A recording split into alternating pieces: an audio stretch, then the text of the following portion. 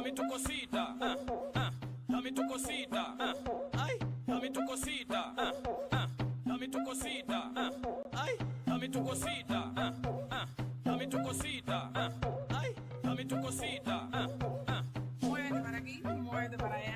dame tu cosita, ay, toma, tu cosita, tu cosita, dame tu cosita, ay, toma, tu cosita, dame tu cosita, ay, toma, tu cosita, tu cosita, dame tu cosita, ay, toma, tu cosita.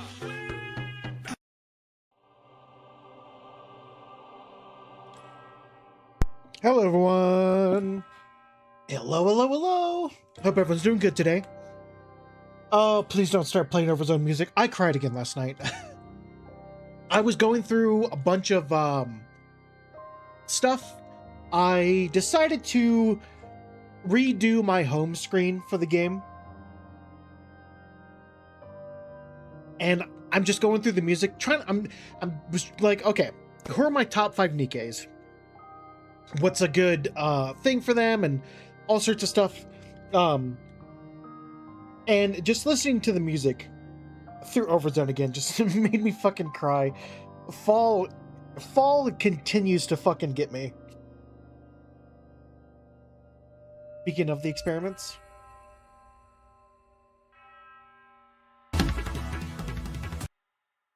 Strife.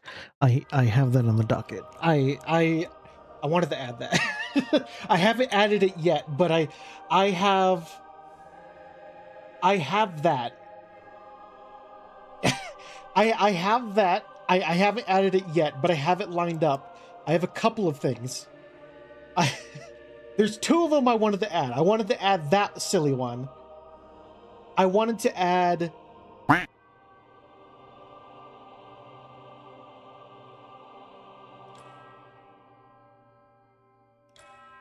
Let's see. Give me a second. Lily! Hello, Lily! Oh my gosh, how are you today? I hope you haven't watched me, like, completely break down and cry these past couple days. I don't know if it's, like, embarrassing to watch someone, like, fucking cry their eyes out during a video game. But I have been. Oh boy, I have been.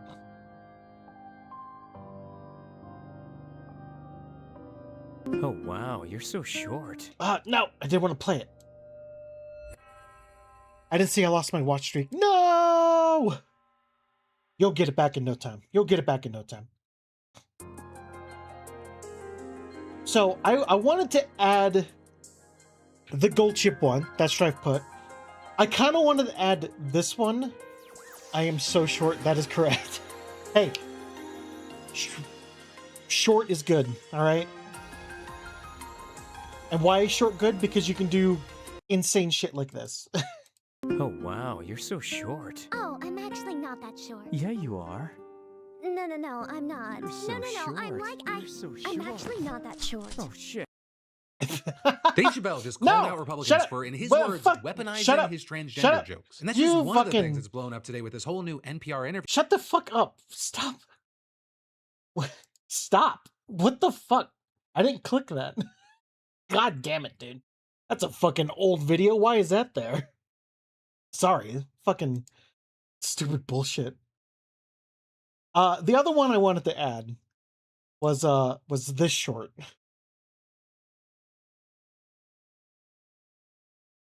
Sorry, I'm being a React Andy, my bad. I don't know why that's in there. Holy shit, is that fucking daylight? Oh! I wanted to add that one too. At least something adult didn't pop up. Yeah! Haha, not like that one time, hee hee. Oh god, this song's so fucking good.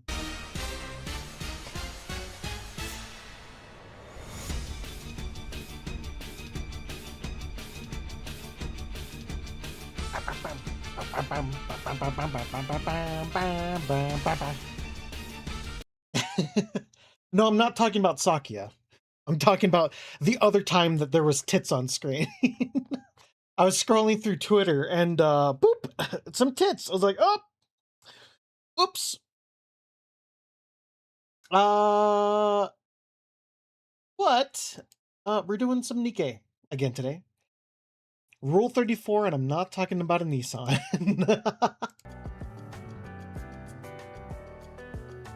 Okay, so I have changed up my home screen. I don't exactly have everybody that I wanted. I wish you could do more. I'll be honest. I kind of wish you could do more than 5. But I kind of I thought about it and it's like, okay, who's the top 5 Nikkes that I have? I don't have the cutscene. I don't have the skill cutscene for Heavy Arms. Oh, this is her best outfit. Absolutely, it's her best outfit. I don't have Heavy Arms cutscene, and I want to get new Anisa's thing as well. And I also don't have the cutscene for Mast, either Mast. So I said, screw it. Let's use the background thing and whatnot. So this is kind of who I have. I remembered that there's a random option. So good old number 1 is a novel with the Phantom Thieves. You know, she's getting ready to be Miss Detective. Number 2, of course, is Anise, and I actually kind of like this theme song. I feel like it fits like the Counters battle theme or something like that. It's super early on. Then, of course, Snow White on the bridge of Wings of Liberty.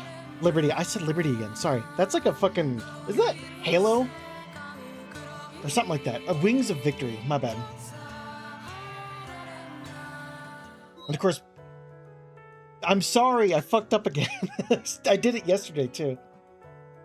You're feeling under the weather? Well, I could care less. God, hey, the boing. You're not moving too much. Privity, stop. Are you okay? You're too hot. And then, of course, my good old pirate maid. To make it delicious? No way a pirate would do something so ridiculous. Get it right, streamer, or else. Fuck you. You can threaten me with a gun all you want. You'll never get it out of me. Because I'm incapable of being correct. I'm always wrong. I'm a streamer, don't you know? I know she would be number. I've thought about maybe replacing Novel, because Novel was like the last time Novel was even relevant was in Phantom Thieves. But like, I want more than 5 because I would absolutely add Rappy Red Hood into this if I could. Penis! Penor. That's a loud penis. Wait, what? Wait. Why does that show? Huh? You're feeling under the weather? Well, I could care less. I thought I'd turn that off. You're not moving too much. Are you okay? Give me a second. Hold on. I don't want the whole world to know that someone paid channel points to yell penis out loud. I want it to come as a shock.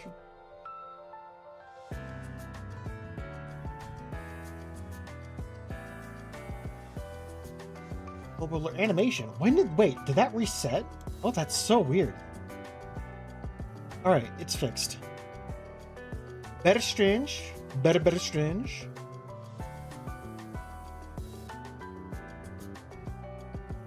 Let me get experiments? No, we're getting Everyone Uno. has Uno, dipshit. Everyone has Uno. Free with your fucking Morning Star. Well, I didn't get Hey. it. I have the oldest whip known to man. No, you don't. I bought mine day one. To be fair, alright? The Morning Star is a newspaper. Fucking dick. I don't have it, you fucking monster. You have Uno! I don't have fucking Uno, motherfucker. I don't have Victor, two. go to it in the arcade, and you'll be able to download it for free. You I don't have fucking 7, dumb 8, Belma. 9, It's a 10, fucking or card game. 11. You don't even have to Or break one of my fucking candles for it. Uno. You don't know I a don't have goddamn thing. Uno. It's fucking Uno. It's free! It's free! Fuck! It's always so good. So I was doing some stuff yesterday. I was doing some team building for things. Yesterday, you fucking flea man always makes me laugh. True. All right. So yesterday, I got Moran's favorite item. I haven't set her up on any teams yet. Oh, we need to set that. Whoa, booba! I haven't set her up on any teams yet because she gets really, really good the moment you get to phase 2 with a favorite item. And then that's when, like, it's probably good to put her on teams. Her first buff is, it's okay. But the second one is where, like the majority that makes Moran, like, triple S rank in everything. Oh, is that her dino?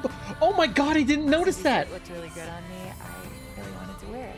It is a dino book. That's adorable. That's so damn adorable. I didn't realize it was the dino sword book from her other skin. Aww.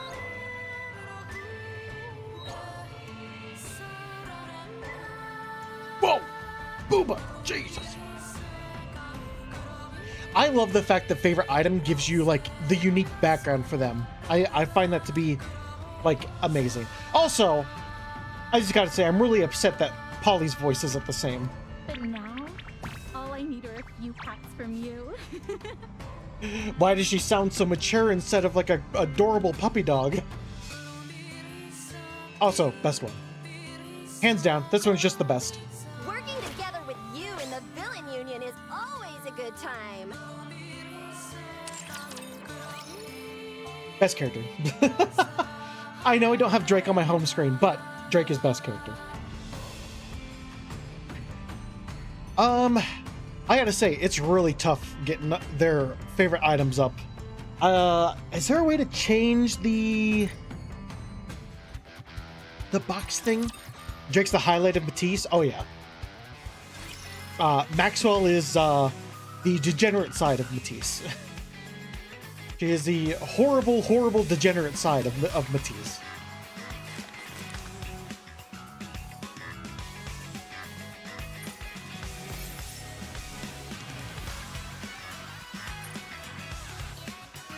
Oh, you can. Oh.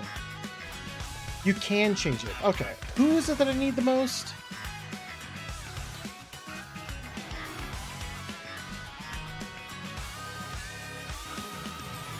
You know what? I need a bunch of Moran. Please. Thank you. Maxwell is absolutely the meme. Man, that's crazy, pegs you. Drains your cum. Alright, today we are doing Footsteps. And this time, we're doing it through the archive mission because stuff in the menu changes. And so it's good that it happens.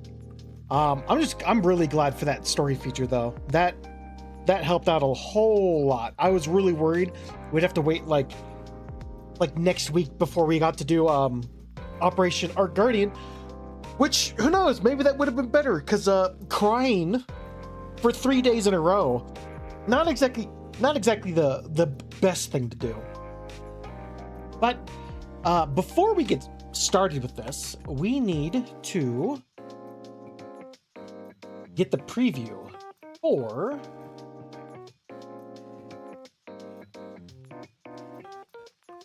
oh wait, that was an hour ago. I thought that was an old fucking video. I can remove that. Anyway. Current event has some juicy Missilus lore, apparently. Still need to do it properly. Ah.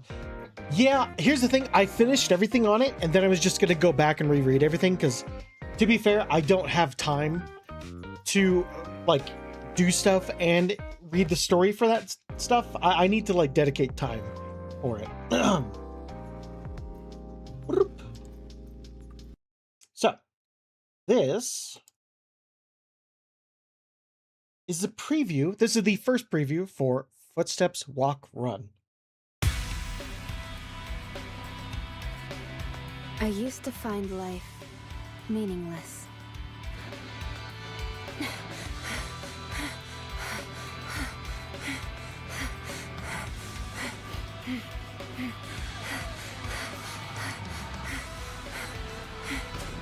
One by one, my comrades either died or were destroyed. Only I survived. I felt empty. Like a shell that can never be filled. Then, I met you. Someone who was so full of life. I wanted to become like you, but I lost my way, got frustrated, and finally gave up. But now, I have my people. The friends who know who I am. So please, watch over me, my friend. My mentor. My ideal. With what I inherited from you, I will be filled.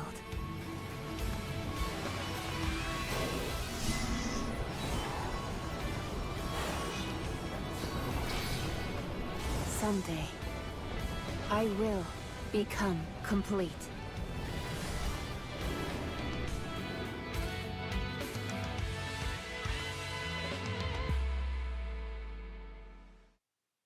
God, it's such a fucking awesome upgrade. Rappy Red Hood looks so fucking cool.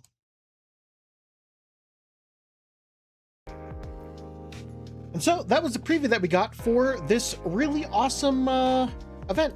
And that's where we're going to get started. Hopefully, I started a little early today. So we should have enough time to get this done and then start on the side story with Anise.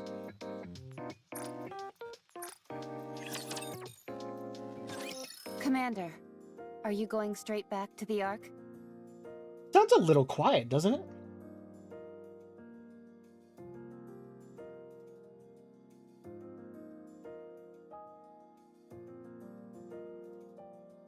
I noticed today that everything sounded a lot quieter than normal. But that's fine. I can adjust it.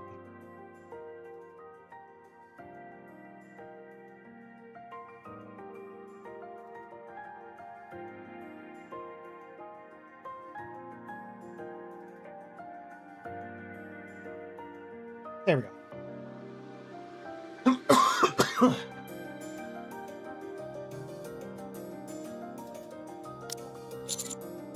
So I don't know when this takes place because my Rappy in my main game does not have this form yet. Yep, I have a lot of things to do. If you're not busy, could I speak to you briefly in the commander's room? Sure, that's fine. Jeez, using your transformation as an excuse? Talk about shameless. I haven't the faintest idea what you're insinuating, but I'd like for you and Neon to come as well. Damn! Also, this is a big reminder. In this form that Rappy is a lot more forward in her pervertedness.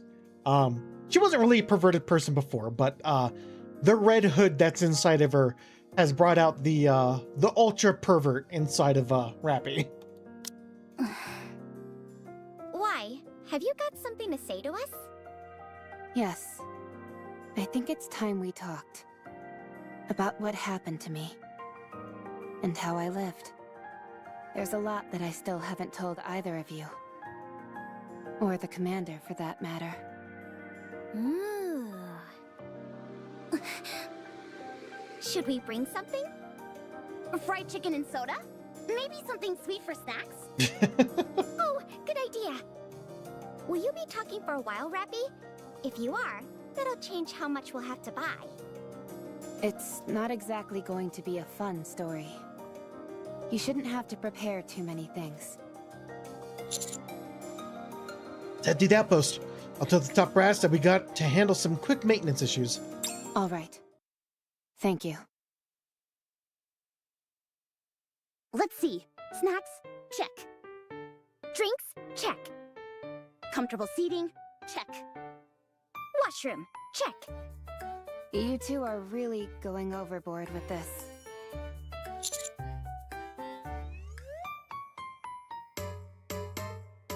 Should we turn on some music? No, that won't be necessary.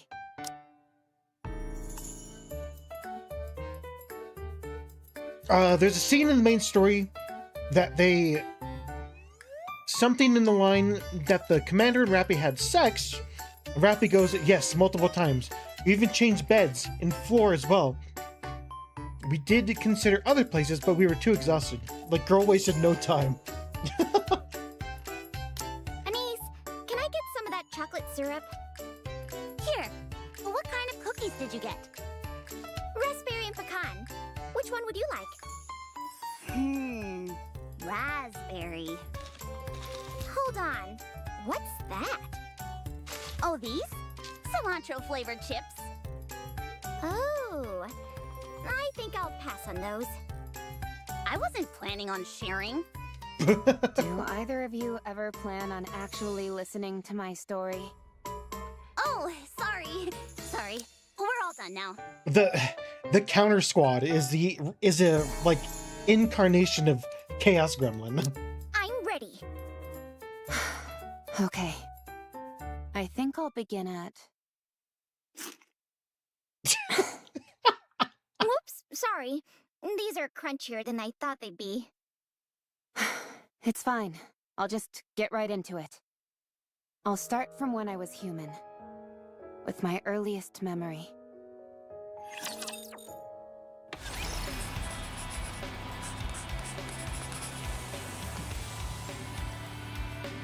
Oh, look at that.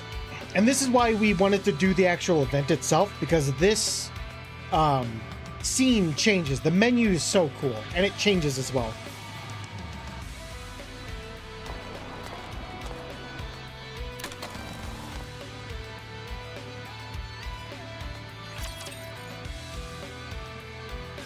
Yep, footsteps. Will emerge victorious. The sudden ambush by those vile raptures has demanded that we move underground, where light cannot reach. We have suffered a long humiliation, to be sure. Yeah, see, I was right, Strife. They're already underground. They're already inside the Ark. However, that humiliation will soon be over. The central government has invested untold time and effort into reclaiming the surface, which was stolen from us by the raptures. I was like, am I crazy? What? We have created countless state-of-the-art weapons, as well as those oh-so-gorgeous goddesses of victory, the Nikkes. With them, we will take back what once was ours from those vile raptures. This great fight is to be called the Surface Reclamation War. Operations will commence in 2 months. Citizens of the Ark, prepare yourselves. Prepare for the moment in which we reclaim our homeland. With the Surface Reclamation War, we will soon bask in the glow of victory! This commercial is on every single station. God, that model looks familiar, doesn't it? Doesn't it? What we have now, anyway, really looks familiar. Small Rappy! I'd rather be watching some cartoons. You were born in the Ark, weren't you, Rappy? Yes. Then you might not realize how much this means to us. All of our real homes are up there. Up where? In the sky? No, a place called the Surface. I heard that it's dangerous there. It is, since there are raptures everywhere. Raptures are those monsters, right? That's right. The raptures stole our home, and now we're trying to take it back. To that end, the central government has been preparing for a very long time. Aren't the Nikkes the ones doing the fighting? Yes, they are. Nikkes are amazing.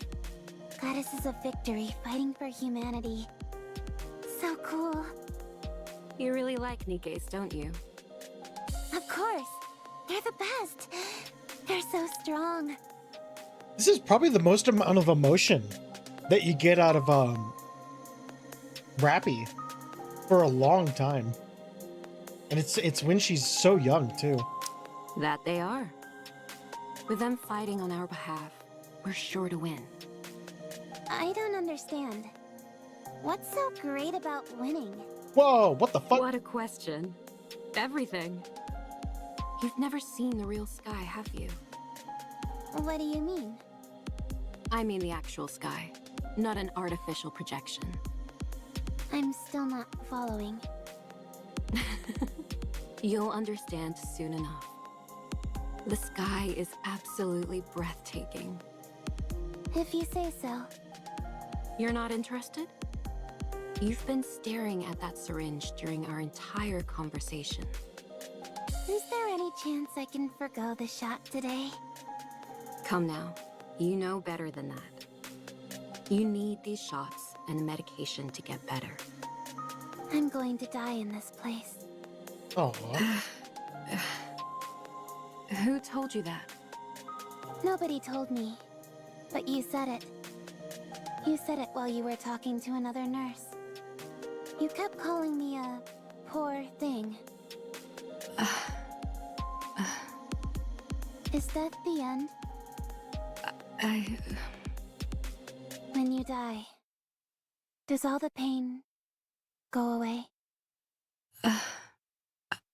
I'm sorry, Rappy. Nurse? Yes? Oh, her eyes. What happened? What do you mean? The surface reclamation war. You remember all that? That was years ago. I remember it because it interrupted my cartoons. So tell me, what happened? We lost. I see. Then what is going to happen? Money is tight, so times in the Ark are going to be tougher. This hospital might not last much longer either. Then what happens to me? I'm not sure. They don't tell me these things. At any rate, we're all done for today. Do you need anything else? No, I'm okay. It's been a while since you had any requests. Are you okay? What does it matter how I feel? I'm going to be lying here for the rest of my life. So what's the point of wanting anything? You'll get better. There's no point in trying to make me feel better either. Sorry. Thanks for your help today. All right then. You get some rest. Oh, I wanted to say... Yes? I've seen a lot of cuts and bruises on your body lately. Are you okay? I have been participating in protests. What kind of protest? Protests against blaming Nikke's. Huh? They're being blamed for the failure of the surface reclamation war. Detractors are saying that all this time and money was spent on Nikke's for nothing. See, I wonder, that has to be from the central government. Because as we know with Oswald, Oswald did his best to keep the Goddess Squad, their memories alive and whatnot. But like the central government wanted them dead. Central government wanted them out. They didn't want Nikke's or the Goddess Squad to become like a deified kind of thing. And for the most part, I feel like a lot of that is like somewhat stabilized, but like really leans on the edge of like everything going bad because of all the stuff dealing with Crow and whatnot, you know? They say the Nikke's are the main cause of the current financial crisis in the Ark. Unspeakable things have been happening all over the city. I'm vehemently against that. Nikke's didn't do anything wrong. That's right. They sacrificed their minds and bodies for humanity. For us, they fought against an unknown foe. It's wrong to treat them like this after they risked their lives to fight for us. So I'm doing whatever I can to help. I know this might be a bit difficult for you to understand, Rappy. But you must never put a price on the sacrifices of others. The act itself is noble. Okay. I'll see you tomorrow. Will you? That evening, while watching a news report on the violent crackdown of the protests, Rappy sees the nurse's name on the list of fatalities.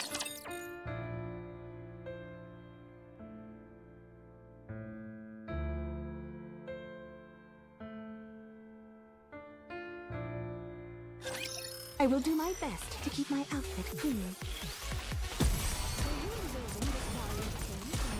Conducting maintenance. Even for battle. We're not done. Keep going.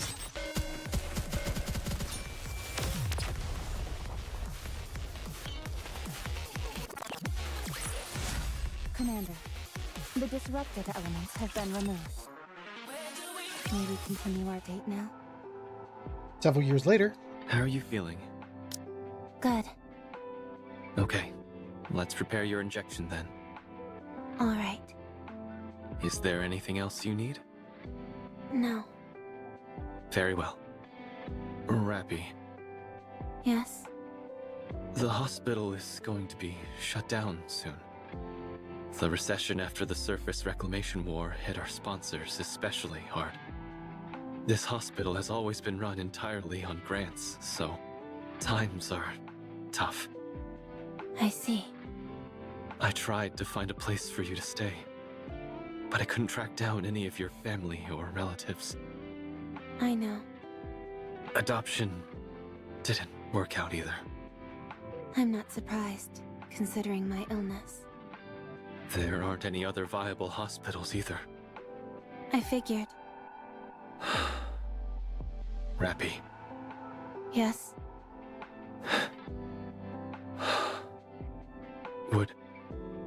would you be willing to participate in a clinical trial? A new drug is being developed for children like yourself with rare diseases. It's a risky proposition. But if you participate in the trial, the hospital will be given another grant. If you help us, we won't need to close down the hospital. No, never mind. I'm sorry. What am I saying? Let's finish up quickly so you can rest. I'm sorry. I'll do it. I'll be in the trial. Thank you. I'm sorry. Doctor, Yes? if I die, will I be at peace? What are you talking about, Rappy? Tell me, will I be at peace? I'm not sure either. Several years later.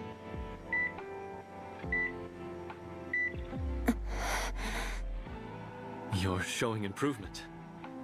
You're getting better. Rappy!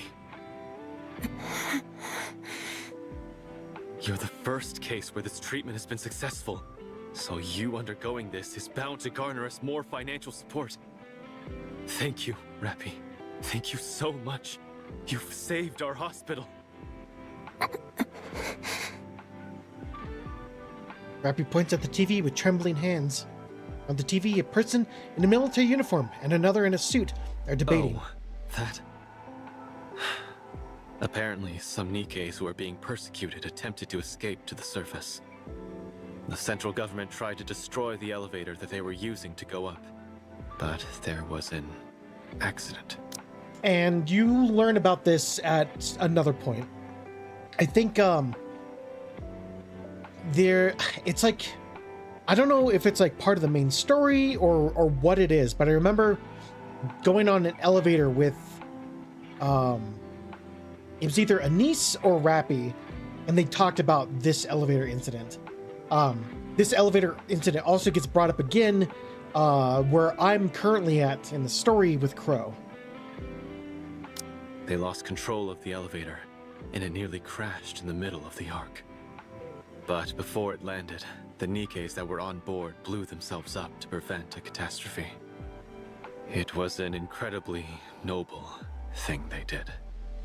People have started referring to this entire incident as the Goddess Fall, and there has been an outpouring of grief for the Nikkes who sacrificed themselves. It significantly curtailed the voices of those factions who were so fervently anti-Nikke before.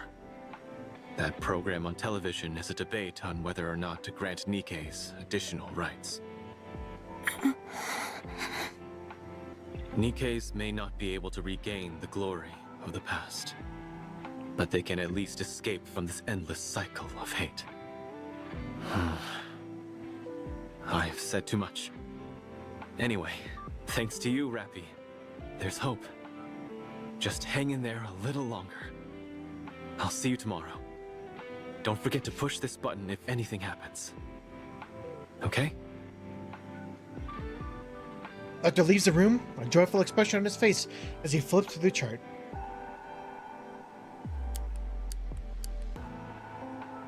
Rappy frantically presses the red button at her fingertips, but no one comes.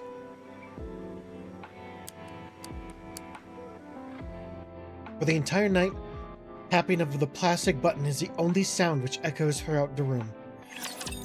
Aww.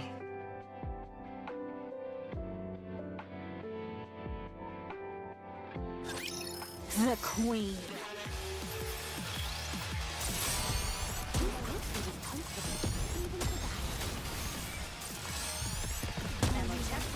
All good.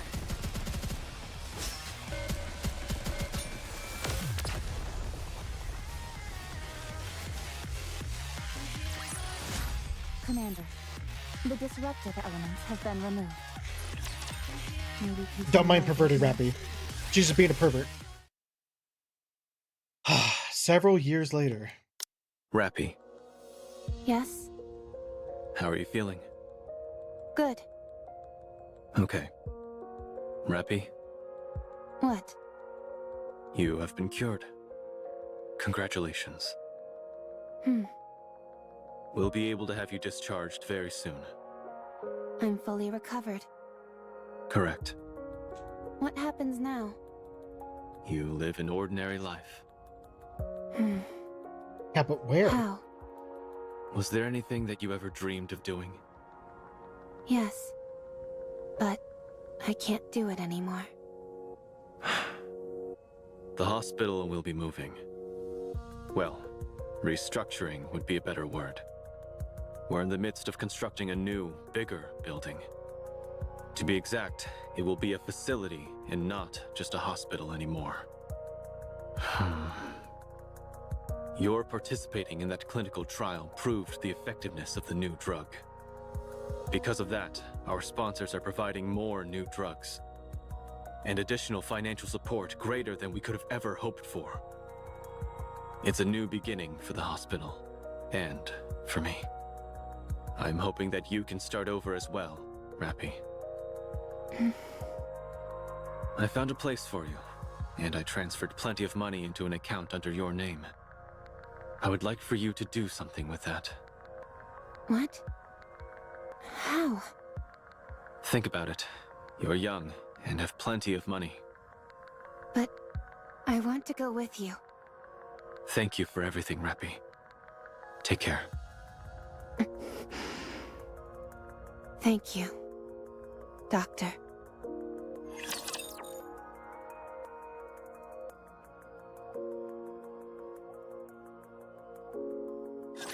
Bubbles at the ready!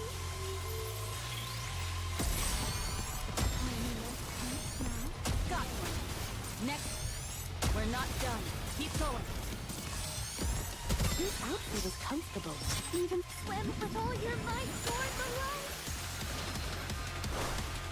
Behold the strength born of my people's affection.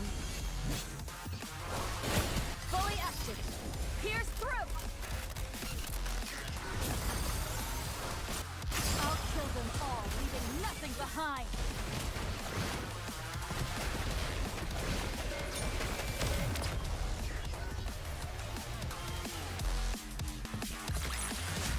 Victory! Let's crack open some rum to celebrate. It's so interesting, this. Like, this almost looks like a real photo, you know? And it's so interesting how they portray Rappy in this art style compared to, like, the rest of the world around her. Rappy walks off, clutching onto the piece of paper in her hand as if it was a priceless artifact. Indecipherable letters and numbers are scribbled on the note. I can't read this address. Rappy feels the weight of something in her pocket and pulls out a card which is a mixture of black, white, and gold. Credits? Is this money? How do I use this? Rappy glances around her surroundings. They're entirely unfamiliar to her. Tall buildings encircle her, and throngs of people shuffle busily past her. Rappy approaches a man to ask how to read the address and use the card. Excuse me. The man does not turn around. Excuse me. Man still does not turn around. Rappy notices something inserted into the man's ear. Whatever it is, it's apparently being used to block out any outside noise. Rappy approaches to tap the man's shoulder, but he walks off to meet up with what appears to be friends of his, laughing and chatting amongst themselves as they head off. Rappy looks around once again. No one makes eye contact with her. She is unable to approach anyone, as they all either have something plugged in their ears or are busily moving about. Rappy walks aimlessly. She keeps walking. After a while, her feet start to hurt. She takes another glance around. Everyone is wearing shoes. Looking down at her own feet, she sees that she's barefoot. She begins to walk again. They just fucking left her. Rappy comes across a large crowd gathered together who are excitedly shouting something. She heads closer towards them. Nikkes are not machines. We are sentient beings, living things. Never forget what happened during the goddess fall. We sacrificed ourselves for humanity. And yet humanity continues to persecute us. Rappy doesn't understand what the woman was saying. All the people who had gathered stand without anything in their ears. She approaches them to ask for help.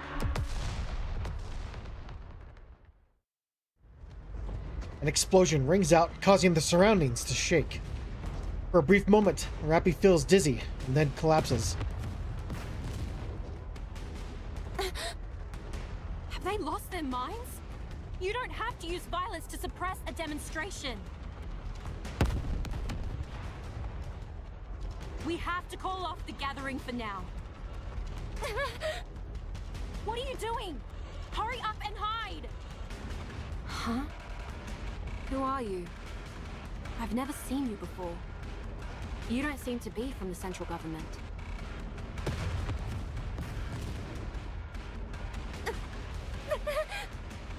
Hold on. Are you a civilian? Here, come with me if you want to live.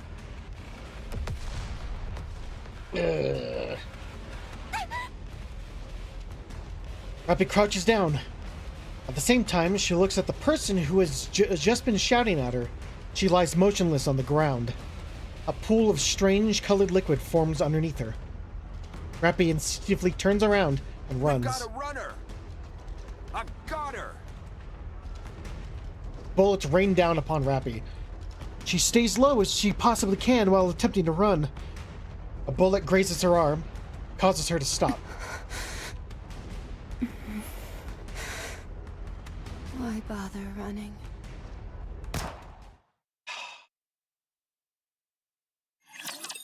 Sorry, was away. Girlfriend's here to watch me cry over 2 Red. It's all good, all good. No one can stop us.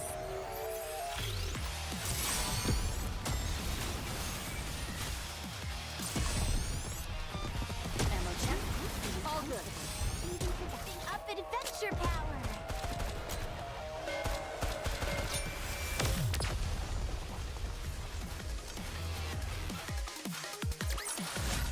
Commander, the disruptive elements have been removed. Injecting May we Nymph. continue our date now? Injection complete. Anchored to brain. Copying information. Copy complete. What? Why is the capacity so small? Well, it happens. Let's see. There's nowhere she wants to go. Sure enough. Nothing. Her capacity is rather small. No wonder her sense of self is so muted. No need to generate a body map then. This one should be suitable for a mass-produced model. All right. Done. Injecting data into Nymph. Let's see. Basic Tactical Pack. Surface Knowledge Pack. Rapture Data Pack. And...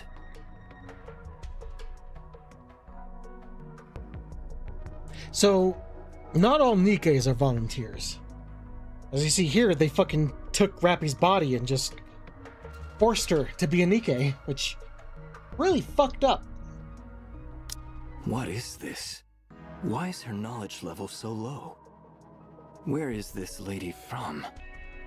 Spends her entire life apparently sheltered and ends up dead during a protest. Life is strange. Now, where's that knowledge pack? Over 90% are There against we their will? go. Injecting. What else is left? Is it about done? All right. Let's see. Hand over the brain extraction unit and... done. Rappy opens her eyes.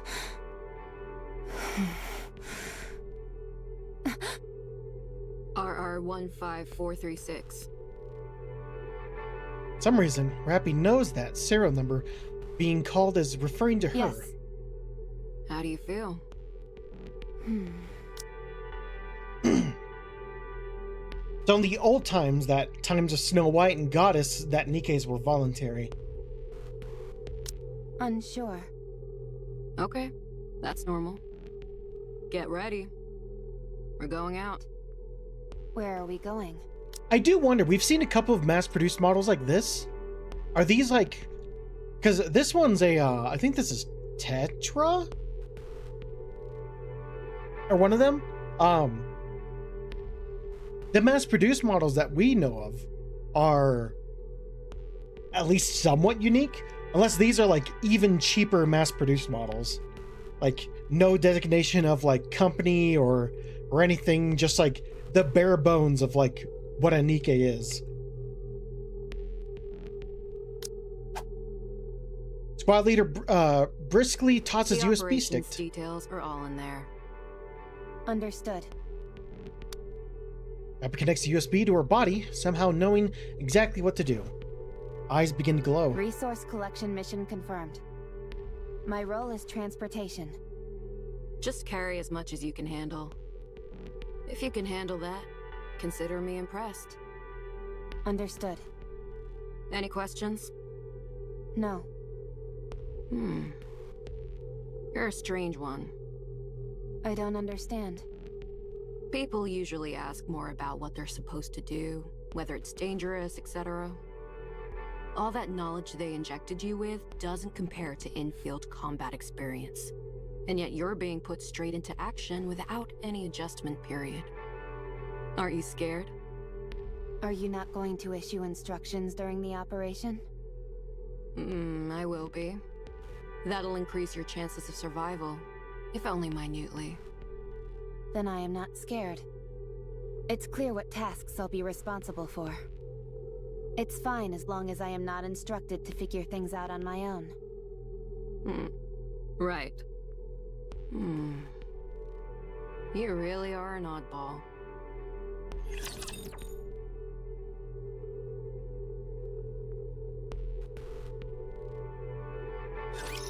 The Queen.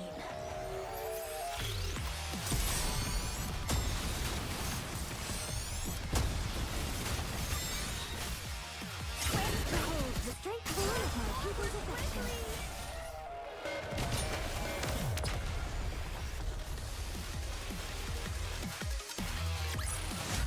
The waves have calmed. Why don't we swim towards the next story? Squad 0910F has left the Ark and arrived on the surface. Commencing resource acquisition operation. Let's move out. Keep your head on a swivel, everyone. As 10 mass-produced Nikkes walk along the surface, not a word is spoken for a while until... Hey! Hey, Nippy! Are you speaking to me? Yeah, you! You became a Nikke today? Is this your first operation? Are you planning on engaging in conversation? I guess? Conversation is prohibited while engaged in an operation. Did you hear that, leader? If you've got the energy and the inclination, go for it. Just keep it down. You hear that? Am I to understand that we should engage in a conversation now? Yes. Very well. I will proceed in a dialogue with you. So, how does it feel to become a Nikke? I'm not sure yet. I really like it. Hmm? I became a Nikke today, too. Since I'm being deployed at the same time as you, I guess you could say we're twins in a sense. Today is your first day as a Nikke? Yeah! I thought you had been one for some time. Me too. I've met a few cheeky Nikkes in my time, but none quite like you. You're too kind, squad leader. Keep it down, will you? If a rapture hears us, we're dead meat. Roger! Anyway, I look forward to working with you. What's your name? RR15436. No, I mean your real name. Do you remember? I'm Sarah. I'm Rappy. Hey, let's try and be comfortable around each other, okay? After all, we're twins. Very well. That didn't sound terribly comfortable. All right. That's better. Then, to commemorate our new friendship, how about we get a drink once the operation wraps up? I can't drink. What do you mean? All you've got to do is take a sip of something and swallow. Easy. I'm counting you in. How about you, squad leader? It has been a while for me. All right, fine. All right, that makes 3. How about we make this a squad-wide gathering? Fine, fine. But don't expect any fancy cocktails or hors d'oeuvres. Of course, of course. A simple gathering is more than enough for me. Sarah slowly approaches Rappy and whispers. To be honest, I've never drunk before either. When I was human, I was allergic to alcohol, so I couldn't drink. But now that we're Nikkes and none of that matters, this is the perfect chance to try. You've never drunk before? Nope. Why are you so intent on trying something you know nothing about? It's not every day you get to be reborn. So I figured I might as well try out some new things. How did you become a Nikke anyway? I got shot. Where? In the Ark? Yeah. Oh my gosh, what did you do to end up getting shot? Were you the daughter of a grizzled crime boss or something? Jeez. I got caught up in a protest. Oh. That's a shame. Aren't you going to ask me? Ask you what? Why I became a Nikke. Why would I ask you that?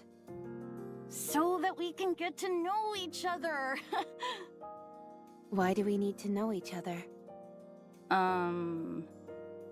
Leader! There's a squad member over here who isn't a team player! I'll leave it to you to educate her as needed. Roger! Oh boy, we're gonna have a whole bunch of stuff to talk about today. First, I want to hear about what kind of person you were as a human. You really should have took the advice of Rapture's being out there a little more seriously, lady. FYI, I'm pretty darn persistent, so trying to avoid me won't do you any good.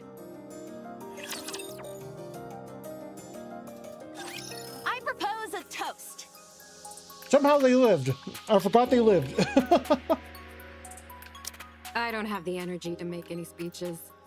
Let's just drink. Come on. We all made it out alive, didn't we? That's more than we could have hoped for, so we ought to celebrate. Huh?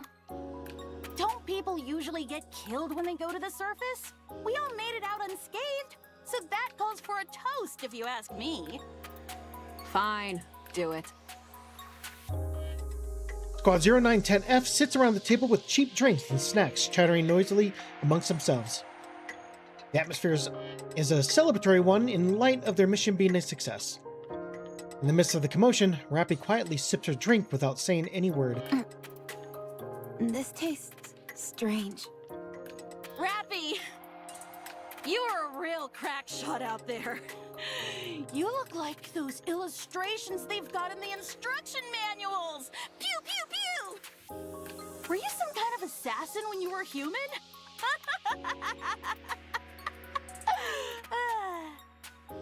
No. Then how come you're so good at shooting? I'm not sure. Right. I guess it's possible you're just a natural. What did you do when you were human, anyway? What do you mean by that? You know, what were your hobbies, dreams, aspirations, stuff like that? I didn't have anything. Nothing. No hobbies? No. No favorite food? None. No turn-ons or turn-offs? Negative. Yeah. I see what's happening here. Dressed in red. Nothing You're but the type crimson who red builds flags. Up walls and doesn't warm up easily to people. Well, you better brace yourself, because you'll find I don't give up easily. Saber suddenly slumps forward, her head slamming into the table as she falls asleep. Wow. That's my first time seeing someone pass out after drinking half a cup of booze. One of you barely makes a sound, and the other makes such a racket I could tear my hair out. Talk about a real pair of oddballs. Rappy, what's your favorite color? I don't have one. Then how about red? I think it suits you. Is it because she's wearing red? If you say so. Rappy, do you have any aspirations or anything like that? I'm not sure. Well, as for me, I'd like to... actually, I'm not going to say. Until you give me an answer, I won't tell you anything about me. If you want to hear my story, then you've gotta give me a proper answer. Got it? I'm telling you, you better bust out the tissues, because my story is a real tearjerker. Don't... You know, it's funny, I realize now Rappy's squad in the future is a mixture of the girls she's considered comrades, friends in her past as mass-produced Nikke's. Like, say, oh, true, yeah, half Ennis and Neon. Two people just never stop talking. Dang, that was tough. Did you ever travel around when you were a human? No. Is there anywhere you want to go? Not sure. I don't know. Come on! You're telling me there isn't a single place you're interested in going? I don't know.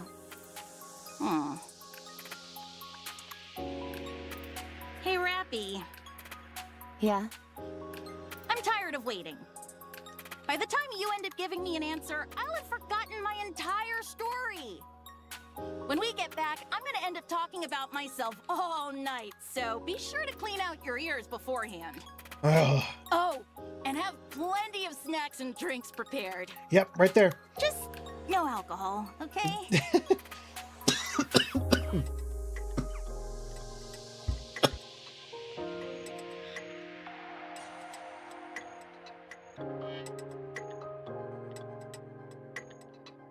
There. Woo. Woo. Okay. No sleep for you tonight. All clear. Come in, squad leader. All raptures have been eliminated. Awaiting further instructions. Waiting for your order. Please issue a command. Rapid looks around. Nikke bodies lie scattered everywhere. They're all dead. Rapid moves slowly in search of any survivors. Squad leader's entire upper half is gone. 2 Nikkes have been decapitated. Rapid glances at the other bodies lying on the ground. Sarah is nowhere to be seen amongst them. Rapid stands in front of the 2 Nikkes without heads. Sarah, I was a sickly person. From the day I was born, I never stepped beyond the walls of the hospital. It was my entire world. The day I was finally cured, I was unceremoniously thrust into the world. That's when I was killed. So I don't know anything. I don't know what kind of person I was. I don't know what I wanted to do. I'm sorry. I wanted to answer all of your questions, but there's nothing else I could have said to you other than that. I wanted to know about your story. I was always curious about how other people live their lives. But I don't even know what kind of questions to ask. I'm sad. It's probably because, excuse me. Classified as walking corpse looking to die. Let's put some gusto into our swimming. It's like, the fact that she's so efficient at her job probably is due to the fact that there is so little that was in her brain. Because she grew up in the hospital, she didn't know anything. She was basically ready to die as a child. The waves have calmed. Why don't we swim towards the next story? Had nowhere to live to fight. Yeah. And so that there's just a lot more combat data and everything probably was able to take root in her head. In fact, actually, she's more akin to Snow White after her mind switch.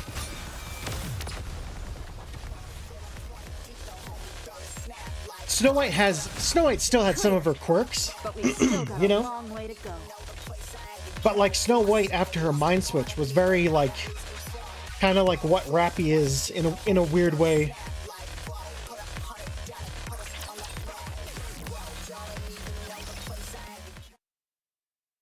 Rappy stands in front of the vending machine. She enters her name, RR15436. Speaking of Snow Mind Switch, a friend pointed out something really funny. Funny about Snow.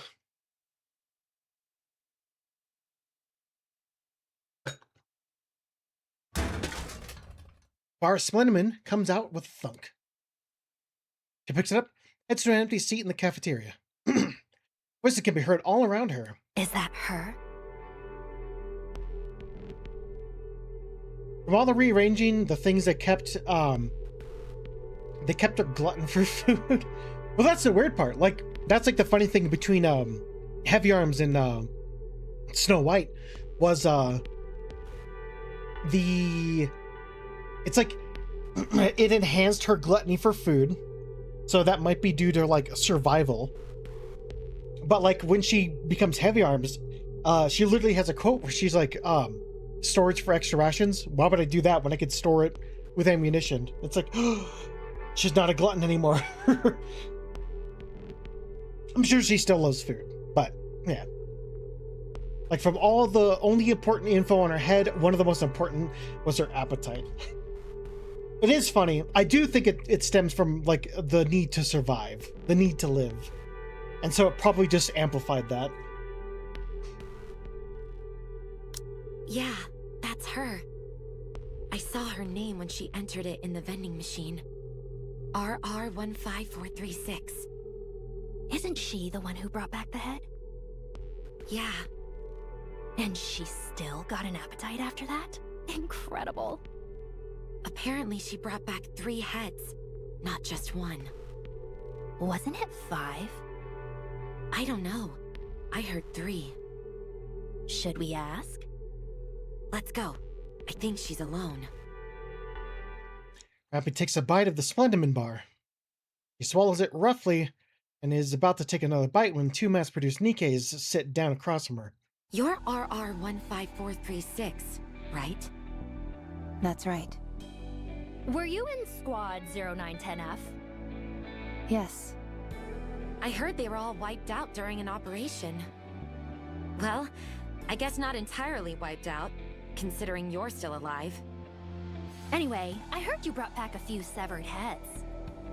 Was it 5 or 3? 3. Wow. So the stories are actually true? Amazing. But why do you do that? Nikkes can survive and be regenerated as long as their brains are intact.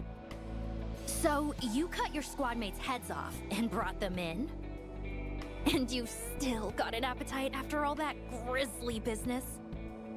I failed to see the correlation between the two. Oh, well, it's just... there you are, yucking it up with your squad mates one moment, and the next you're cutting off their heads. Yet you seem completely unaffected. I simply felt the best outcome would be for them to be brought back to life. But you don't feel unsettled in any way? Not at all. Eesh. Personally, I don't think I'd be able to do it. I heard you got some kind of medal. Yes, I did. You know, it's very much like high school bullying in a weird way. The way that they're doing all this stuff. People coming up to you, be like, oh, hey, I heard you did this one thing that I feel like really bothers you. It's very much high school bullying. That's it? Just a crummy medal? They also said I could join any squad of my choice. I received some credits as well. Credits? How much? 20 million. Wow, they're really laying it on thick these days. I still find it hard to believe. Did you really bring back 3 heads? Yes. So, you're telling me there you are, the only one left standing. You take the heads of your 3 squad mates, stuff them in a brain shelter, then traverse the surface, on your own, mind you, for an entire week before arriving at the Ark? That's right. And you didn't run into any raptures on the way? I attempted to avoid combat as much as possible, but I ended up in 12 separate engagements. And you defeated them all, by yourself? Yes. I know what you're doing. I don't care how desperate you are for attention. You should know better than that. I don't understand what you mean. If you're gonna lie, you could at least try and make it more believable. I'm not making anything up. Be honest. You butchered your squad members before going on the operation. And you left 3 alive so you could take their heads with you. You did it all so you could get that goofy medal. Hey, what's gotten into you? Doesn't this all seem awfully suspicious to you? If she wants to make up stories, fine. But she's making herself out to be some kind of goddess. What a load of crap. If you want to be a hero, do it the right way. Don't resort to dirty tricks. What if she's telling the truth? How does that make any sense? Don't you find this even the slightest bit bizarre? I mean, it does seem far-fetched. You see? I'm telling you, she's lying through her teeth. I'm not lying to you. Of course you are! Without any proof, there's nothing I can do. I just feel terrible for those innocent Nikkes who died by your hand. Jesus Christ, Do you lady. remember their faces? Their names? Do you remember what kind of people they were? Abby doesn't know how to respond to this situation. She's never been taught, and there's no protocol in her nymph for a scenario such as this. So she decides to follow her instincts. My tooth! Hey, are you crazy? A little. She's crazy. Instructor! Instructor!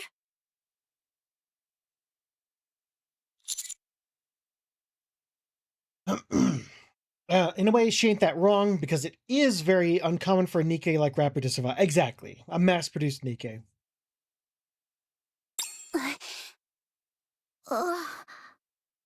As far as I can remember, that was the first time I have ever acted on my own accord. A memorable day, sure. But one marred by violence. So, what happened next? Fights between Nikkes weren't as common back then as they are now. So, I was sent to the rehabilitation center. The rehabilitation center? Oh, man.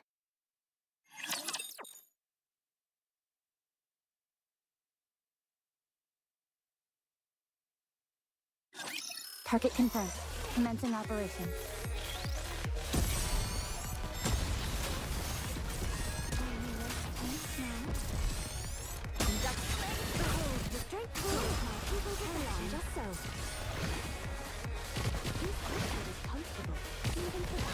Well done, everyone! Anise, you speak as if you don't know that. You went there two times. She probably, I mean, her reaction doesn't necessarily mean that she doesn't know. It probably means she's like, oh, I'm familiar with that place. That's what it says to me, anyway.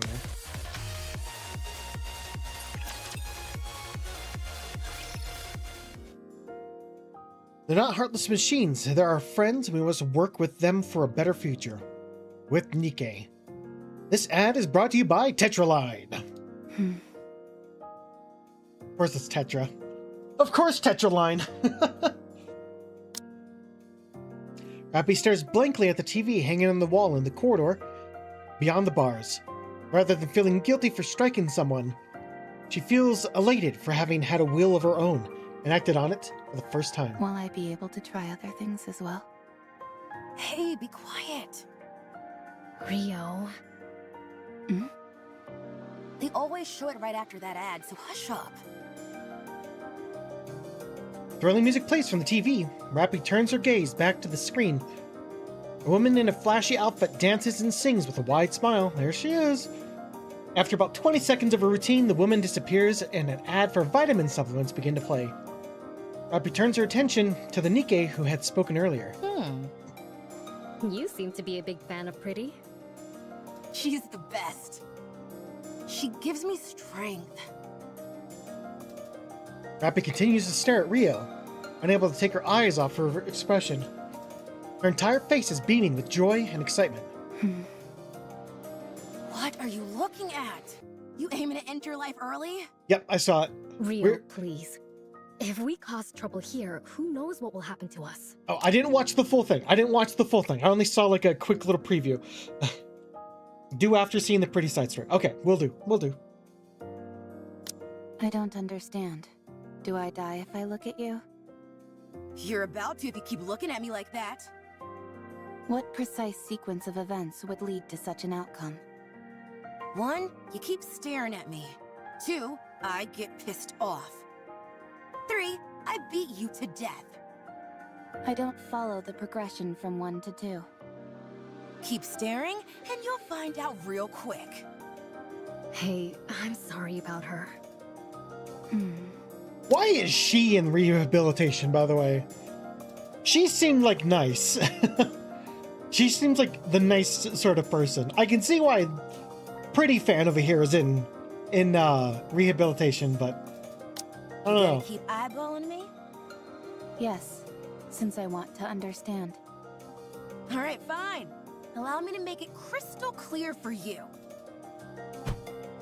Rio bum rushes Rappy, actively instinctively punches Rio on the chin. Oh, explosive. I still don't understand. Is there anything I am missing? Wait, but she's a healer though. that's the mass-produced healer Nikke though. I won't forget this. Rio? Oh my. She's fainted. You're pretty good. What's your name? I'm Wendy. Rio was the one passed out on the floor. I am RR15436.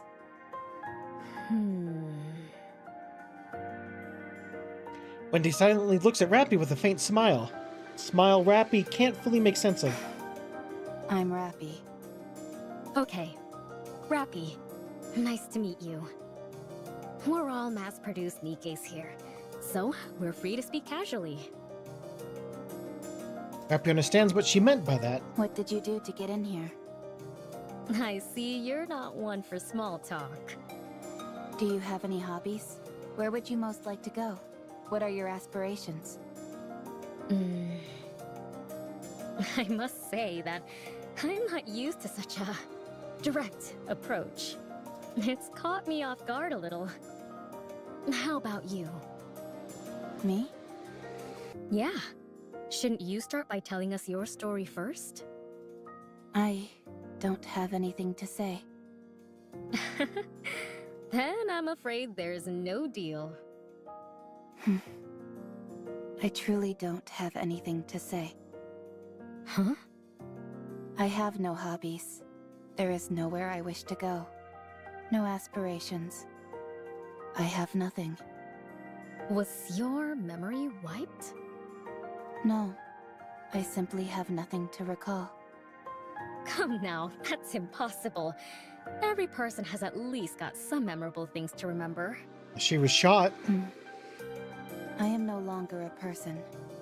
I am a Nikke. You're funny. At least it looks like I won't be bored in here. Why won't you be bored? Is there something interesting in this place? There certainly is. You! I'm looking right at her.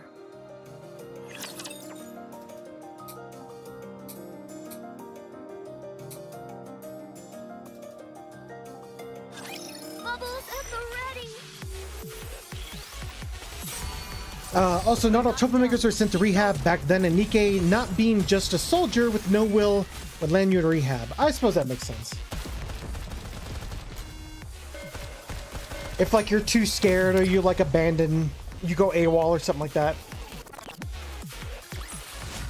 What do you think? Can you now feel the dignity befitting a king? Ooh. I've never heard this vocal for this before. No. You're supposed to say you're okay during moments like that. But I'm not, so why would I say I am? It's a matter of politeness, a social courtesy. Just keep that in mind, okay? Okay. Pop quiz. Someone steps on your foot. What do you say to them? You got a death wish or something, punk? I see Rio's been teaching you more inappropriate phrases. You should say, it's okay. Okay, again? It really is a magic word. It makes you out to be the bigger person, which causes the other person to think about what they've done. It's a way to defend yourself while also attacking. Why is it necessary to defend and attack during a conversation? Ugh, this is so frustrating. Where does someone this clueless even come from? The hospital. Does your chin still hurt? Of course it does. I'm letting it slide because you apparently didn't know any better, but if you'd done it intentionally, you'd be 6 feet under by now. 6 feet under? What does that mean? Dead. In the ground. Buried. But why? Ugh, you're driving me crazy! Wendy, I've got a proposition. I'll get straight. What is it? We toss her out into the open and have her figure it out on her own. She'll either get beaten up or cursed out, and she'll have to learn the hard way. That may be true, but there are 3 reasons why I'm using the current approach. What are they? 1, we have a lot of time to kill here at the rehabilitation center.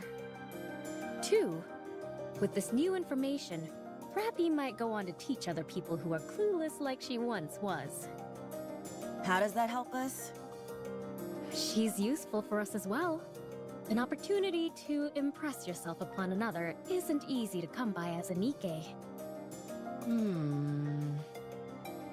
3, it's fun.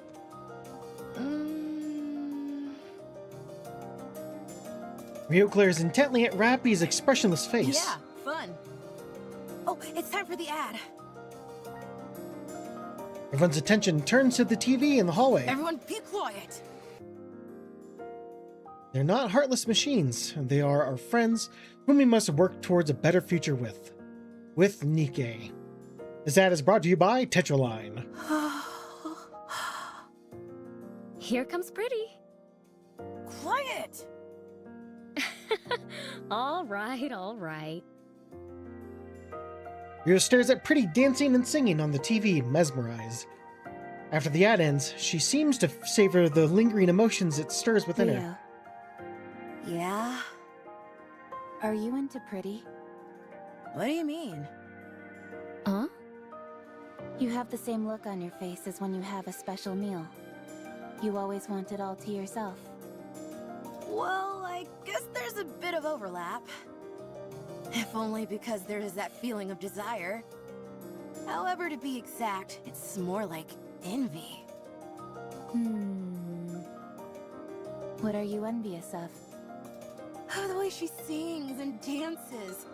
How all eyes are on her. Not to mention how gorgeous she is. I want to be like that, but I can't. Here you go, envy. Why can't you be like that? Are you seriously asking me that? Look at me. Use your brain for just a moment. You and Pretty are both Nikkes. You're both Nikkes, so why can't you be like her? Is there anyone you want to be like? No. Of course not. You will eventually, way down the line, I guarantee it. Then you'll understand what I mean. Wanting to become something is one thing. Actually becoming it is a different story. I'm not sure I understand. You are exhausting, you know that? I'm going to sleep. Today's lesson ends here.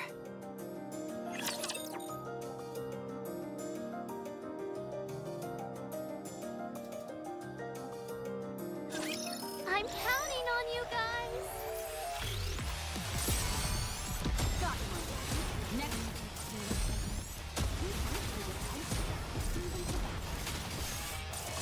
I'll go at an easy pace.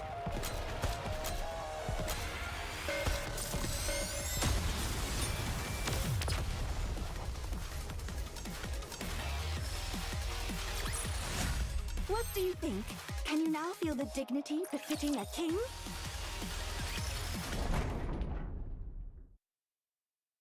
Clanging of the iron doors closing echoes throughout the hallway. Rappy stares at the entrance to the rehabilitation center. Finds a She finds the mental exercises and forced labor at the center far from enjoyable. I should never have come here. Hey. Rappy. Hmm? I was waiting for you. Let's go. Where? You haven't decided on a squad yet, right? Not yet. Come with us. Join our squad. Why? For crying out loud, just come. Why do you always have to ask questions? That's just how she is. You're right. We want you to come with us because we feel sorry for you. And there's still a lot to teach you. So, stop talking back and just come. Our squad has its own unique name instead of a serial number. I've already brought you up to the squad leader, so hurry. The squad has a name? Yeah. Most squads go by serial numbers, but those that are a cut above the rest have actual names. Ours is Skullhead. Ever heard of it? No. Look it up. We're quite famous. All I see are articles about you being involved in violent incidents. There are only recent articles. Look up some older ones. Who cares about what articles have to say anyway? Are you coming or not? For your information, our squad specializes in combat. We operate differently from transporting or mining squads. You can fight, can't you? That's why you got that medal? A combat squad? Mass-produced Nikke squads are divided into 3 main types. First are those which secure resources on the surface. They go up to the surface, locate resources, and transport them back to the Ark. The conditions they have to work in are far from ideal. The mortality rate is high.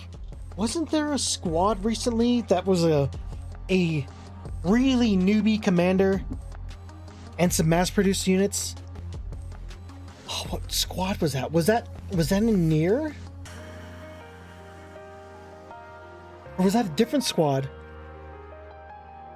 No, I think... Was it Nier? I don't remember. I remember that there was some event or something like that where you dealt with some mass-produced units and their commander was not very good at his job, but they were a resource gathering, or a transport or resource gathering unit. And that reminded me of that so much, but I can't remember what that came from. And that's what your previous squad was, right? Yes. The second is Ark Defense. They stay in the Ark and maintain law and order. At least, that's what they tell us. In reality, the Nikkes are little more than cannon fodder and emotional punching bags. And the third is combat units. That's what Skullhead is. They either overhaul key facilities on the surface, or proceed to specific areas to exterminate raptures. They're the creme de la creme of the 3 types. The mortality rate is the highest, but so is the glory. Even though Nikkes were heavily criticized for their disappointing performance in the Surface Reclamation War, the Goddess Fall incident and the With Nikke campaign promoted by Mustang, the CEO of Tetraline, have allowed us to regain some of our former glory. The treatment we received has improved by leaps and bounds, so it's a coveted role for any mass-produced Nikke. Let me reread that about Mustang.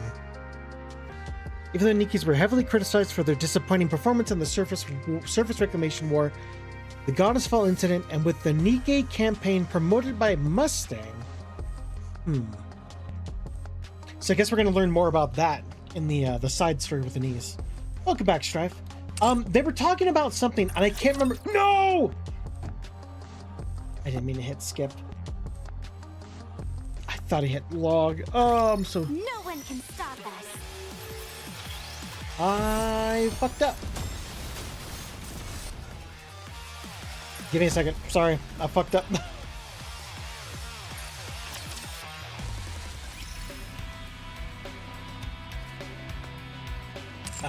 Where is it?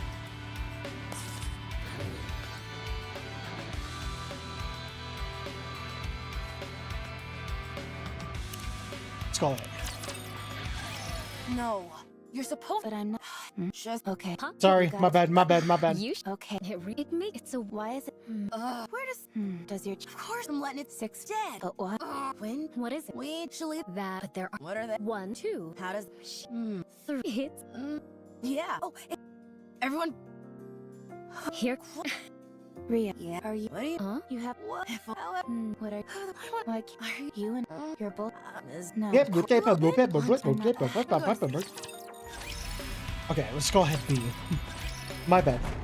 They were talking about the different squad things, and I was talking about how there was a squad that I remember where you meet some mass-produced Nikkes, and their commander is like a really, really like scared newbie commander. And I remember one of them ends up getting corrupted. But I'm like, was that during the Nier event, or was that during like some other thing? And I can't remember what it's from. I should. Hey, Rappy. I was. Let's go. Where? You have not yet. Come which one? Why? For that's you're right. We and there's so our squad. I've already the squad. Yeah, ours. No. Look it up.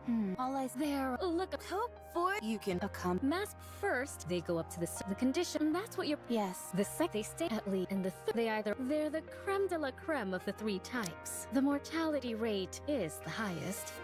But so is the glory. I think it's a Nier event because that does happen. That's what I thought. I couldn't remember though. Performance in the Surface Reclamation War.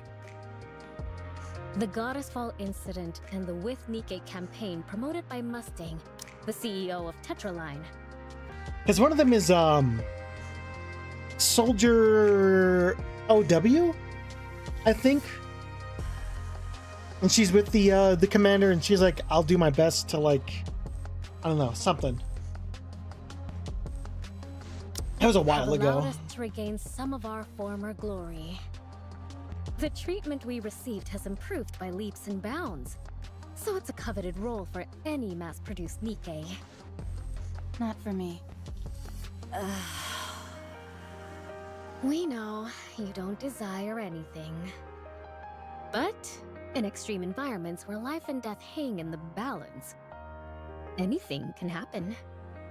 I'm saying that there's a high chance you'll find something you want. Besides, it's not like you have anything else going on, do you? I don't. Then join us, why don't you? Wouldn't it be better to stay with us rather than rub strangers the wrong way? I don't rub people the wrong way. Well... I'm doing it right now. I'll come with you. What do I have to do?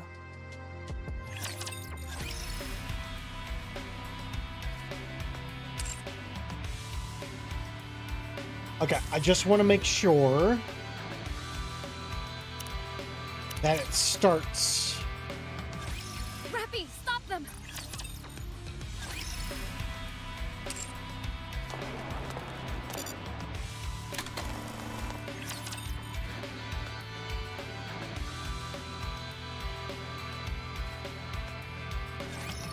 The Queen.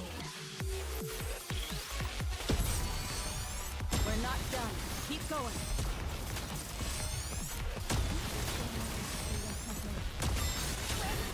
The strength of people's firing.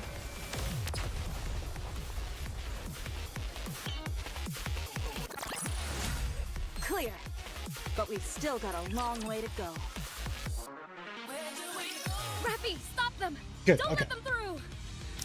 Roger. Rio, are you okay? They blew up one of my legs! Hold on, I'm coming! Rappy, cover me! Roger. I'll keep an eye on the Rapture heading in that direction. Much appreciated. What lovely reassurance. We raised a good student. Phew! We nearly brought the farm back there. You said the same thing yesterday. All joking aside, raptors these days are no joke. They're getting stronger and faster. That's true. It might not be possible to beat them with our current weapons before long. Are the Raptures evolving? What kind of crackpot theory is that? How could a bucket of bolts like those things evolve? Ordinarily, I'd agree with you. But I think at this point, it's undeniable. I'm not sure if evolution is the right term, but they're absolutely getting stronger. If you're all done with maintenance, we're moving on to the next operation area. I'm not done yet. I'm still putting my leg back together.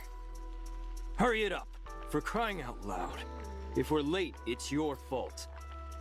No, that would be your fault, you jackass, not mine. Damn. What did you say? You heard me. Hurry up. We need to get a move on. Yeah. New commander exchanges a few nervous glances before leaving. It's fucking no wonder every fucking Nikke is all like, yo dude, the commander is fucking Giga Chad. Because fucking every commander I've met in this game, besides the commander and the legendary commander, everyone else is just a fucking piece of shit. It's people like him that are causing us to go through such a rough patch. I can't deny that. The switch from having our own squad leader to a human commander has muddled the chain of command and resulted in more casualties. That's a result of the was it the first or was it the second? Johan was part of the second.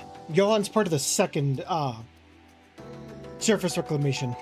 How long has it been? 2 weeks. Only 2 weeks have passed and we've already gone through 3 commanders? Correct. Is this only happening to us? No. It's the same everywhere else. What a load of crap this is. I agree with you there. With that being said, I think they'll be doing away with the commander system soon enough. The fatality rate amongst the commanders is so high that there won't be many officers left in the Ark before long. These higher-ups don't have the slightest clue what they're doing. Okay, at one point in time, there was a legendary commander who was absolutely incredible. Yeah, the Goddess Squad, and that's the whole reason why they're doing this. Is because they're like, well, fuck, we're getting our shit kicked in. What made the Goddess Squad so good? Was it like the human commander? Like what's going on? Why can't we recreate that? And how many times do we have to keep failing before they get it through their skulls that this system doesn't work? How long are they gonna keep trying to ram these commanders down our throats? If they're so desperate for qualified commanders, why don't they build some kind of military academy? These are just rumors. But there is apparently a squad with a human commander who is performing extraordinarily well. I believe he's called New Hope. And that's Johan. That's the human commander from Eden in the future. He's the reason the higher-ups continue to enforce this commander system. That's not the only thing they're experimenting with. They're also trying out all manner of different engagement tactics in different locations. Why would they be doing that? The answer lies in another rumor that's been going around. Do you always spend your entire day gossiping? I heard the central government is preparing for a second offensive to reclaim the surface. Yeah. What? One 100 times larger in scale than the first offensive. Did you say 100? Again, it's just a rumor at this point. But I do think it's possible. That would explain why they are experimenting with different tactics. If they're preparing for all-out war, they'd want to collect as much practical data as possible. War? Hey! Hurry up and move! Yeah, we're going. I hope that punk gets what he deserves out there. Don't joke about that kind of thing. Who says I'm joking? I understand why you feel that way. Let's get this over with and head back. There's a concert tomorrow, so I've got plans lined up from morning onwards. Pretty? You bet. I heard she was in a bit of a creative slump. Is she back? What are you talking about? She was never in a slump. Right.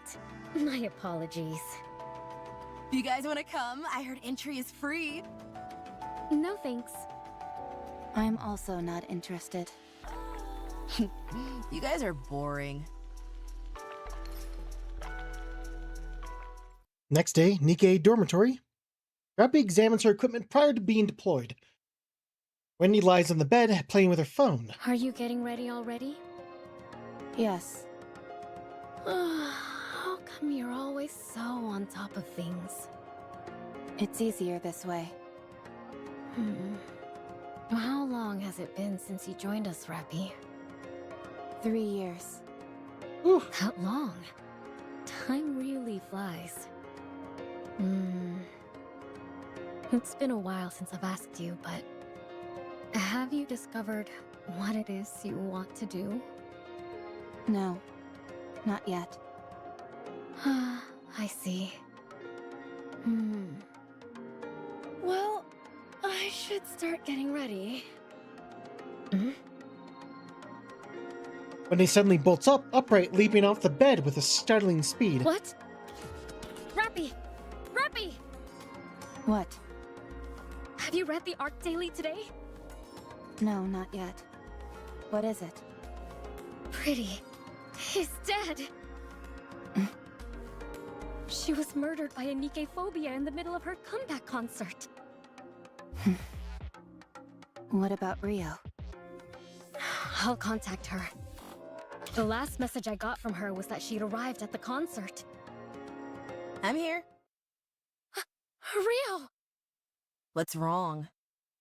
Are you okay? What do you mean? Pretty, she... Oh, that. I'm okay. Too bad about her dying. She died so easily. It was hard to believe she was even a Nikke. Rio? Oh, Rapi. Yes? It's been a while since I gave you a lesson. Here's one more thing. Yes? There's no point in trying so hard. None of it matters when you die. You can strive to be the best in life, inspire countless people, and give them hope. And it all amounts to nothing in the end. Life is meaningless. It doesn't matter how hard you try. If some crazy person intent on ending your life comes after you, it's all over in an instant. So what's the point? No need to put so much effort into living. Rio. No matter how much you strive to achieve, how brightly you shine, how beautiful you are, all someone has to do is lift a finger, and your life ceases to exist. You know, back then, when I first saw this, I was like wondering if there was like anything.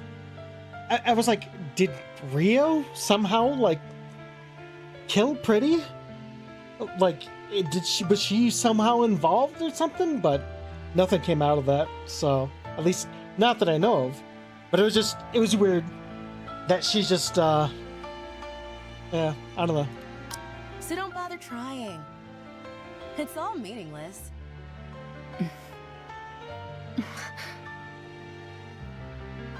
When he approaches Rio and embraces her. I'm sorry, Rio. What's wrong? I'm okay. You're clearly not okay, Rio.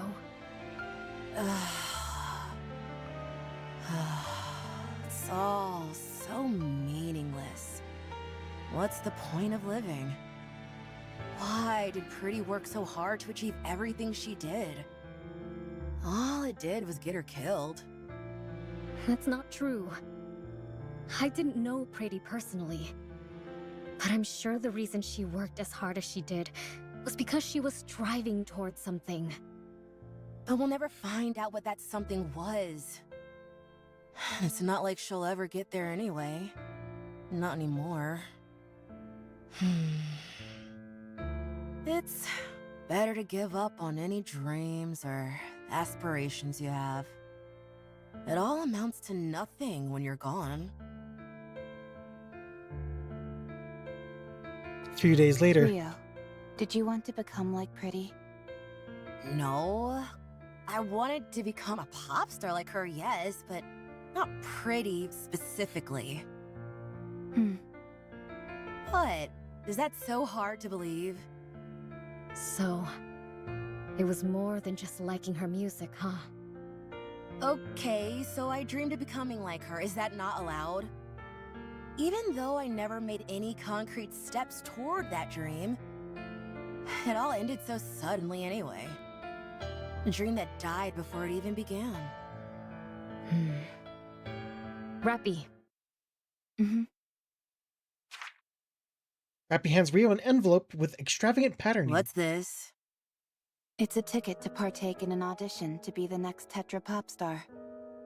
What? Rappy and I had to pull some serious strings in order to get that. But these are so sought after. You can't even pay for them. Everything has a price. We found a way to purchase it. How much did you pay? In a situation like this, I think it would be better for you to simply say thank you rather than ask how much. I can't do this. I haven't even practiced, let alone gotten into the right headspace. I don't have any outfits, and... Well, you can start now. The audition is in 3 months.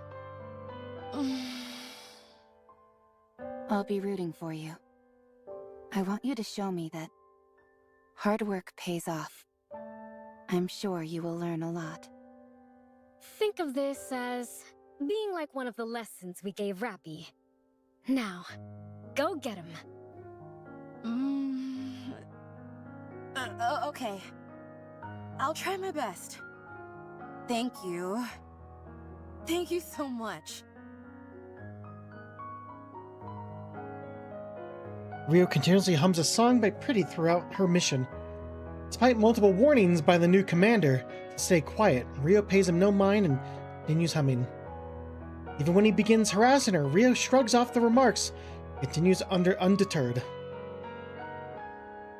That night, Rio, her eyes crimson red, fires upon... Oh gosh, sorry. Rio, her eyes crimson red, fires upon her squad mates as she hums Pretty's song. After Wendy is forced to shoot down Rio, she smiles briefly and then turns the gun on herself.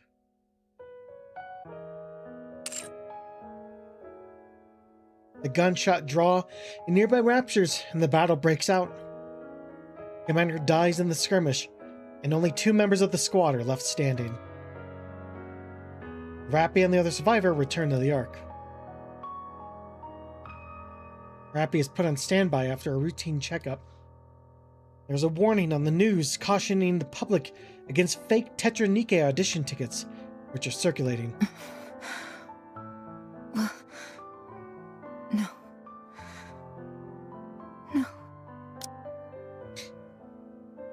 Skullhead Squad is disbanded due to the members being killed in action. Rappy begins to understand what Rio meant by life being meaningless. Rappy looks at the mirror. In her reflection, she sees the same expression Rio has shown on the day Pretty died. She feels empty.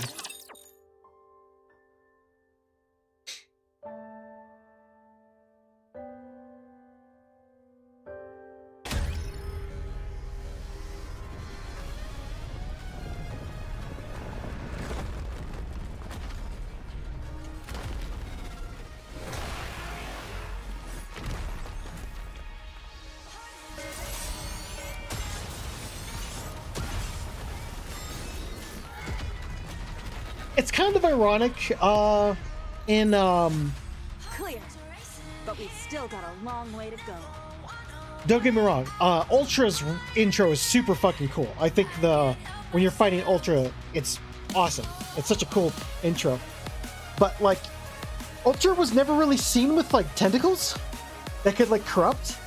Harvester's the one that corrupts Matisse in the thing, because it has tentacles. I wonder if there's just multiple different type of raptures that can cause corruption.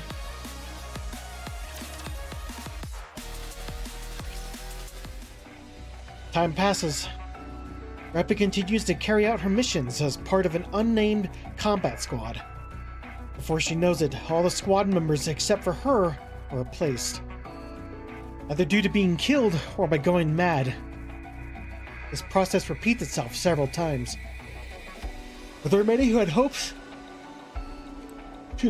and dreams of something better, but they all died before they had a chance to realize those dreams. No one was immune to corruption. None could overcome it. Rappi couldn't remember how many lives she had to end, their eyes burning red as they repeated the same words over and over. The Mind Switch is a horrifying spectacle. Their victims' personalities transform in an instant, and any relationships and bonds they might have had disintegrate instantaneously. Innumerable Nikkes lost their lives in a flash. They were lost to raptures, to the environment, to humans, to other Nikkes. Their lives seemed so fleeting and fragile, devoid of meaning. All Rappi wished for was for it to be over. For these aimless, purposeless days to end. Time passes. The Ark is starting to bustle with activity. The second surface reclamation war is guaranteed to succeed.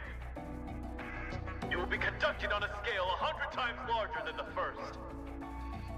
The New Hope, a legendary commander in the making, Johan, will lead the war effort. The technology of Elysion, Bacillus, and Tetra is cutting edge. All the particles which disrupt Rapture communications have been dispersed through the surface. Humanity has no reason to lose. So they do this whole alpha particle thing, but like, this fucks up the Nikkes too, which is so weird. Is it that they never tested it, or is it just that they don't care? As long as it gives a disadvantage to Raptures, are they just perfectly fine with putting their own forces at a disadvantage? Victory is ours! We are going up to the surface. We will reclaim our homeland! The second surface reclamation war. With everything and everyone on the line, the second surface reclamation war is officially declared. The Ark is more lively than ever before, with many people whipped into a fervor. The word hope echoes at every corner, repeated incessantly. Rappi understands the emptiness that came with that word. But at the same time, gazing upon a world whose inhabitants were filled with such hope, she couldn't help but cling to a little bit of hope. Perhaps she, too, might come to share in that hope they all had. 2 years after the start of the second surface reclamation war. As soon as the elevator doors open upon reaching the surface, more than half of Rappi's squad mates are quickly killed in a rapture attack. Rappi continues to move forward with the remaining squad mates. While on the move, the squad was ambushed by raptures. Most of Rappi's squad mates were killed along with the commander. Rappi continues to move forward with the remaining squad mates. Wait. What's wrong? Where are we going? Why don't we go back to the Ark? What good can we do out here? There are only 4 of us. We have to join up with the others and resume the operation. What good will the 4 of us joining up do? We can still be of help. We need to go. This fight was already lost before it began. It's been 2 years, and we haven't taken back a single meter of land. If they think they can reclaim the surface, they're delusional. This is a suicide mission. Do you have any idea what the survival rate has been for Nikkes during this war? 8%. Everyone else is gonna be slaughtered. This is my 4th time on the surface, and I've been lucky to come out alive each time. But things have really gone south this time. You ought to know this stuff too. It doesn't seem like this is your first time up here. You've been up here a lot. I'm aware. Yes. How many times have you been up here? If you're referring to during the Second Surface Reclamation War, this is my 27th time. 27th? You're lying. I don't lie. What's your name, by the way? Rappy. Rappy? Do you know me? Oh god! It's the Grim Reaper! Grim Reaper? If I stay with you, I'm as good as dead. Everyone who goes with you dies. Just saying the name Rappy is akin to a death sentence. I said it again! No, I don't want to die. I'm not going to die, am I? Someone save me, please! I didn't kill anyone. I know, but... Oh... You really didn't kill them? No.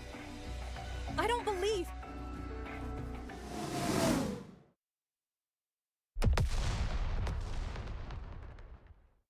Artillery fire. Everyone, brace for impact. You're the other one there, Rappy. Rappy looks around, but no one is left. Rappy looks in the direction the fire came from. Several raptures are approaching in a cacophony of noise. Again, I'm the only one. I'm sick of this.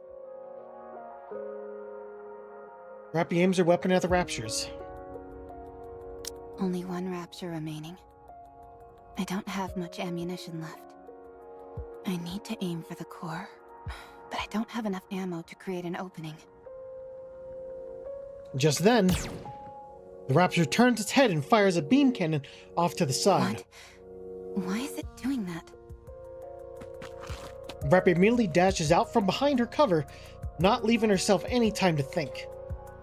She takes off running towards the rapture, which turns back to her, but is promptly assaulted by a hail of gunfire to its core.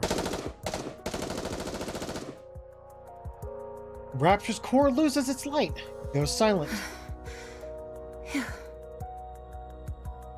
Rappy catches her breath and looks in the direction where the rapture fired its beam. Oh, look at that contrast. Someone is approaching. Welcome to the end of Red Ash. Like, look, it's just like what I said before. Like, the way they draw Rappy compared to everything else around is, like, very interesting. Yeah. Rappy's all caked up and Redhood's all boobed out.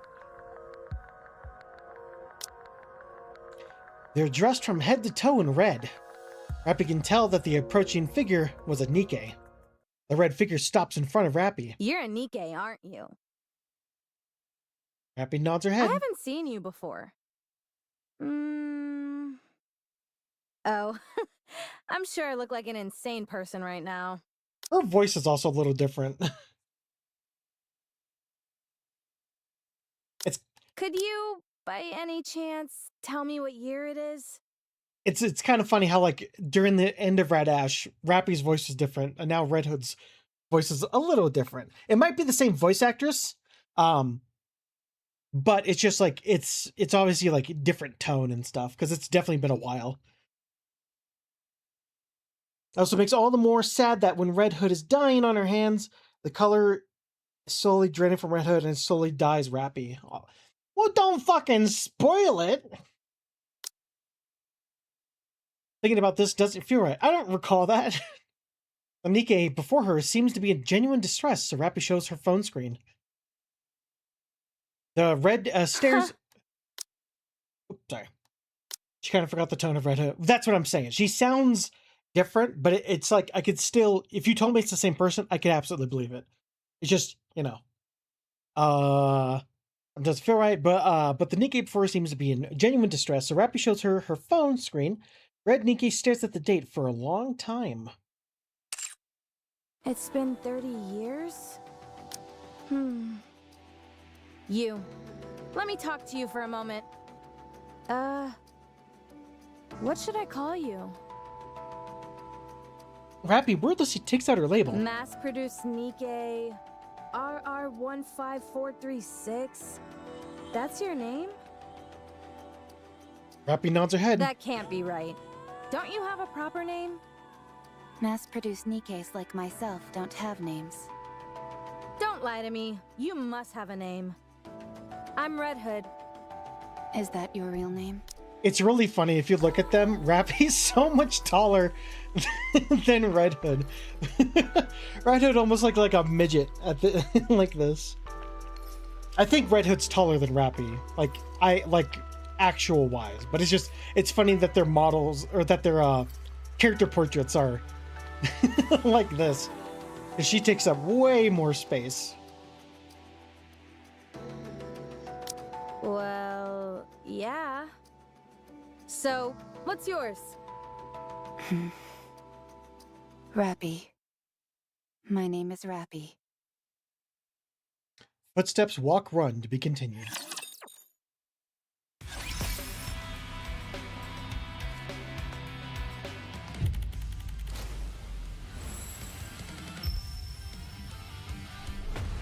Boom.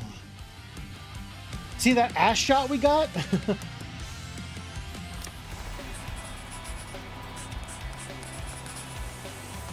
Which is funny because Red Hood without heels is almost 3 centimeters tall. Ah.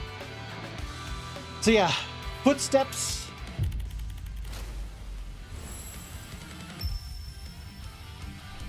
Walk, run.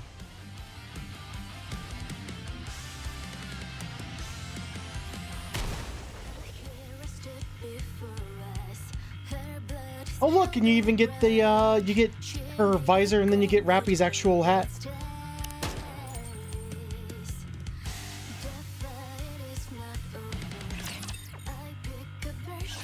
Okay, let me make sure I'm getting all this. It's been over 30 years since humanity moved into the Ark. Inside there, they prepared for a counterattack. But the first surface reclamation war ended in complete disaster. After that, they went back to the drawing board and began the second surface reclamation war. Unfortunately, it's been 2 years since then, and we're getting our butts handed to us. Did I get everything? That's right. What are you doing up here? I must meet with another squad at the designated rendezvous point. I have been trying to make contact with them, but it has proven difficult because of the alpha particles. What the heck are alpha particles? They are molecules which can disrupt Rapture communication systems. They've been scattered all over the surface. I thought you said they disrupt Rapture's communication systems. Why aren't yours working? The alpha particles also seem to adversely affect the Ark's communication systems. Good old government. Always so efficient. Raptures have also gone on to build their own communication network, which is unaffected by alpha particles. Bummer. Who are you? Me? I'm Red Hood. Me? Gogunga. I know your name. You told me. Please state your squad affiliation and your reason for being here. Do I really need to get into all of this? Fine, I'll tell you, but keep your hat on. Oh. I'm from the Goddess Squad. Who? Never heard of him. So you are Red Hood, a member of the Goddess Squad, and when you came to, 30 years had passed. Is that correct? That's right, but you're not shocked? Could this be a mind switch? Huh? Never mind. Let's proceed to the rendezvous point. The communication equipment there should still be operational, so we will be able to contact the Ark. Once we get there, I can inform them about you. I've got a name, you know. I'll inform them about Miss Red Hood. Come on, no need to be so formal. Can you imagine if the center, if like everything like was different, and like they get to the all this stuff with Red Hood, none of like the health problems exist. I was like, oh my fucking god, it's a member of the Goddess Squad. What the hell? I thought they died. Like how much crazy shit would happen if Red Hood made it back to the Ark. Drop the miss. Fine. Red Hood. Much better. Nice to meet you, Rappy.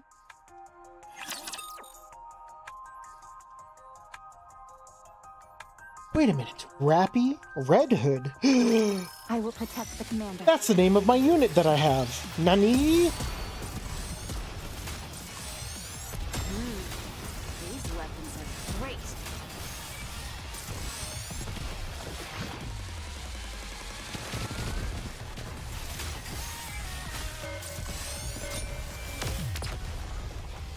I just noticed, Rappy has the little horn things that, Clear. But Red Hood has as well. Little thing right here. Not only does she have like that star motif, but like she got like little horns for her little ponytail.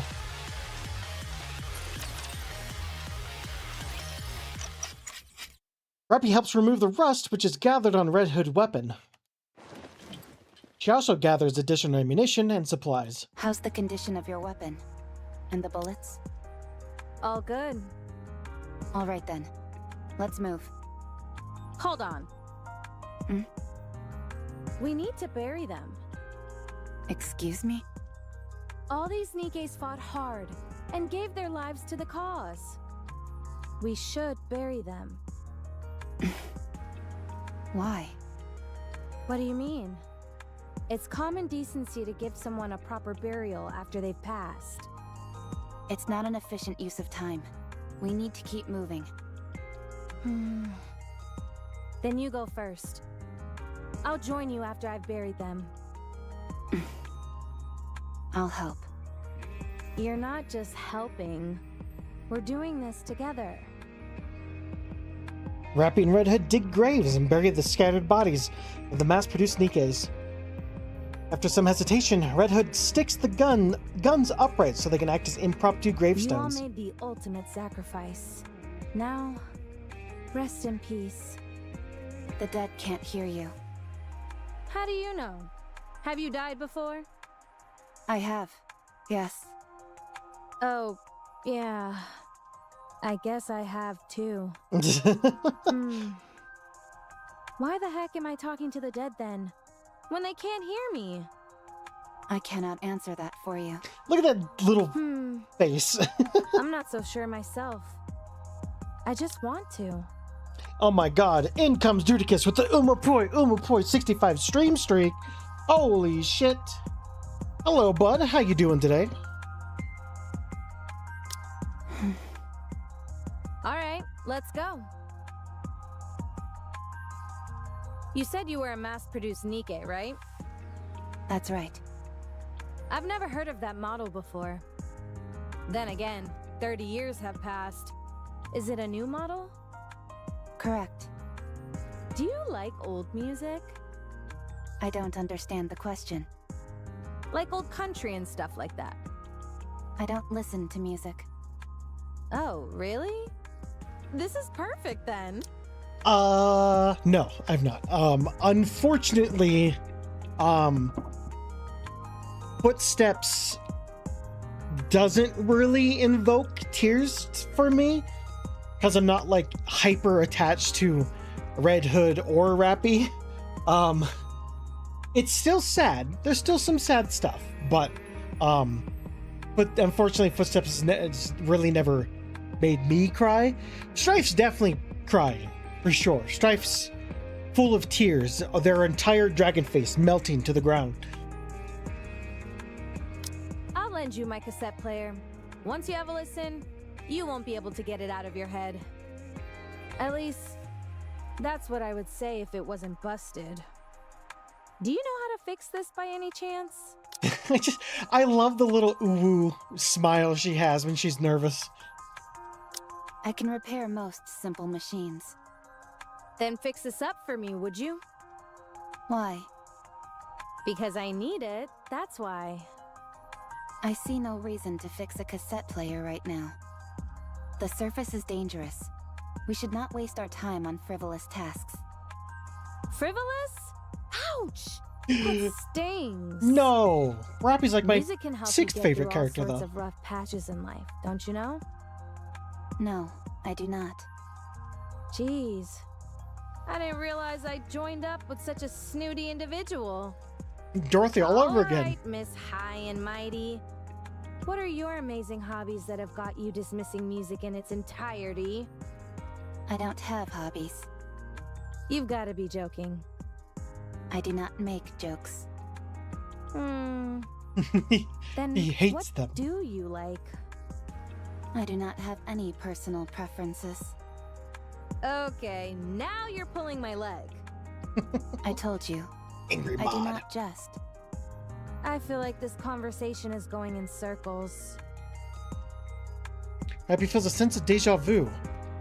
Countless questions direct her way, to which she has given the same answers time and time again. This line of conversation has become a mainstay in her life. Any places you want to see or things you want to do? Nothing. Nothing at all? No. How come? All hopes and dreams do is make you feel empty inside. I've seen countless people die without having achieved anything. Not a single one of them managed to achieve their dreams. So, I have no aspirations, no dreams, because I know exactly how everything ends. You do? Yes, I do. Then I will grant you one wish. Tell me what you want to do. Rappy's taken aback. This is a new twist in the formula, one different from the countless repetitious she has experienced before. I'll grant you one wish. Why? Red Hood grins. Rappy finds it to be somewhat off-putting. Although Red Hood's expression remains effusive, sweat trickles down her face and her body begins to tremble ever so slightly. Because I don't think I have that much time left. Corruption.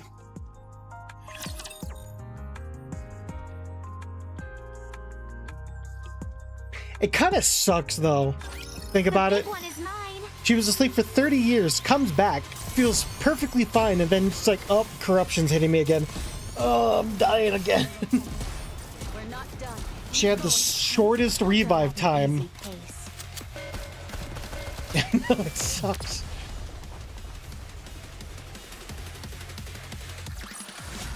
The waves have calmed. Why don't we sprint towards the next story? Wait! I know my eyes are red, but my mind is fine. Put that gun away! The rules dictate we must eliminate any Nikke who has been corrupted. I'm telling you, it's not corruption, it's something else. Maybe half corruption? I don't know. There's no such thing. Okay, fine. That was a lie. But I'm not lying to you when I say that I'm fine. Those suffering from corruption often repeat the same phrases. Answer my question. What is your favorite genre of music? Country music. What do you enjoy most of all? Country music. What is something you would like to do? Country music. That's it. You have to be disposed of. No, you're just asking crappy questions.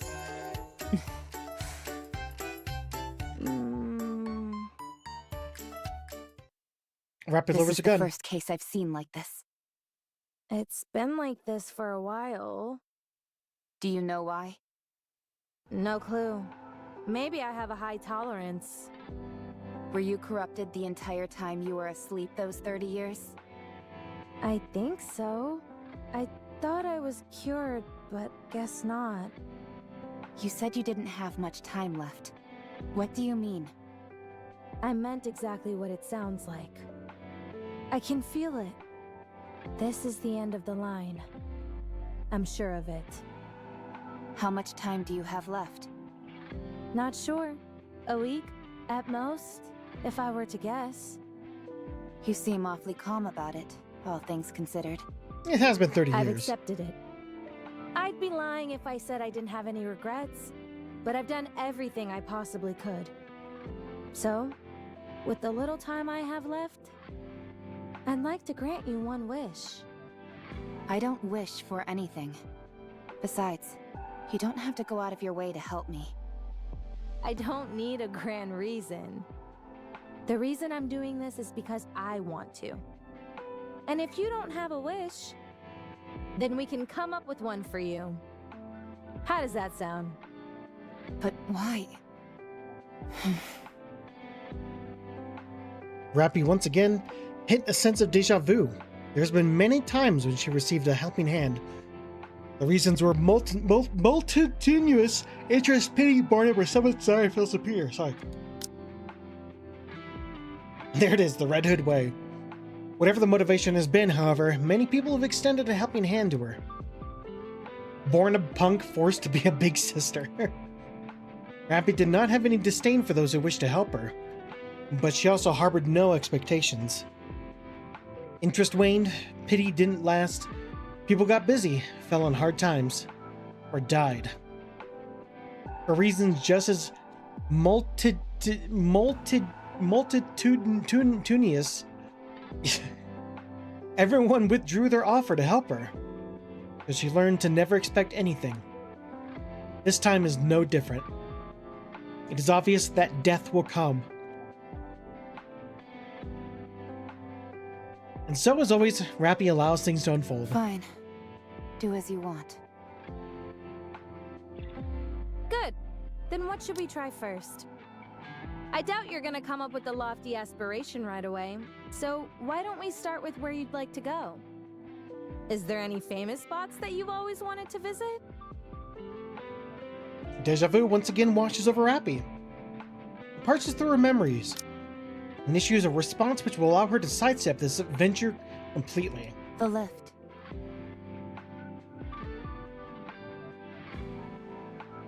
Oh, Rappy, you don't know Red Hood. This girl doesn't know the word dying. It's true, she keeps coming back somehow. Huh? Come again? Yeah, the lift. Isn't that like the main rapture nest? Or have things changed? No place has a higher density of raptures. You call that a famous place? More like infamous. Going there is a one-way ticket to the afterlife. Fine, let's go. What? We won't be able to get too close, but we'll be able to see it from afar. If we get a chance, we can try to get closer. Do you know the way? Let's go! Okay. Oops. Rappy's like, holy fuck, this bitch is actually doing it. She actually said yes. Full speed ahead. These weapons are great. Ammo check. All good. Grave is right there. Her old lab is close to the lift. Oh, that's cool. Clear. But we've still got a long way to go. So, what do you think? Rappy takes off the earbuds and thoughts begin to swirl around her in her brain. Do you like it? It's working properly. The repairs were effective. Not that. I'm talking about the music. Do you like it? It's good. You can be honest. I don't like it very much. Then let's listen to something else. Rappy, you've just said the one thing a lot of people have in common. People that are like, dude, I love country music. And it's like, oh, please, no. Please kill me. No, I don't want any more country music, please. No thanks. Here, try this one. You've got to listen to as many different genres as possible to develop a taste for something. But all you have is country music.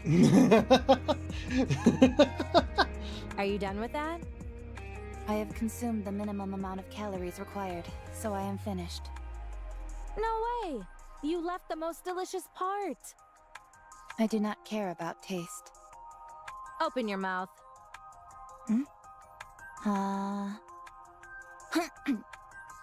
Have a taste of that.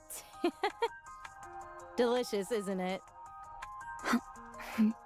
I'm not sure. Close your eyes and savor it. Just like with the music, you've got to try different kinds of food to develop an appreciation. The same goes for weapons. You're good at shooting, so why don't we try and introduce some style into the way we shoot? The more outfits you try on, the better. Oh, that hat looks good on you. Here we go. You've got to log in plenty of hours of sleep to get the hang of it. The way you sleep is so rigid. You look like a corpse. If you want to grow to enjoy conversation, you need to talk more often. Make a joke, and I'll let you know if it's funny. Fighting is something you'll come to appreciate the more you do it. You're even better at hand-to-hand combat than you are at shooting. The training montage. Yeah? I would appreciate it if you didn't force your personal preferences upon me. What? I'm not forcing anything on you. I'm merely offering suggestions. The moment I don't enjoy something, you push and never stop. Alright. So, maybe I'm a bit assertive with my suggestions. That's how she corrupted the Pope. It's fine. I don't need any of this. You really don't have any interests? Nothing in the whole wide world intrigues you? No. You sure you don't have some kind of mental problem? Perhaps I do. But I do not feel any discomfort. It's not a matter of comfort. If you don't have any thoughts on anything, no likes or dislikes, what's the point of living? I can live without it. How can you call that living, though? When you look at me, am I dead? No. Then that means I can live without any of this. Yeesh! You're really good at getting under people's skin. Have you ever considered becoming a commentator? You've certainly got the acid tongue for it. I'll think about it. Lies. Let's continue. Rappy, do you really want to see the lift? Of course. I told you. I don't know how to lie.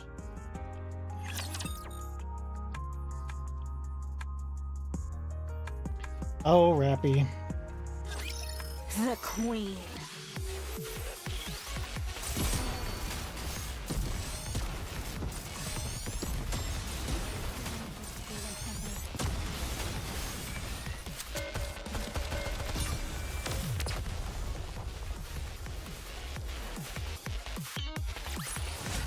What do you think?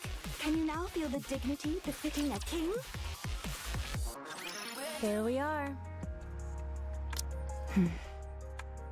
It's been ages since I last saw this thing in person, but I can't say that I missed it.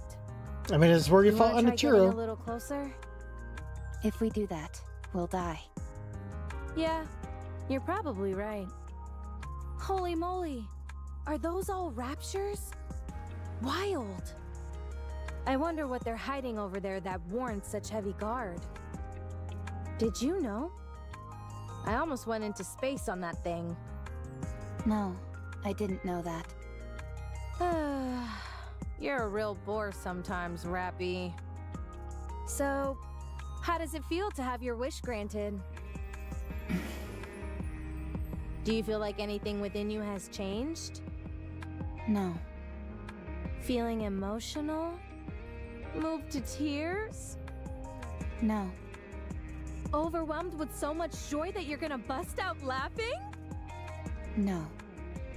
Feel like you can die without any regrets now? I've always felt that way. Alright then. What should we try next? Next? Your wish was granted, so now you've got to make another one. I'm no genie, but I'm sure I've got enough time to grant you up to 3 wishes. Come on, what's the next wish? You made up wanting to see this place, didn't you? You knew? For someone who says they can't lie, you're awfully good at it. Anyone could see you were just throwing something out there so that I'd get off your case. But you didn't count on me being so almighty, so righteous, so magnificent, and making that outlandish dream come true. So, hurry up and tell me your next wish. 3 whole wishes from Red Hood. Incoming fire. Even they're mad at how long you're taking to respond. Do you think so? How would I know? Duh! Many of them will be gathering here soon. I believe retreating is the best option. I don't know. I think we can take them. Really? Of course not! That was a joke! Lead the way! We shouldn't go back the way we came. There's too little cover. Let's go another route. Fine by me! Rappy and Red Hood begin to run. Giddy up, partner!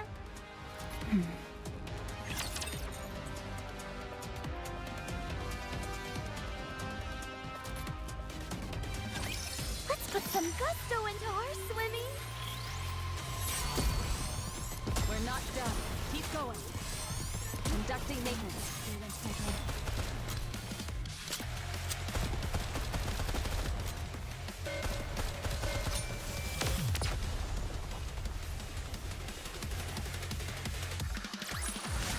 The waves have calmed. Why don't we spin towards the next story? Incoming. Oh, crap. Ground shakes, causing the 2 to stagger. Ground underneath them splits with a resounding crack. Rappy loses her balance, falls into the crevice, and is instantly swallowed by the darkness. Rappy! Rappy attempts to lift herself up, but is unable. It is pitch black all around her. My legs. She lifts her head and looks up. Light can be seen through the crack. Explosions ring out constantly. Rappy, are you okay? Answer me! Rappy is about to shout back in response, but stops short. Red Hood makes her feel uncomfortable. The way she heedlessly insists on becoming closer friends are unsolicited kindness. There has been many like her, but they had all died or been corrupted. They had given Rappy hope for the future and then abandoned her. Red Hood would be no different from the rest. Get lost, all of you. I'm busy. Hey, are you alive down there? Red Hood. Rappy once again stopped herself from responding. Red Hood was corrupted. She didn't have a week left. She would die. Corruption was incurable. Rappy would probably end up having to pull the trigger herself. She didn't want to do that. Enveloped in the darkness, she curls up in a fetal position, hoping that Red Hood would give up and run. But the explosions and tremors don't stop. Rappy covers her ears and closes her eyes. This is the Goat Hood. But the flashes of light seep through her closed eyelids, and the incessant explosions pierce through her ear covering, her covered ears.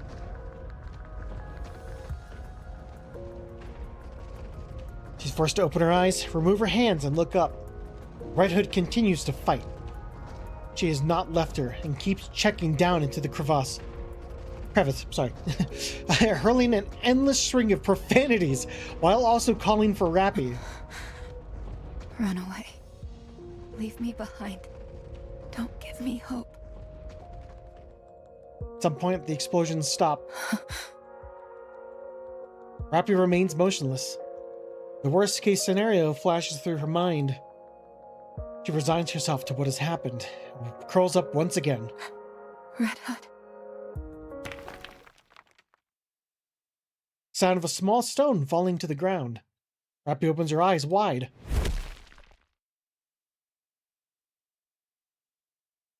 Will Meyer like with pure stubbornness?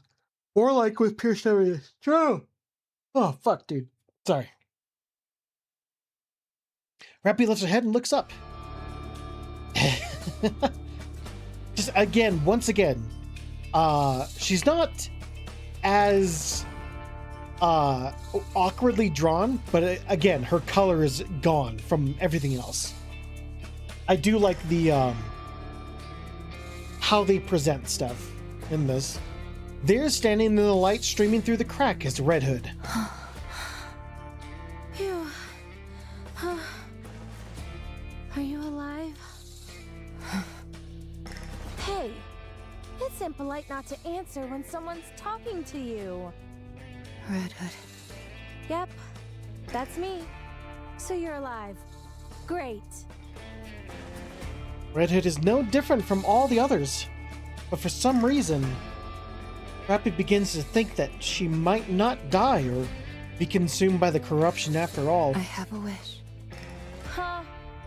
Talk about strange timing. I want to be like you. Tell me, what do I have to do to become like you?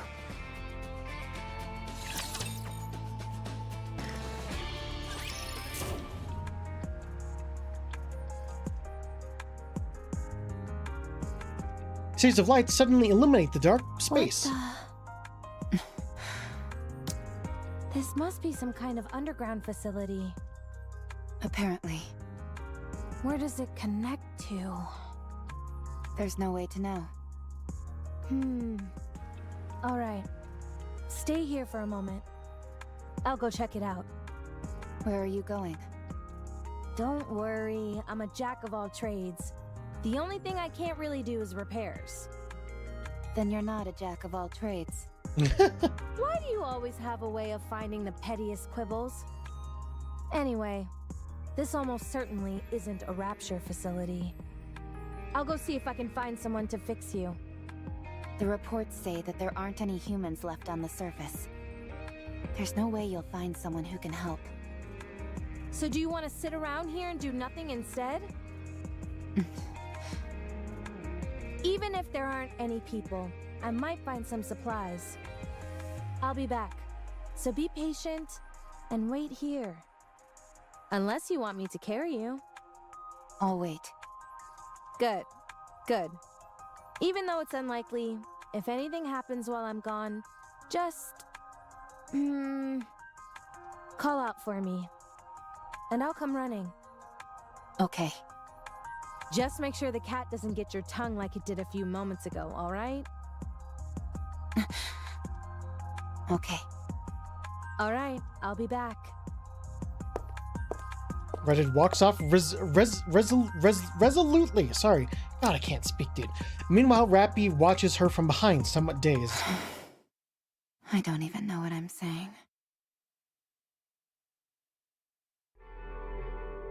Red Hood continues to walk down an ominous corridor. Ugh. I hate these kinds of places. They give me the creeps. Some music would work wonders for this joint. Huh. It's a door. Massive iron door blocks Red Hood's path. Jeez, what's up with this thing? It's gotta be at least 10 meters tall. Wonder if I could break through it. Guess there's only one way to find out. Red Hood aims a rifle at the towering door. Just as she's about to pull the trigger, Steam billows from all sides of the door as it slowly opens. Now for the fucking weirdest shit for me that I've watched. Should I consider that a welcome? Redhead heads in through the doorway. Inside, it's both dark and warm. What a weird place. Hello? Is anybody here? Yes. Be quiet, will you? I hate noise. Like, what the fuck is this? What the fuck is this? I just don't get it. I don't understand anything. It's so mysterious, and this is like near the lift.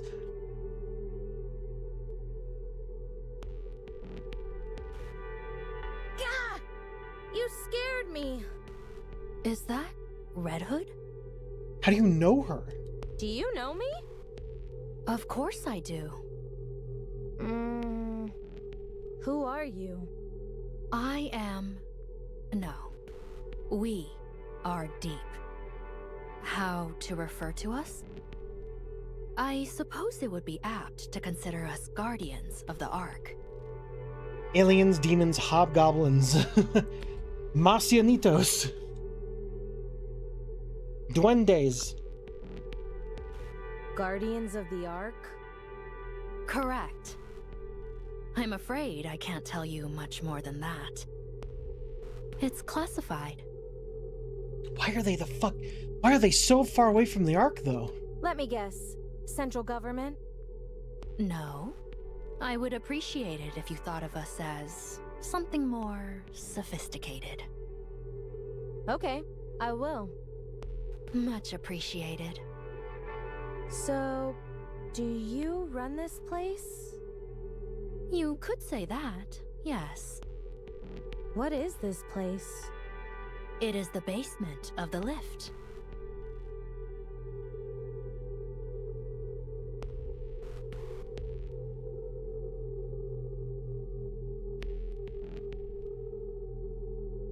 God, man, it just brings up more questions. How? Ugh. This is where the power source of the lift is located. No way. Would you like to see? It's right here.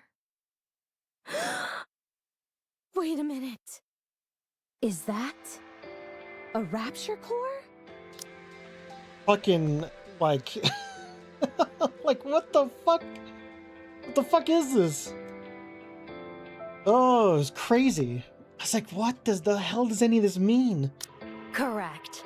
It is called the Ultra-Massive Core. Not the most creative name out there. I don't like it either. So, if this thing broke, would the lift be kaput? Correct. It would no longer be operational. This thing is what the Raptures use to come down to our world, isn't it? You are well informed. Then isn't breaking this thing the answer to all our problems? If you are referring to the Raptures, you are correct. So let's start busting this thing up. No, we cannot. The ultra-massive core is part of a pair. If one breaks, the other will break as well.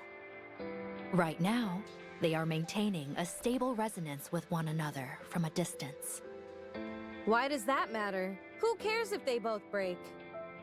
The other core is inside the Ark. It is being used as the Ark's power source. Hey, you can't use that picture. Rappy's right there. So you're saying... If you destroy this core, the Ark's core will be destroyed as well. All those people will be trapped underground. All of their infrastructure will cease to function in an instant. They will be doomed to die. Humanity will be wiped out. I'm not entirely sure I follow. In the near future, this area will be further fortified. There's 2 Rappies impossible. There's something else to note. I never really noticed her design, but like, what's with the pair of glasses that she doesn't wear? There's something really interesting about all this like super fancy stuff, and then just a simple pair of red glasses are right there. It will not be possible for anyone to trespass upon this place, by accident or otherwise, as you have. If you wish to exterminate the Raptures, the Ark must be sacrificed. Sacrifice the Ark? Destroying this core will eradicate the Raptures, yes.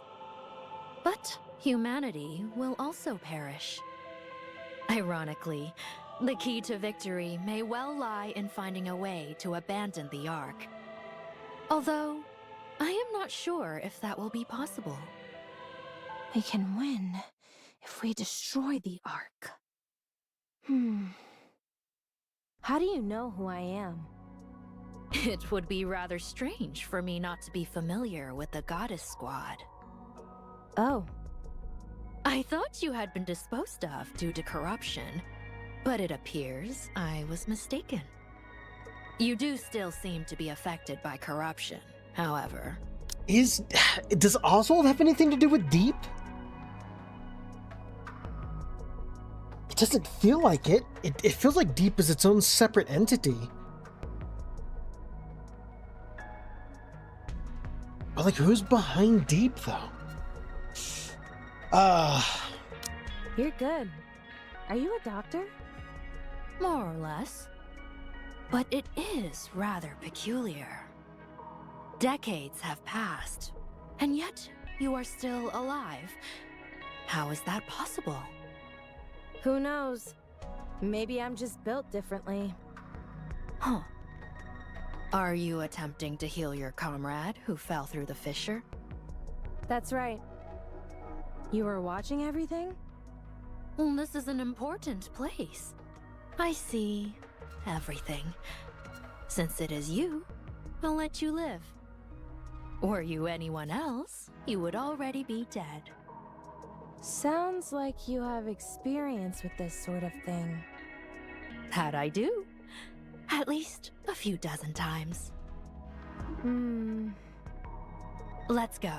I can fix a broken leg rather easily. Alright. Thanks. Reddit stares at the ultramassive core behind her for a brief moment before walking away.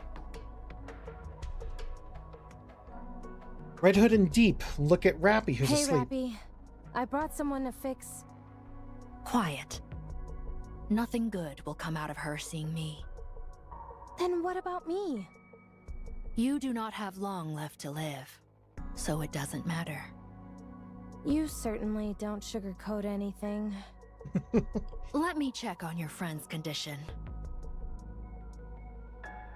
Deep squats down and examines Rappy, placing her hands on Rappy's head and chest. Huh.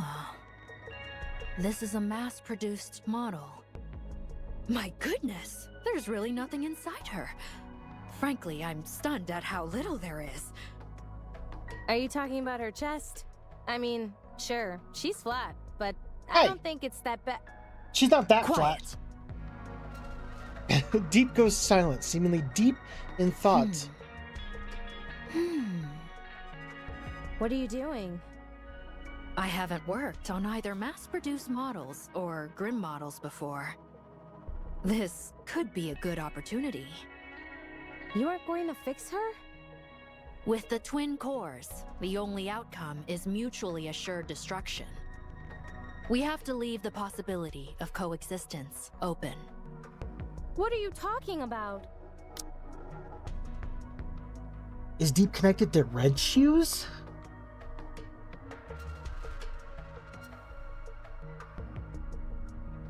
But Nayuta's from Deep. Oh wait, Nayuta knows about Mirror though. Oh fuck, dude. Ugh, there's like no info. Fuck.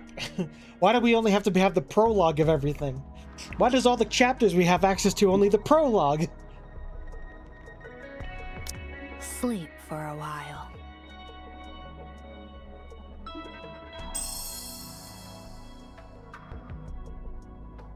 Golden light burst from Deep's hand. Reddit loses consciousness and collapsed to the ground. Perhaps I should take a look at the corruption's progression. I might be able to help. Deep places her hand on Red Hood's head. No, not possible. It's too far along. However, the nymph is continuing to fight, despite the corruption. Eventually, they will both destroy one another.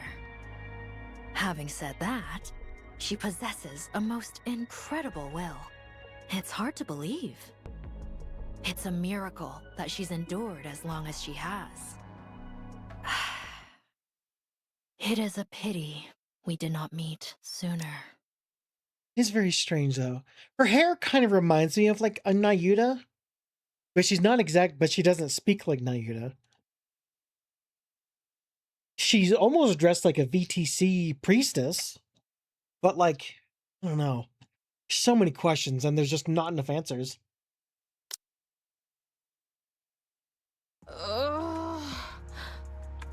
Are you awake? What the... When did I fall asleep? I just woke up too. What? Right. Your leg.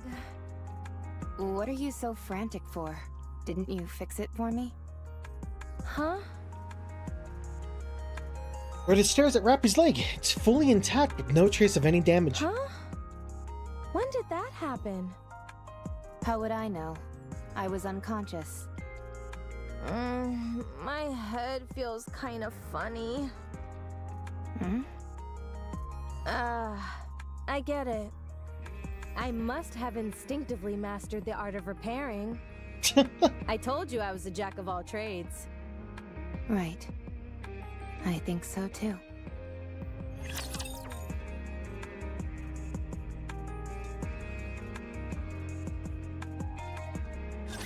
I'm counting on you guys.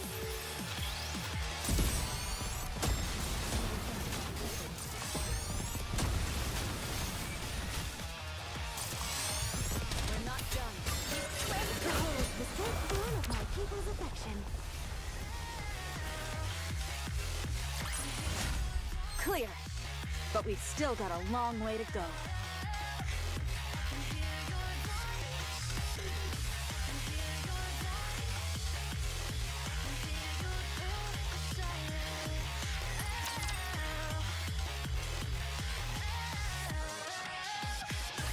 I will do my best to keep my outfit clean.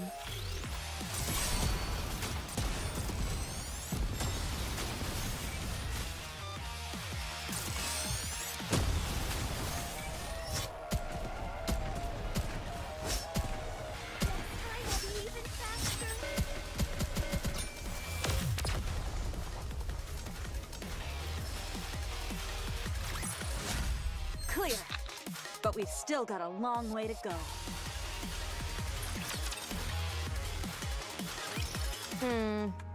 Too slow.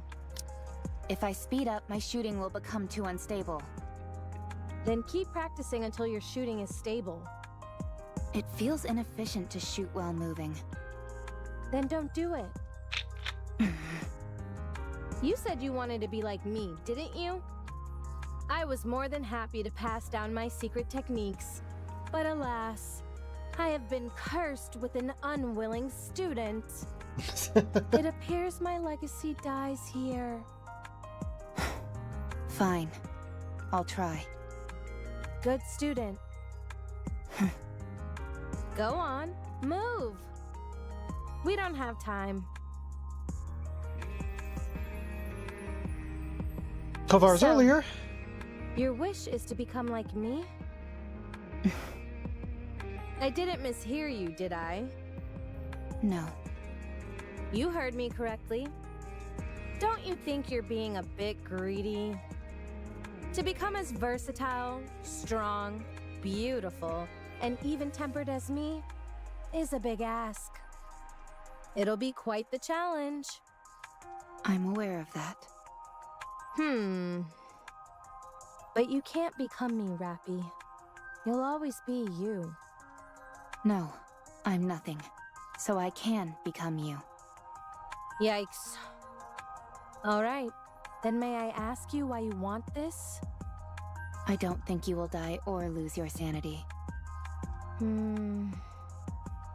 I know that you are in the late stages of corruption and don't have much time left. But I simply can't conjure up that image of you. My heroics have got you mesmerized. I don't think you're entirely wrong there. Whoa, what's gotten into you? Do you want to become a hero? When I was very young, and still human, I was bedridden. All I could do was watch TV. Watching Nikke's was the only thing that brought me joy. I thought they were amazing. Goddesses of victory, fighting for humanity. But the day I became a Nikke, I kept hearing all this information about how Nikkes weren't goddesses of victory. Before long, I experienced that truth firsthand. It wasn't just me. All the Nikkes I met were the same. Far from goddesses of victory, they were terribly human, pitiable, and weak creatures. But you are different. You are the goddess of victory that I envisioned when I was young. Unbreakable, beautiful, in defiance of death.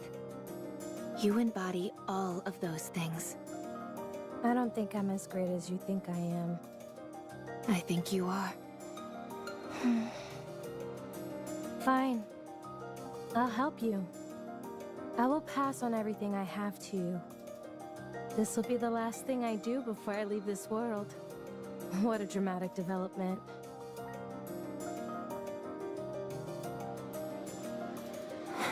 This is hard. It is. It's not something you can master in a day or two. How did you practice? I didn't practice. I was like this from the start. That's not exactly helpful advice. I told you. We're on different levels. Now, keep going. I've always enjoyed the saying that effort surpasses talent.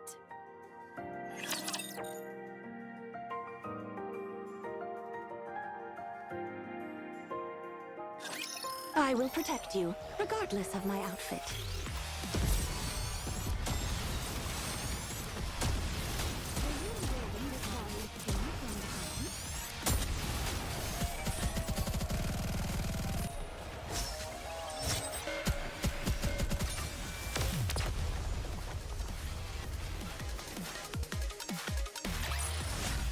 Clear.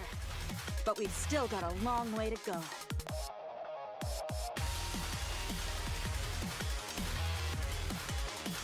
Red Hood was always her, Keck.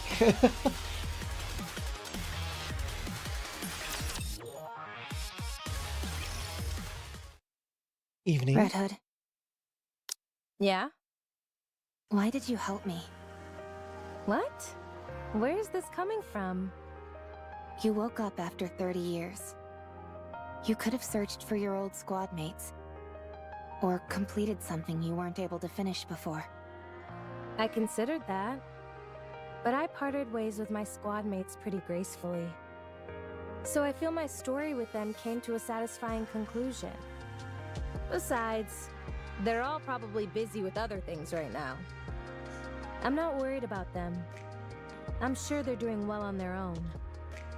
Also, there's no guarantee I'd be able to find them anyway.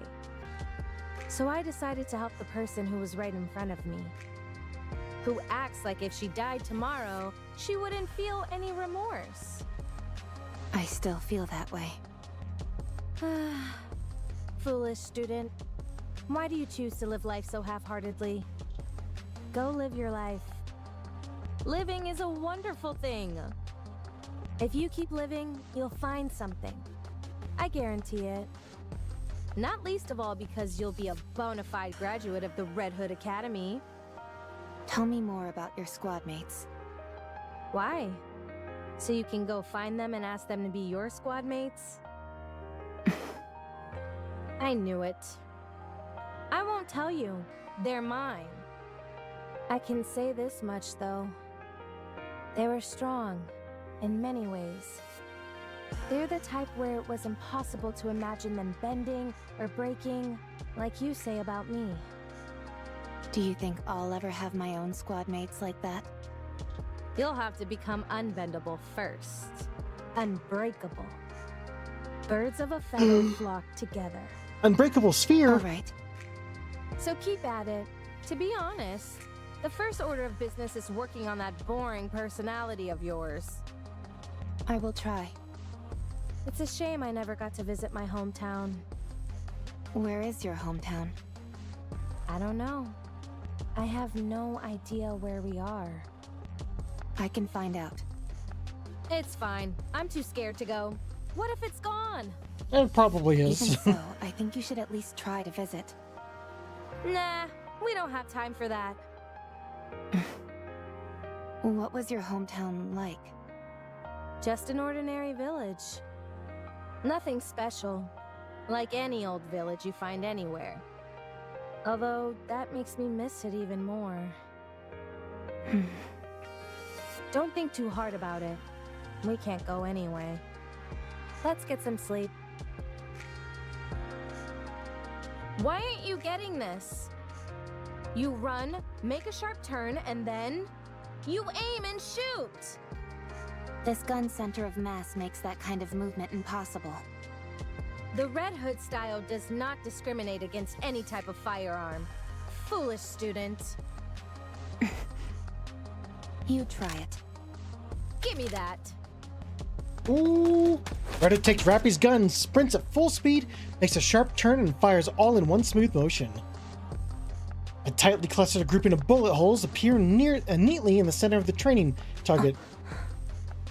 You see, it's because your movements are too predictable. Have you ever heard of the sentiment, think outside of the box and you'll get better results? No, I haven't. Alright. Now that the master has given you a demonstration, all that's left is to practice.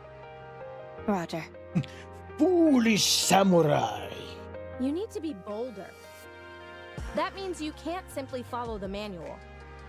You need to catch the enemy off guard. Won't that make it hard for our allies to react? In situations like that, you've got to have faith that your allies will come in clutch. That's easier said than done. This applies to more than combat, by the way. The same can be said for nearly every aspect of life. Basically, what I'm trying to say is that you need to trust your gut. Have you ever done that? Yes. Oh, really? I struck a Nikke who was speaking ill of me. You? And I don't exactly remember when, but I once gave a present to a squad mate. You? If that's all you're going to keep saying, then I won't continue. Oh, sorry. So, how do you feel when you did that? I felt proud. Ha! You see, how is it that you know all that but somehow ended up such a square? You need to try living like that all the time. If it's difficult, try to force yourself. It'll help a lot. In what way? I don't know. Try it. You'll find out. Why did you become a Nikke? You go first. I didn't have a choice. I lost consciousness, and when I came to, I was already a Nikke. Same as me. That's surprising. Really? I was what you could call a hoodlum. My entire life revolved around avoiding work and hanging out with my friends, causing trouble. Then I got into an accident and ended up dead. When I woke up, I had been turned into a Nikke. Apparently, I had been a suitable candidate. How do you feel about living as a Nikke? I don't have a passionate sense of duty or anything. I simply thought that since this was how things had turned out, I might as well put my best foot forward. Turns out I was a good fit for it after all. Plus, you couldn't have asked for better squad mates than the ones I got. So, having worked that hard, you know, this is the first time I've ever talked about any of this. Anyway, the thing I ended up thinking most often of all was, let's beat the Raptures. My squad mates really influenced me a lot. There's a saying that really summed up my life then. My existence was made complete by the existence of others. Your squad mates. Try and be friends with them as much as you can. They'll prove invaluable. Mark my words. Besides, it gets awful lonely going solo. I'm hitting the sack. Sleep tight. Red Hood. What is it? I'm going to sleep. If you're trying to sleep, wouldn't it be better to turn off the music? What's the big deal? It's nice to listen to it as you doze off. I don't agree. Don't worry. You'll like it eventually once you listen to it enough. You've got talent. You're learning fast. Could it be because I started without any preconceptions? Maybe. Let's see. Next, you have to go back to the Ark. It's time for us to part ways, my friend. What? But there's still time. Come on. I'll see you off. Oh, Rappy. No, not yet. Rappy, it's over now.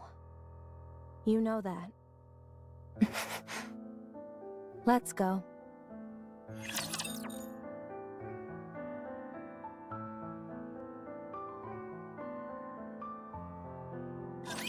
I will protect you, regardless of my outfit. We're not done. Keep going. I'm feeling the package. Oh, I'm gonna use the bathroom. I'll be right back. The strength of my people's affection.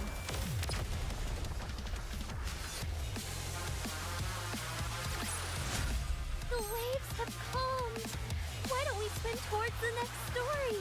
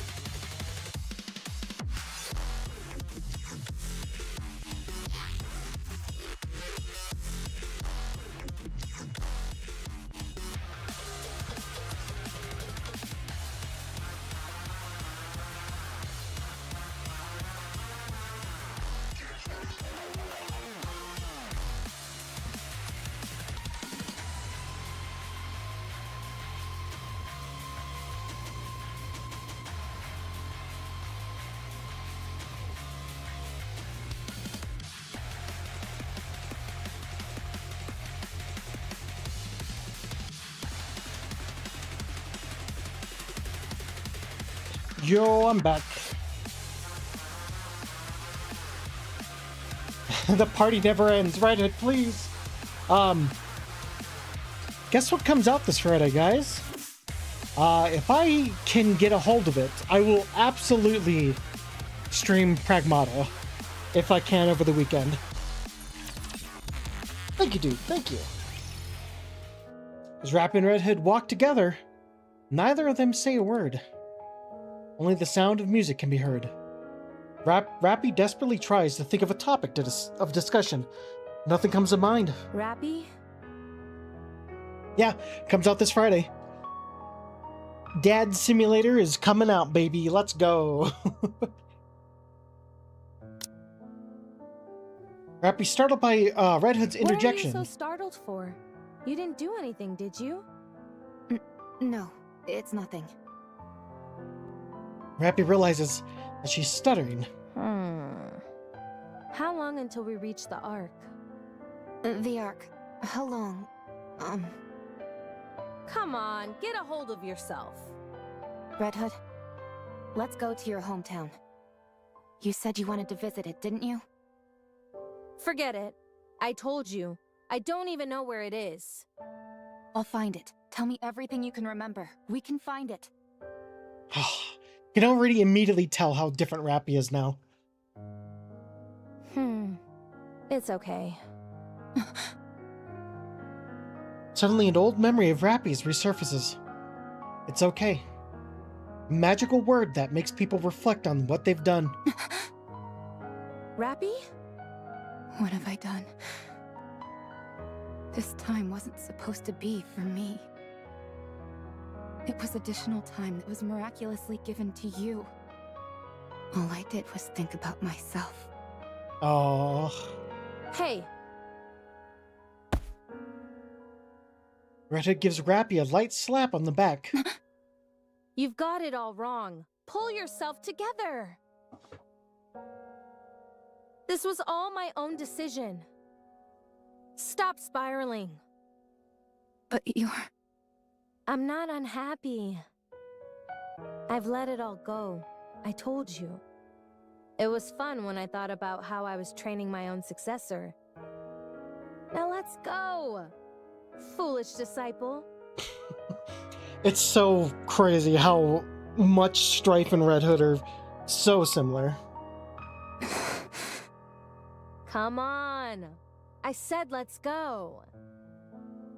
Red Hood keeps walking, and Rappy follows. Neither of them says anything.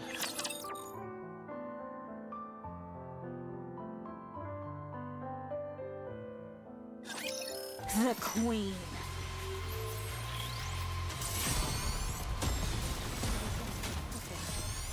I'm feeling peckish. Behold, the strength of my people's along, just so.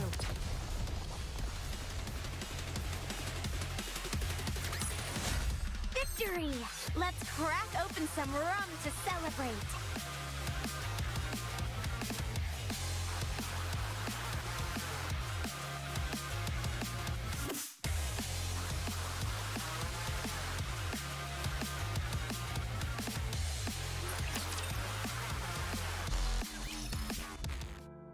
Rappy stares at Red Hood's back. Red Hood doesn't seem to feel any hesitation, concern, or sadness. Rappy doesn't take her eyes off her for 1 second, trying to engrave the image of Red Hood in her memory. For hours they walk. Phew. I'm getting a little tired. Let's rest for a bit before continuing. Sure. Rappy has a gut feeling. This is really the end. Red Hood leans against an old building, showing clear signs of fatigue. Rappy doesn't know when it started, but Red Hood's eyes are stained red. Dang. This is really tuckering me out. Must be getting old. Do you want something to drink? No, you go ahead. Rappy? Go now. This is as far as I go. I'm not leaving you. Nikkes who are corrupted harm even their closest friends. You know that. It's embarrassing to admit. You have nothing to be ashamed of. You know you can't shoot me. You're planning to die with me? Is that it? I made myself very clear before. You have to go live. So go! I will shoot. I'll live. Alright, do it then. Have you found something to aspire towards? Yes. Don't do anything you'll regret. I'm not really as great as you make me out to be. Whether you are great or not doesn't matter. You're a good person. That's undeniable. So I want to be like you. Thank you. but you know what? You're a good person too. I was pretty lucky to have met someone like you along the way. Red Hood scrunches her fist and extends it out. I've passed on everything I know to you. You'll have to take it from here. I will. Rappy gives Red Hood a fist bump. It's a real bummer having to leave you behind like this, you know? Without a word, Rappy places the earbuds of Red Hood. Rappy places the earbuds in Red Hood's ears. Presses the player of the cassette player. Good. This is really good. I'm going. Yeah. Red Hood's eyes close. Never open again. There it is. The color of Rappy. Everything's reversed now. She's absorbed. Yeah. Damn it! I wish you didn't say anything before Strife. Damn it! No. I didn't realize that before.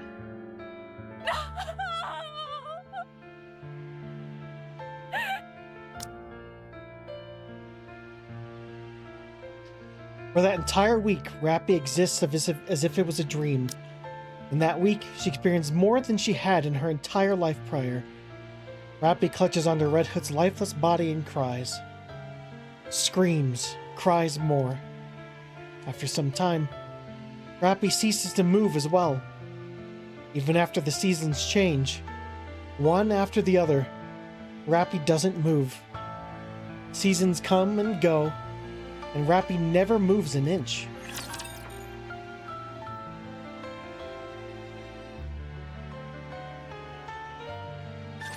The big one is mine. Yeah. Oh, you just get interrupted with a fucking battle, huh? Keep going. Thanks, game. The transform of my people's affection. Wipe them all out for the sake of adventure.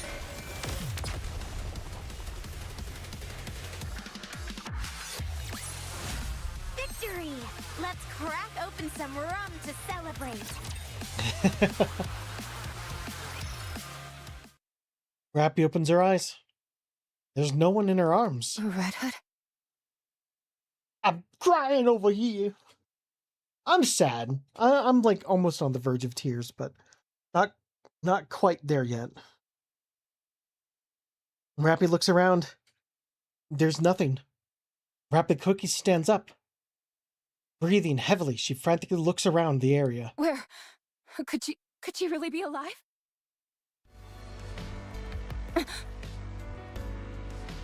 Rappy suddenly feels a sense of calm. She places her hand on her chest. Her mind feels at peace. Red Hood was dead. However, despite that, she feels as if she's still with her somehow. I will become you. Rappy begins to walk. Let's go back to the Ark.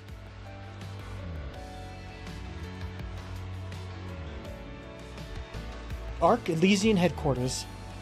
Two people walk speedily down a hallway. What's her status? Surprisingly normal. How long has it been? Over 4 years. So she was...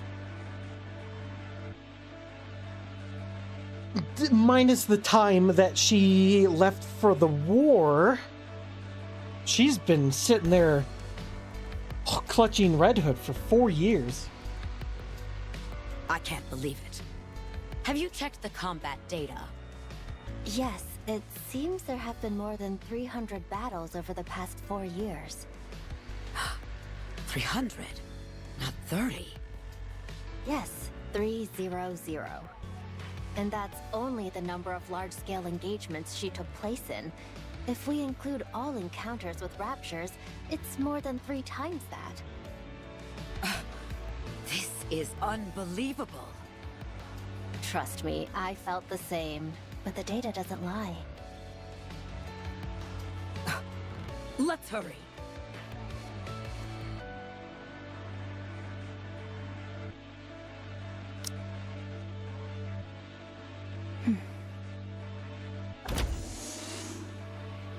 Excuse me. Over there.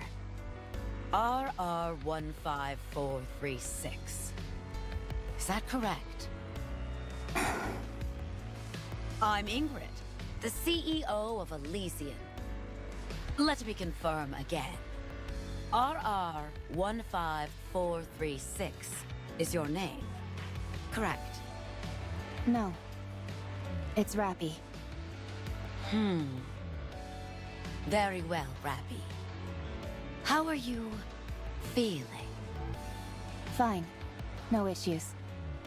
All right. Technically, see what the red tip I'm doing. going to ask you a few simple questions now. I only ask that you answer truthfully. Why do you get to eat flan? Why can't I, huh? Do you know how long I've wanted flan? Wink. Haha. All right. Did you participate in the Second Surface Reclamation War 6 years ago? I do not know for how long, but yes, I did. For 2 years, you took part in numerous operations, large and small, correct? That's correct. After that, we suddenly lost contact with you for 4 years. Where have you been during that time? Remaining allowed you? I was Damn. on the surface. What were you doing on the surface for 4 whole years? I was searching for a way back to the Ark. Alone? There were a few Nikkes who joined me along the way. They all died. How did you get to the Ark? I took the elevator. Our data shows you engaged in over 300 battles during your time on the surface. Is that correct? I don't remember the exact number, but battling with the Raptures was a constant feature of my time up there. And you survived all of those fights? Yes. I had to survive. Welcome back, Rappy. Thank you. We plan on conducting a thorough examination. Is that all right? No problem. Have you detected any issues? There are no signs of corruption or mind switch symptoms. You're safe. That's a relief. Would it be all right if I asked a question? Please. Anything. What happened with the Second Surface Reclamation War? We failed. That would have happened about 4 years ago. It must have been right after I went to the surface. Even back then, the situation was dire. Yes. 2 months after you last went to the surface, the central government officially announced the failure of the Second Surface Reclamation War. Yet they fought for 2 years. It only lasted for 2 years and 2 months. Oh, 2 years and 2 months. So, what do we do now? We have decided to adopt the tactics proposed by New Hope. Our primary strategy will incorporate guerrilla warfare, carried out by elite commanders, and a small number of Nikkes under their individual command. There would be no more large-scale deployments to the surface. Are we buying time? Or have we given up? So both? Yes. I have no further questions at this time. Please proceed with the examination. A mass-produced Nikke who survived on her own for 4 entire years. Wandering the surface freely without hiding. It's a story that almost defies belief. She has an unbelievable amount of combat experience. Perhaps this could...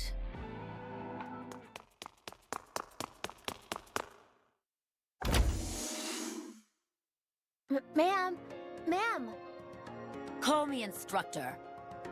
This must be rather important if it justifies barging in here without knocking. You need to come see this. It's beyond my authority to decide what to do next. Now the real weird question. Ark, Elysian's Nikke research lab. Rappy lies asleep on a bed connected to various machines. Screens displaying Rappy's test results fill the wall. All right, what's going on? Her body weight is more than twice the average. And most importantly, there are 2 cores. What? Explain to me how something like that could happen. I have no idea. This is the first time we've encountered a case like this. Although only 1 core is active, we have no idea how this is even possible. Also... Is there something else? Within her nymph, the region dedicated to her sense of self is densely packed. We consulted the past records, and it was almost empty when she first became a Nikke. Are you telling me she honed her own sense of identity over time? It appears so. What about the brain scan results? Other than the abnormally extensive combat data, there were no other significant findings. We haven't been able to get access to certain parts of the brain, but considering it's only a week's worth of information, we doubt it's of any major significance. All right. Reconstruct her body based on this self-identification data. I think it would be best to dispose of this current body with 2 cores. It's really funny that they're like, it's only a week. Like, nothing could have possibly happened then, which was the most important experience of her entire fucking life. Are you sure we shouldn't look into it further? There are too many unknown factors here. It's best to only have 1 nymph. I understand.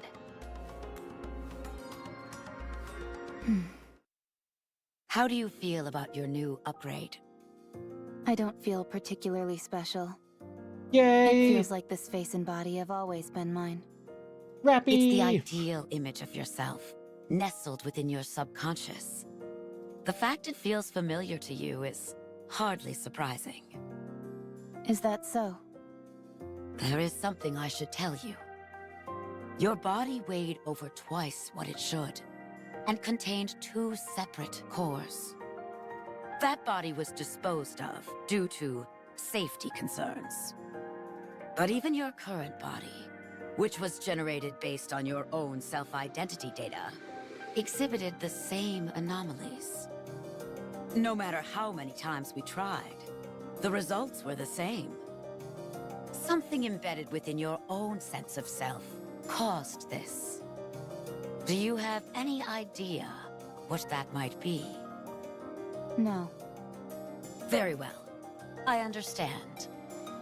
From now on, you will be affiliated with Elysion. Further research will be conducted to utilize the output of the cores in your body. Do you have any objections to this?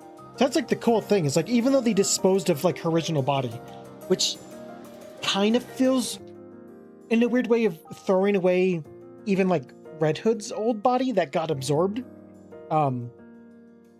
this new body that Rappy has continues to produce 2 cores.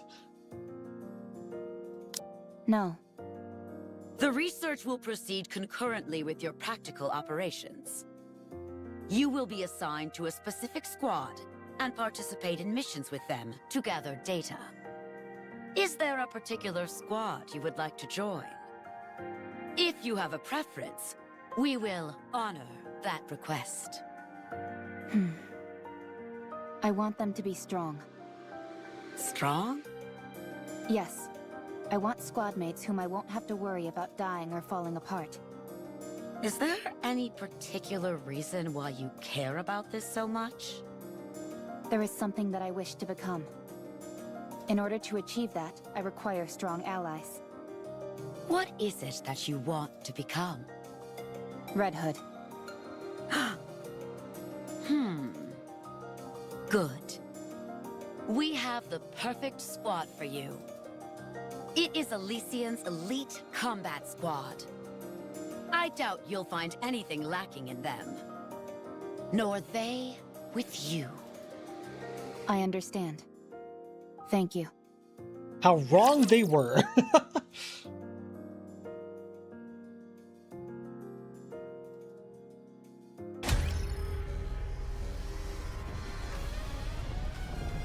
Yep, it's absolute.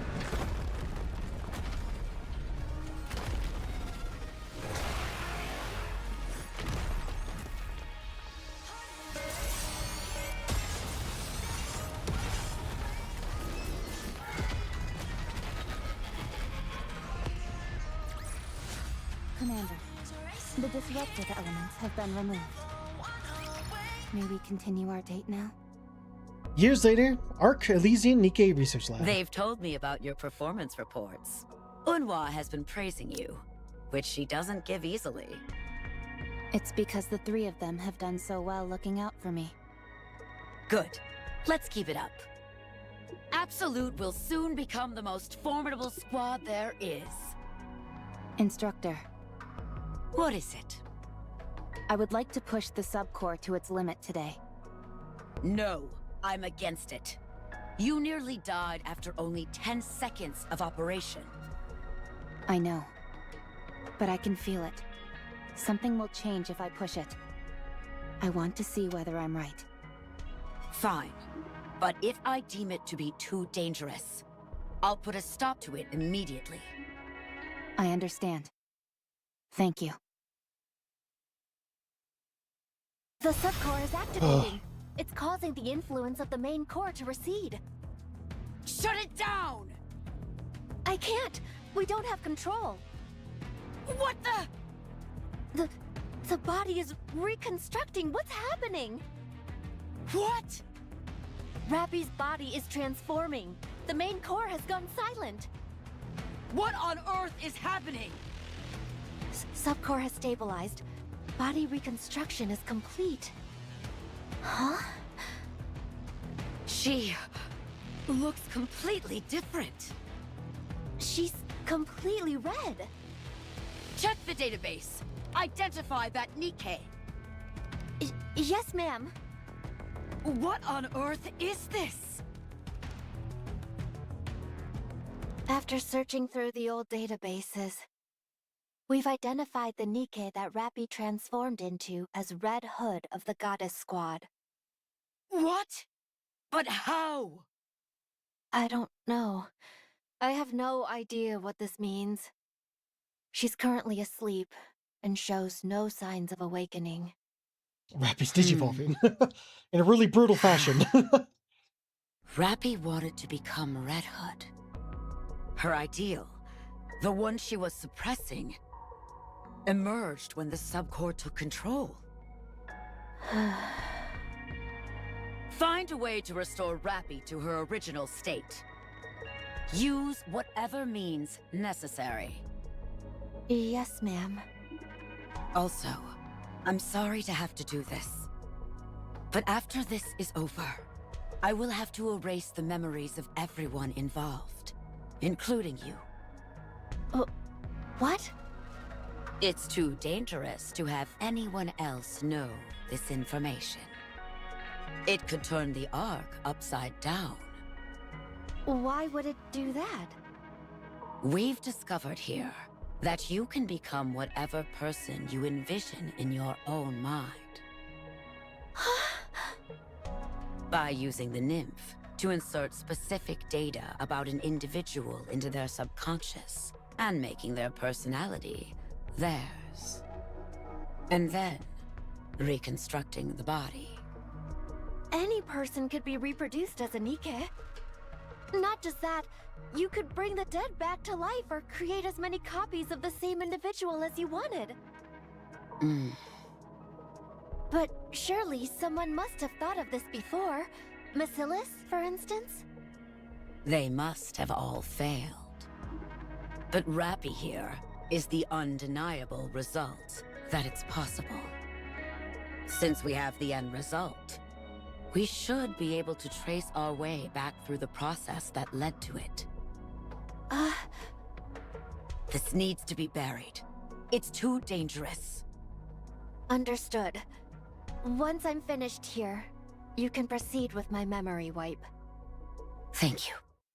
I'm sorry. Present Commander's room. Everyone knows how the rest of the story goes. I was consumed by the thought of becoming Red Hood. I realized that I was only using those who considered me a friend, and so I left Absolute.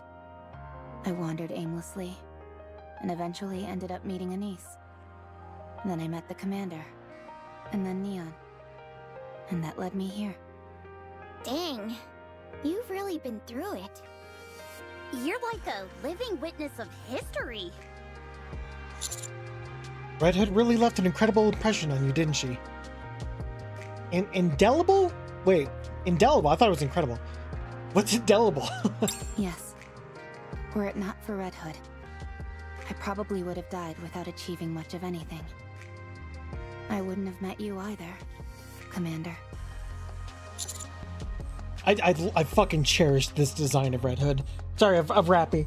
Just like there's even people out there like, oh, what do you like better? Or old Rappy is classic, but like I didn't have any like connection to that version of Rappy.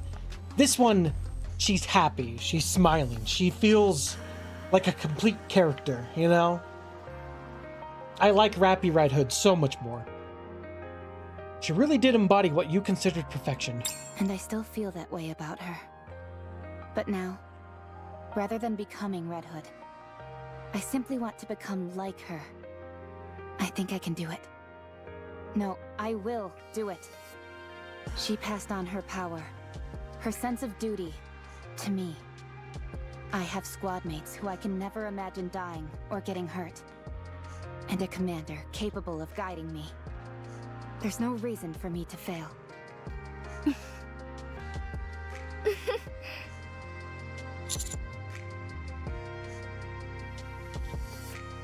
Stop! You're making me blush. Stop! Oh, I nearly forgot. I bring out the cassette player that was next to the bed. Is that? It's a gift I received from Red Hood. It's been a while, so why don't we listen to it? Thank you. Does that thing still work? If you're confused at all about what we saw with the whole testing thing, if you have Red Hood, you kind of get like the understanding when you do advises with Red Hood. It's Rappy physically and mentally turns into Red Hood. It should. I've seen Master listen to it once in a while. Right, I'm pressing play. Country music flows from the speakers of the cassette player. We all listen to the music in silence. Rappy closes her eyes, recalling the past which she missed so dearly. The music ends.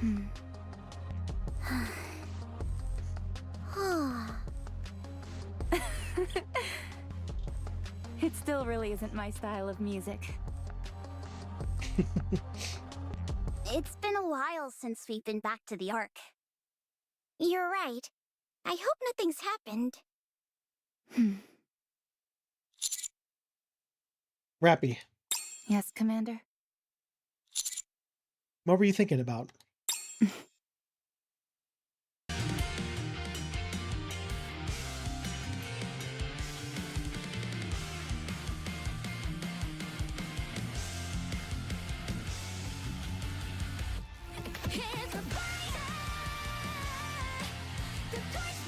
How much fucking taller she is in this?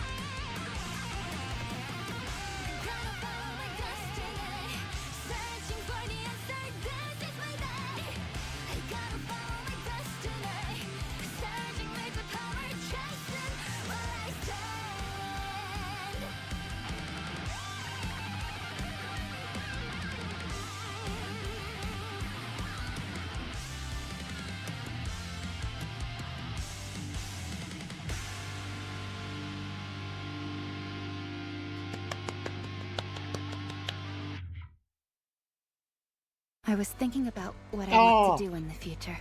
Oh, that fucking smile. Ah. Ah.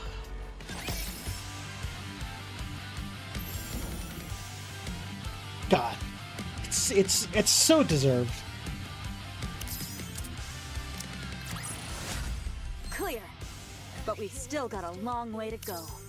All right, that smile put a tear to my that smile brought a tear to me. Can you now feel the dignity befitting a king? It's so deserved. Smile is so damn pretty. What? She's not pretty. She's Rappy. What? Dignity befitting a king? What are you talking about? That's Rappy, you idiot. What do you think? Can you now feel the dignity befitting a king? Clear. But we've still got a long way to go. Cease! Clear. But we've still got a long way to go. Your jokes don't belong here. Why don't we spin towards the next story? What do you think? Can you now feel the dignity befitting a king? Commander. So now for the part that was subject to the disruptive elements a lot of talk, but I think it's I think what it is, if it's not true, I'm kind of glad it's not, because they really made it seem like it was.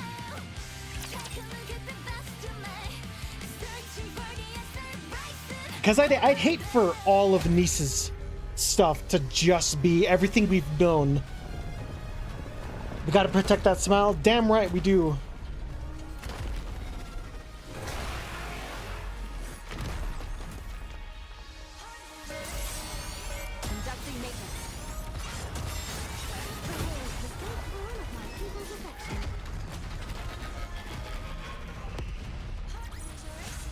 Clear.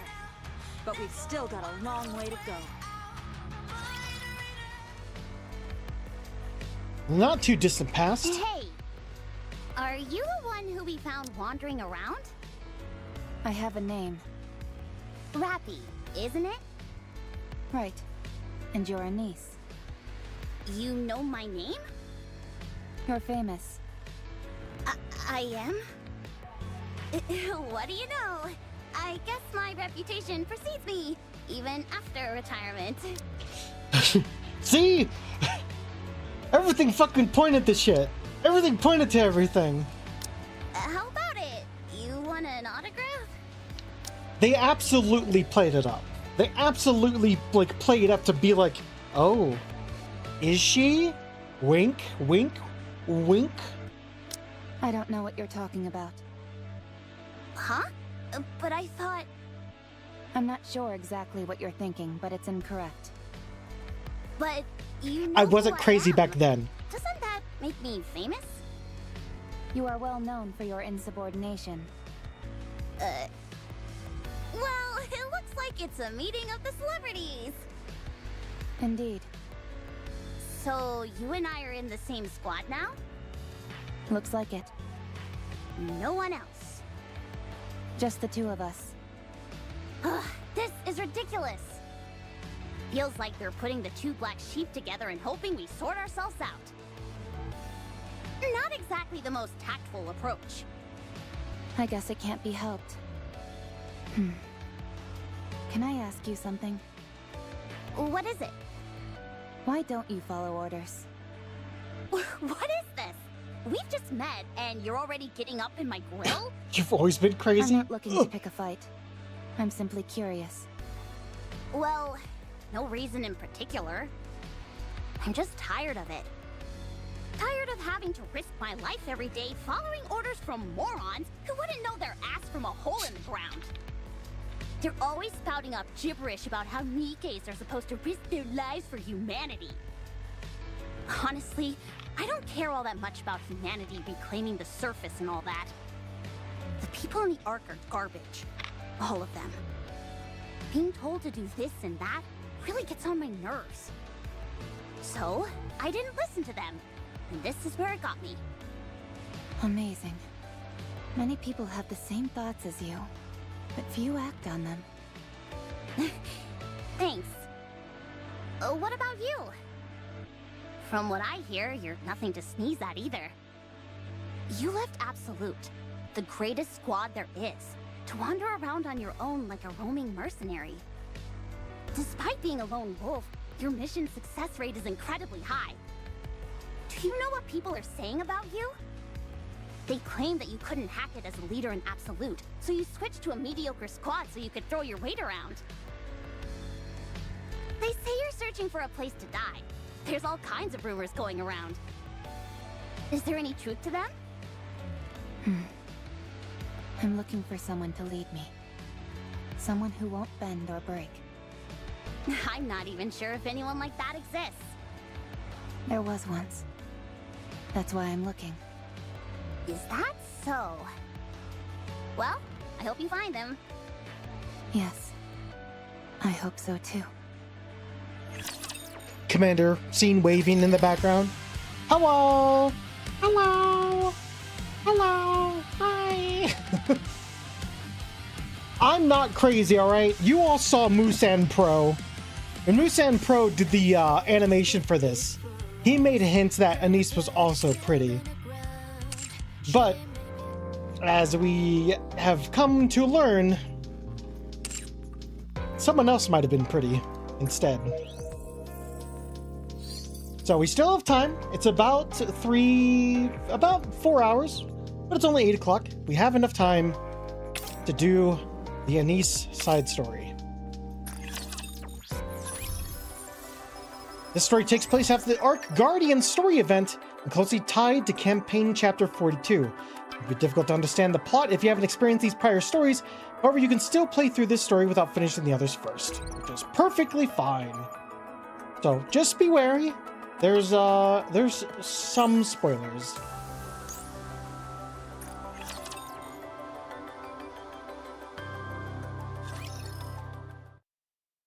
Mustang stares at the brilliant light beyond the monitor. Closes his eyes slowly. Memories of the past flicker across his mind like a fast-moving film. Pretty. I'm off. Hi, Frisia. No. It says it might contain some stuff for that, but I think you're caught up. It's not gonna spoil. Well, I don't know. Maybe you should ask Strife, because Strife did it. Damn, Frisia, you fucking grew up, didn't you? Very well. Go on then. Oh, right. I'm going to be a little late today. I've got an important meeting, so I'll grab dinner on the way. Just go ahead and eat without me. You've been out quite a lot lately. Well, you know how it is. It's crunch time. Performance reviews are coming up, and that's when they decide who gets promoted. So, yeah, I've got to pull a few strings.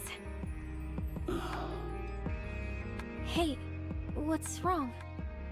No, it's nothing. Oh, now that I remember, didn't you say you were meeting someone today too? Yes, I'm meeting a former colleague. Oh, from Special Ops? Are you going back to being a hellhound? Didn't we agree not to bring that up? It's not exactly the sort of past to joke about. Just messing with you.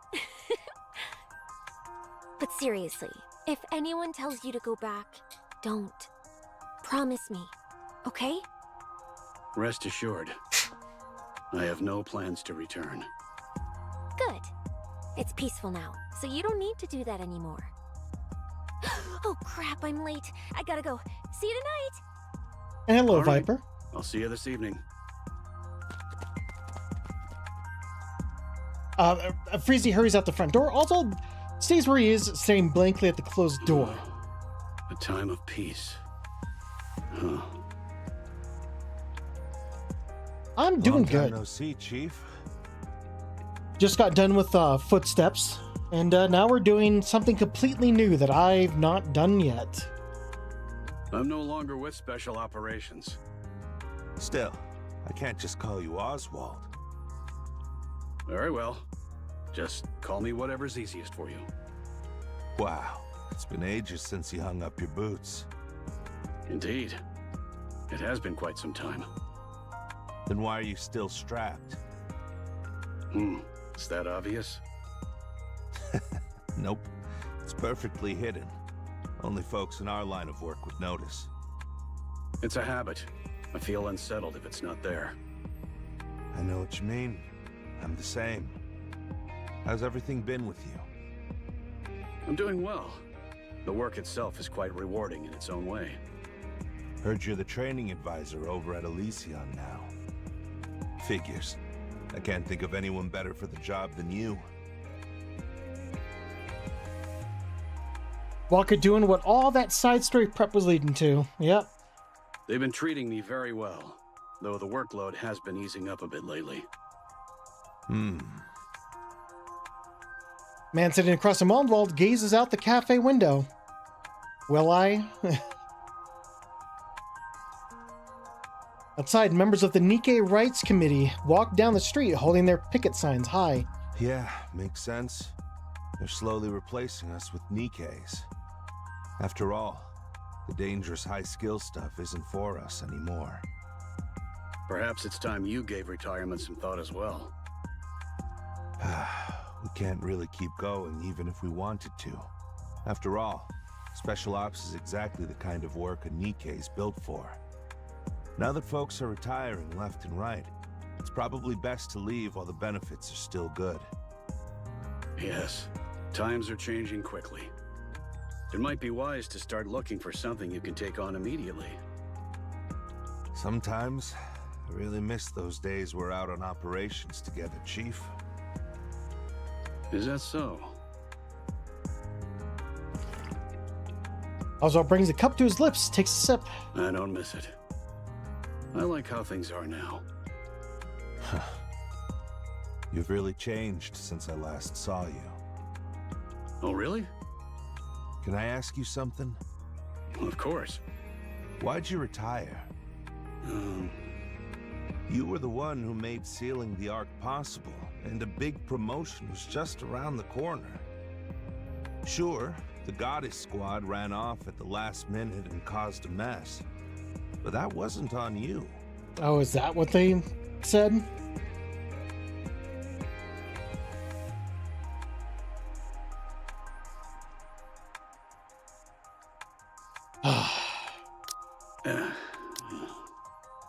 I'm sorry.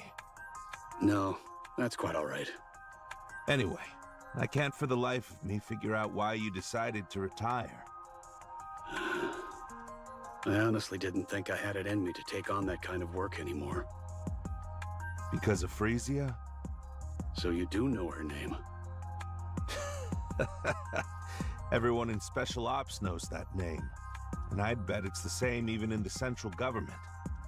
I mean, Hellhound Oswald himself, the Chief of Special Operations, had adopted a little girl. That was a shock, to say the least. What made you decide to do that? I'm afraid I don't know. I really don't. So, are you happy now? Oswald reaches for the coffee cup on the table. It's empty, but he lifts it anyway, bringing it to his lips, almost absent-mindedly. Yes. I think I am. Glad to hear it. In silence, they watch the city stretch out beyond the glass. So meticulously built that you'd never know it's underground, humanity's last refuge. Their eyes drift to the Ark, looming like a silent sentinel. Suddenly, the calm shatters. Outside, a group of Nikke phobes disrupt the Nikke Rights Committee's march. Shouts and footsteps echo, and a brief scuttle ignites. Just keeps getting worse. They push the blame for the surface reclamation war on the Nikkes, turn citizens against each other, and quietly step out of the spotlight. The central government hasn't changed one bit. They're always looking for a scapegoat, and I never thought they'd throw the Nikkes under the bus too. Dragging the Goddess of Victory down and calling them the reason we lost? Honestly, it makes me sick. I'd advise against making remarks like that. Now I get what you meant when you said you couldn't keep doing this. Back then, I honestly believed that no matter how dirty the work, it was necessary to protect humanity. We were getting torn apart, literally, by those insane raptures. But that's not the case anymore. The surface hasn't been our problem for a long time. It hasn't even been that long since we came down to the Ark, and already things have come to this. All I can do is sit in my room and watch them tear down the very ones we used to look up to, just to save themselves. It leaves a bad taste in my mouth. Ah, I see. So that's why you asked to meet today. Yeah, I've been thinking about retirement too. We've never really been the type to do ordinary work, right? That's why I've been curious about what life after retirement looks like for you. I guess I was hoping for a little reassurance. Or maybe just a bit of hope. What do you think? You know, I think it's time I retire. Seeing you doing well gives me some peace of mind. That's why I'm done serving a place like this. Up on the surface, I was blinded by grand ideals. But down here, I finally see things clearly. I see. I wish you every success. Thanks. Really appreciate it. Once again, they watch the chaos beyond the glass in silence. Minor scuffle escalates, quickly spiraling out of control. Central government intervenes, deploying tear gas. Both the Nikke phobes and the Nikke rights committees scatter in panic. Though the crowd scrambles to get away, Oswald catches sight of a very familiar face. What's wrong? You don't look so good all of a sudden. I'm fine. Okay, seems things have quieted down. Shall we get going? All right. It was great seeing you. Yes, I did enjoy it as well. Oh, I hope it's not what I'm... A thought is going through my mind, and I hope it's not what it is. Wow, you've really changed a lot.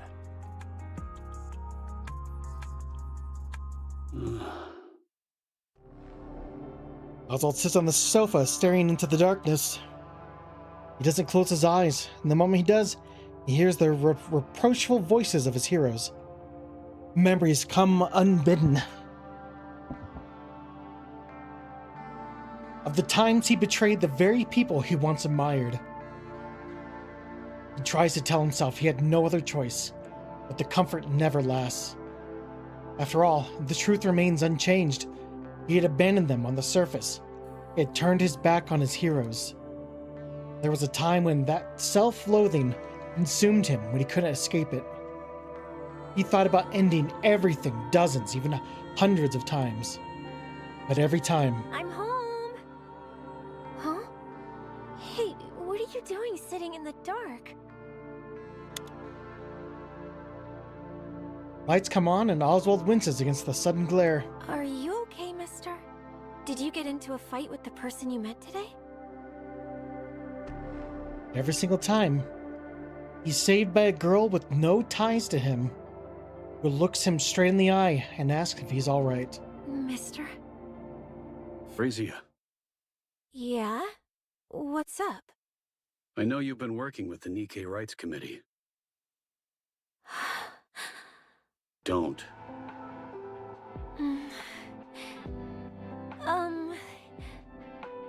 Just don't. Why not, mister? It's too dangerous. There's nothing wrong with doing the right thing. How can I just stand by when people say the Nikkes are the reason we lost the surface reclamation war? So all that talk about getting promoted wasn't about your job after all. Yeah. I'm getting promoted to team leader. So, what's your goal? I want to make everyone look up to the Nikkes once more. How do you plan on doing that? I'm not sure. But I can't just stand around doing nothing. Frisia, the Ark has no need for heroes. There must be none. Otherwise, they'll only be dragged down in the end. What you're doing now isn't just pointless, it's downright dangerous. I don't see it that way. More and more people are joining us, and one day everyone will see that the Nikkes aren't a symbol of defeat. They're the goddesses of victory. Don't do it. Oh, come on. You loved the Nikkes, didn't you? And the goddess squad too. Not anymore. Frisia gestures towards a pair of leather gloves inside an acrylic case atop the living room display cabinet. Red Hood's signature is scrawled crookedly across the leather. What are you even talking about? You keep them on display, clean the case every day, and always end up smiling whenever you look at them.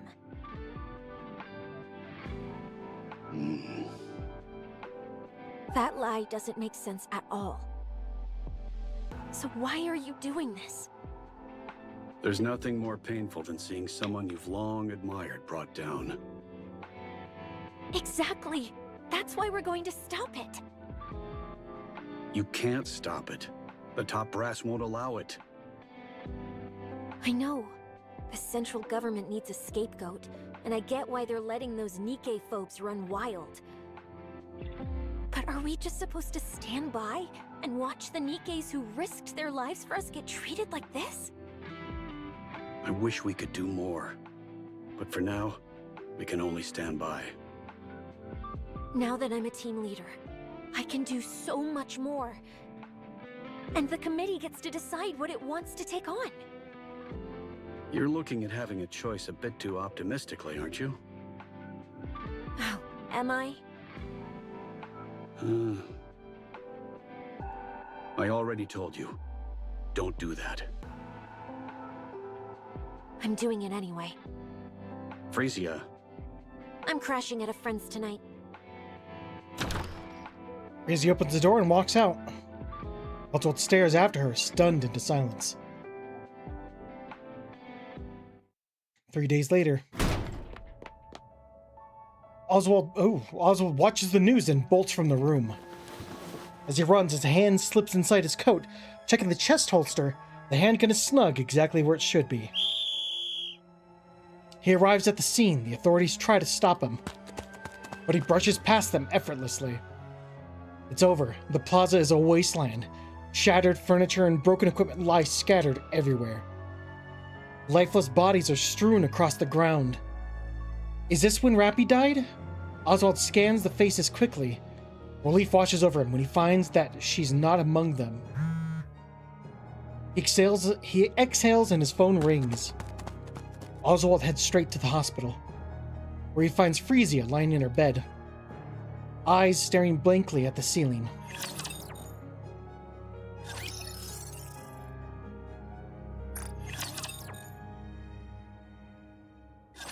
Nikke-phobic activists disrupted the speech and tried to force their way onto the stage. Your daughter got caught in the scuffle and fell near the edge of the stairs, breaking her neck and severing her nerves. She is conscious, but cannot speak or move.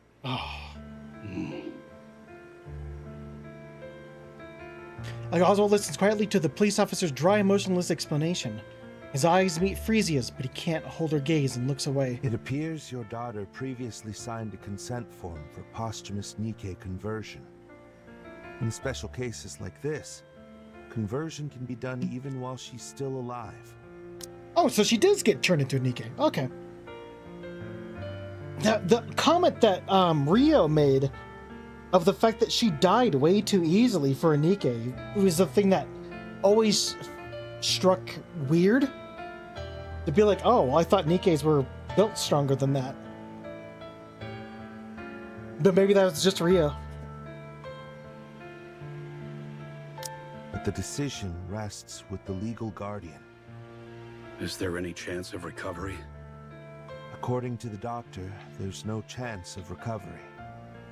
They say miraculous recoveries do happen, but outside of that, improvement is impossible. I see you've held a senior position in the central government for quite some time. That gives her a significant advantage during the conversion process. You'd also be able to choose the manufacturer. If she's not going to be a mass-produced unit, you can even choose which squad she'll be assigned to. How would you like to proceed? I'll need some time to think this through. Understood. How long should we wait? I'll contact you directly. Noted.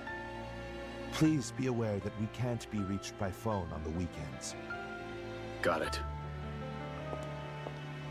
Police officer steps out of the hospital room, leave behind only the beeps and whirs of machines. Frisia, do you want to become a Nikke?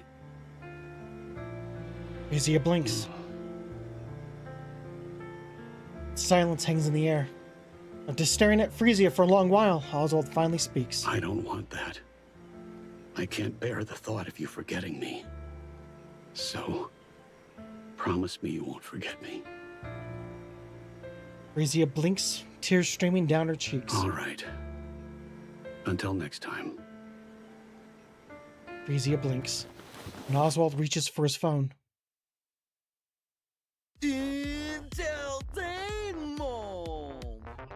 Oh no, it's Evil Mustang.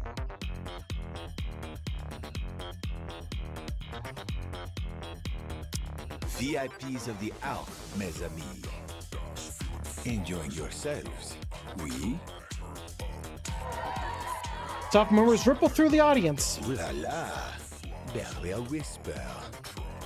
Tell me, did les spectacles tickle your fancy, Michelle?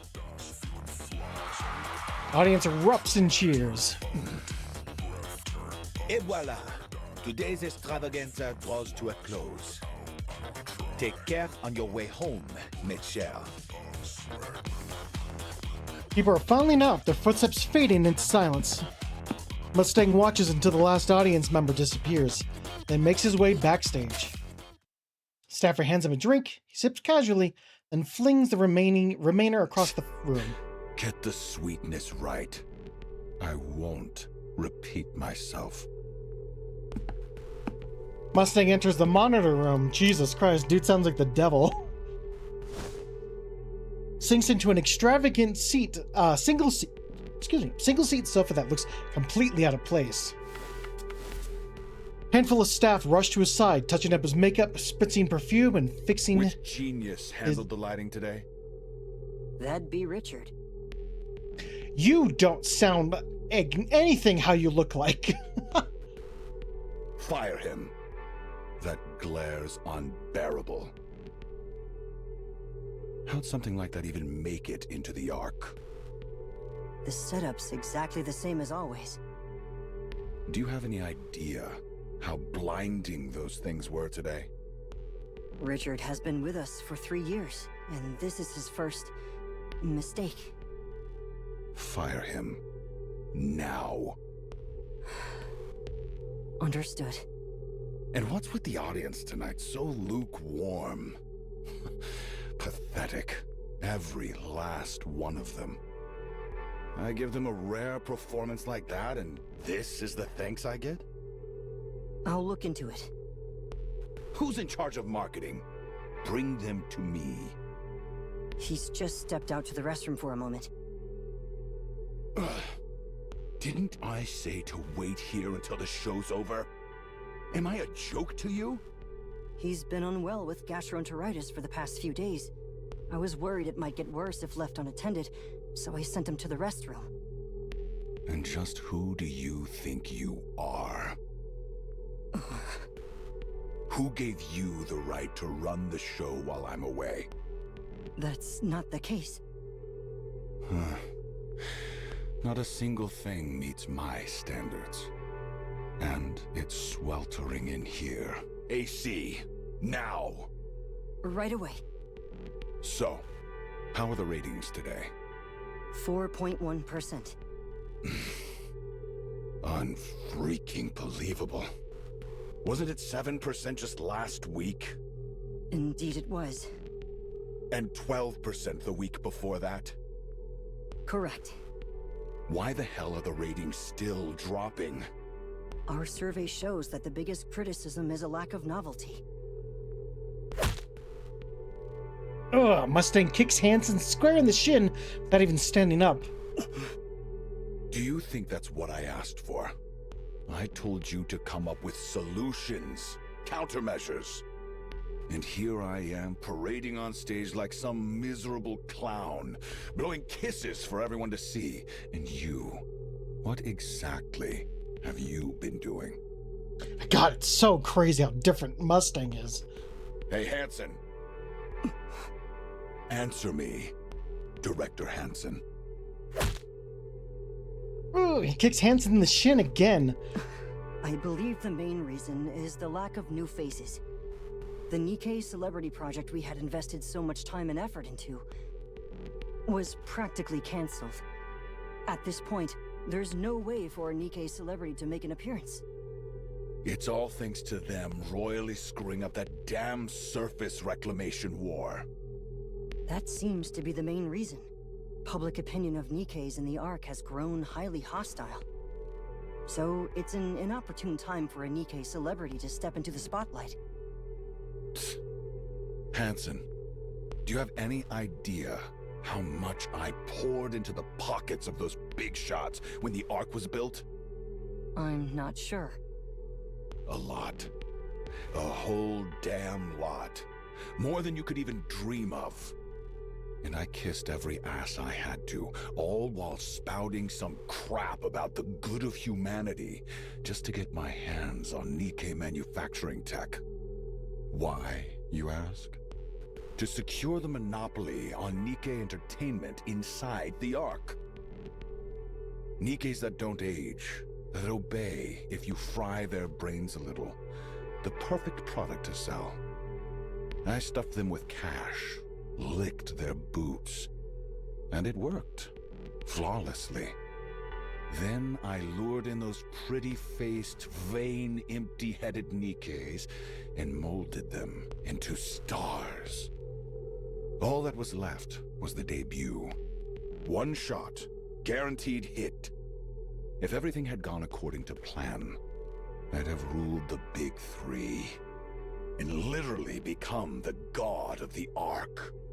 But then, those idiots botched the surface reclamation war. So tell me, Hansen, what do you do in a situation like that? Considering the weird shit that Macillus gets involved in, it's really hard to say how, like, Macillus has, like, a lot of connections with, MMR, or what used to be VTC. I'll make sure to calm the Nikkes and prepare for the next reclamation war.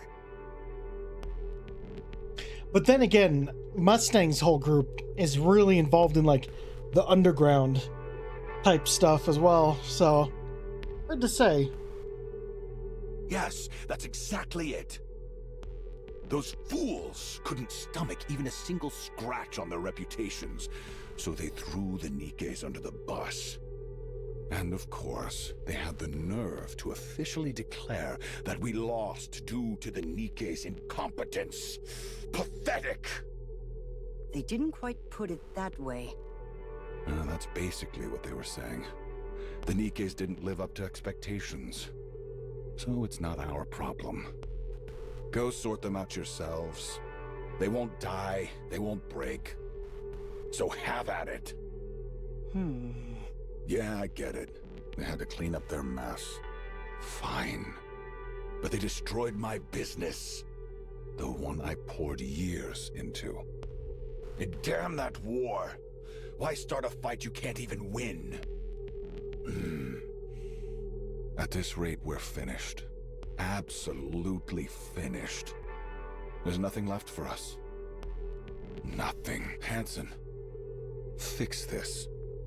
Now. I'll do my best. I don't care how you do it, just get it done. Yes, I understand. My car? It's waiting outside. I'm heading to Ephialtes. Don't even think about looking for me. It seems you've been going there quite often lately. How else am I supposed to blow off my steam, huh? I'm leaving. Hey, give me a change of clothes. Musan gets to his feet and strides out of the monitor room. Hansen lets out a deep sigh. Always working yourself to the bone, huh? Who the fuck are you? Miss fucking Tits, what the hell? Since you know how hard I've been working, a little help would have been appreciated. What's your name?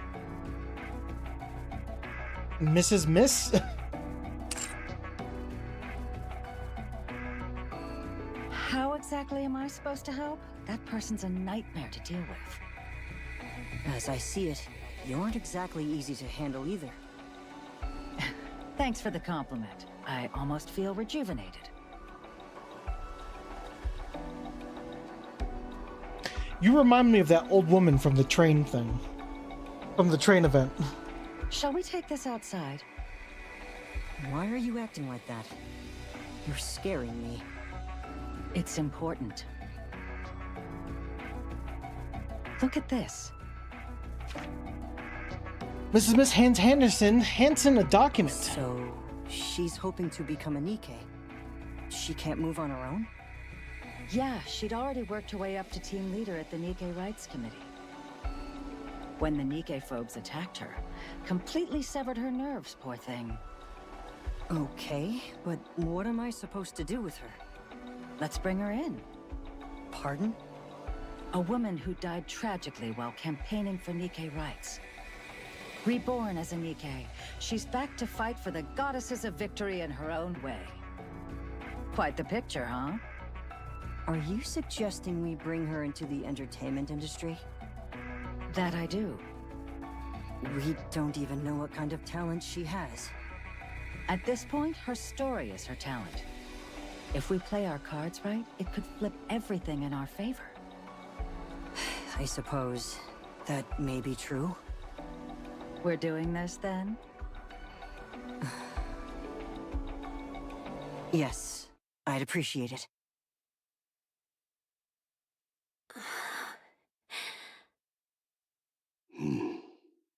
Mister. Yes, it's me. I'm so glad I remember everything. Yeah, that's a relief. So, where was I made? Tetraline. Tetraline? Why there of all places? Well, you'd think it'd be Elysian, considering he works for them, but I guess Tetraline may have got to her first. They said the chances of memory retention would be highest there. Oh, well, that's why. Okay. Oh. Yeah, I think that was a great choice. How are you holding up? I'm doing great. Everything feels totally normal. Like I'm still a human. It's crazy to think that not long ago, I couldn't do anything. I was just lying there. That won't happen again. Yeah, looks like I don't have to worry about breaking my neck anymore. Should have done this ages ago. Frisia, that's enough. I've come this far, so I can't stop now, can I? Nikkes are managed by the Big Three, but they answer to the central government. There's no way the government would allow their rights to expand. From the government's perspective, the Nikke-phobes are useful. So you think it's okay to just let it be? There's no helping it. Huh. I don't think so. Now that I'm a Nikke, there's so much more I can do. I'll make it happen, no matter what. Sorry, I'll be right back. I need to take this call. Sure, go ahead. Secure line. Oswald speaking. Chief, I heard your daughter became a Nikke. Does she still have her memories? Yes, her memories are intact. Thank goodness. And since she's your daughter, I took a quick look at the data just to make sure everything looked normal. Frisia, she's born to do this. Born to do what? I'm not sure I follow. Her combat skills are no joke. If I had to exaggerate a bit, that's Lillyweiss for you. What? What? Huh?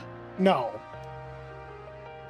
Of course, she's not quite at Lillyweiss's level, but she's close. What the fuck? Really? Okay.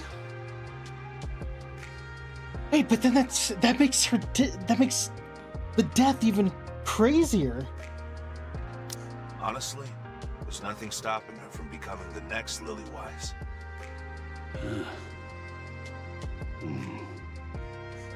Chief, you still there? I have a favor to ask. Oh, yes. Go on. Could I ask you to alter the data? At this stage, becoming the next Lillyweiss wouldn't do any good. She'd just be used as propaganda by the central government. More people would end up dying pointlessly on the surface. And one person alone can't change anything. But Chief, the mere fact that there's a successor to Lillyweiss at this point... Please, I'm asking for your help. I can't let my daughter be sent to the front lines. Pulling the father-daughter card on me, huh? That's a low blow. I apologize. All right, leave it to me. I'll make her look like just another ordinary Nikke. Would that be possible? Nothing we haven't handled before. Piece of cake. Good thing Enix's tied up with managing the Ark right now. If everything goes according to plan, we should be able to monitor all sectors by next year. Right on time. I'll leave it in your capable hands. Sure thing. Guess I'll have to put retirement on hold for a while. Thank you. Mister? Still not done? No, it's over. Why? Tetra just called. They want me to swing by the office. Apparently they've got something to tell me. Tetra? Yeah. I asked if my guardian could come too, and they said yes. Let's go together. What's going on? Why Tetra? Why even ask? It's obvious, isn't it? Tetra's in the entertainment business after all. They probably saw me and decided to scout me on the spot. I don't think that's the case. Say what?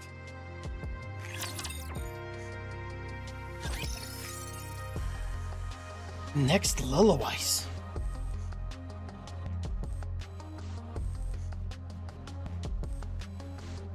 Is it just that their compatibility and stuff could make it that? Because Lillyweiss is Lillyweiss because she was a prototype. Interesting.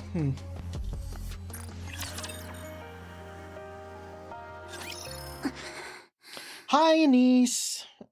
Sorry, I thought you were, Anise stares intently at her desk.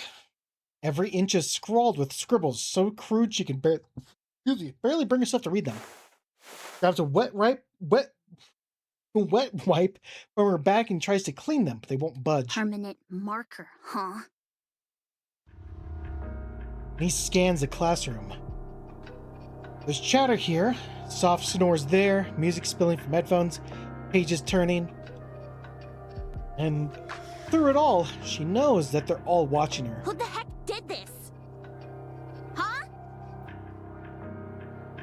She gets no reaction at all, as though she's not in the room. Oi! Who the hell did this? Oi! Still no reaction. Anise strides up to a girl talking with her friends. The girl desperately tries to ignore her, but Anise leans in, their faces just inches apart. Hey, sorry to cut in, but do you know who messed with my desk? I don't know. Comes a predictable reply. Meanwhile, Anise stares at her without blinking. Was it you? Watching the girl vehemently deny it, Anise furrows her brow in frustration. She straightens and shouts at the class. I don't even care who did this. Just tell me why. Huh? What the hell? If you're gonna screw with me, the least you can do is give me a reason. Classroom becomes so quiet that you can hear a pin drop. Seriously, this is driving me nuts. And it's not even the first time. He sits at her desk and pulls out another wet wipe. Scrubs furiously, and the scribbles start to come off little by little. The red writing comes off far more easily than the rest. She stares at the red stains left on the wipe, and then she shoots to her feet. Without warning, she clamps a hand around the back of the girl's neck, and in the front row. Hey, Class Prez! You're supposed to set the example. So, care to explain why you pulled a stunt like that? And don't act like it's your first time either. Damn, Anise ain't fucking around. It wasn't me. Weren't you bragging about the new lipstick just the other day? The color's hard to miss. Thought you said it was expensive, but here you are using it to scribble. Must be nice having money to burn. Anise clamps down harder on the nape of the girl's neck. I wasn't the only one. But you're in on this too! Come on, Class Prez, step up and take the hit for the whole class! Class president rips herself away from Anise's grip, rubbing her neck as she glares icily. You want to know why? You're a nobody, yet you strut around like you're all that. That's why. What the hell are you talking about? You're an orphan. You only got in here on some scholarship. You've got absolutely nothing. So why do you strut around like you're in charge? I'm the leader. I'm the class president, not you. Oh, I get it now. You're from some perfect family, so you get to be class president. And me? No parents, scraping by on government handouts. And suddenly, I'm a threat to your precious spot. That pisses you off, so you pull this kind of crap, right? Please, know your place. Just because everyone humors you, doesn't mean they actually like you. Classroom door slides open. The teacher enters. What are you doing? Nothing at all. Sit. Class is starting. Class president glances at the teacher and quickly returns to her seat. Teacher eyes Anise for a moment before walking towards the podium. Anise lunges at the class president. Hey! I'm not done with you yet! Teacher! Teacher! How many times is this now? Dunno. Can't remember. Stop causing trouble. She's the one who started it first. I didn't do a single thing. I'm not saying she's in the right. But things like this don't just happen for no reason. It might help if you take a hard look at yourself. Are you for real right now? What? Whoops! My bad. That came out wrong. I just meant it's a shame you're only bringing it up now. But hey, teacher, I've thought it over, and honestly, I don't see a single thing I did wrong. You were the cheer captain at the recent sports festival, weren't you? Yeah? You volunteered? Yep. Why? Obviously, I'm the best at it. I can plan the moves, lead the team, and have a pretty decent personality to boot. And the others agreed? How else would I become the captain? Why didn't you just let the class president have it? You know how it is, Anise. The class president... Yeah, her parents throw money at the school and she's just as dumb and selfish as you'd expect.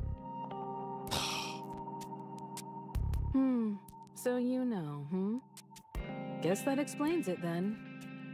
Isn't that way too blunt for teaching a kid how messed up the Ark really is? You think this only started when you came to the Ark? No. It's a culture with its own history and traditions. All right, Anise. Since we're talking about it, I'll be blunt. You were abandoned at birth and bounced from one facility to the next. Then, by some stroke of luck, you get picked for the chairman's so-called charity program. Special admission for the underprivileged, just to look good in the papers. And now, you've got things you never had before. Free housing, free meals, free education. So why isn't that enough? Why do you keep asking for more? Wow, teacher. That's a hell of a way to talk to a student. You sure that's allowed? Yeah. And honestly, this is fine for you. So, your answer? Man, classism is fucking heavy in the fucking arc. Do I really have to be honest? I've been honest with you, haven't I?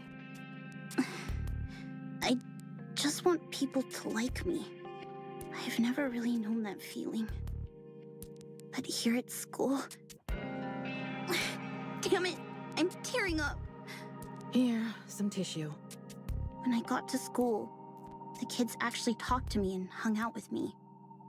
It felt amazing, so I pushed myself even harder to get along with everyone.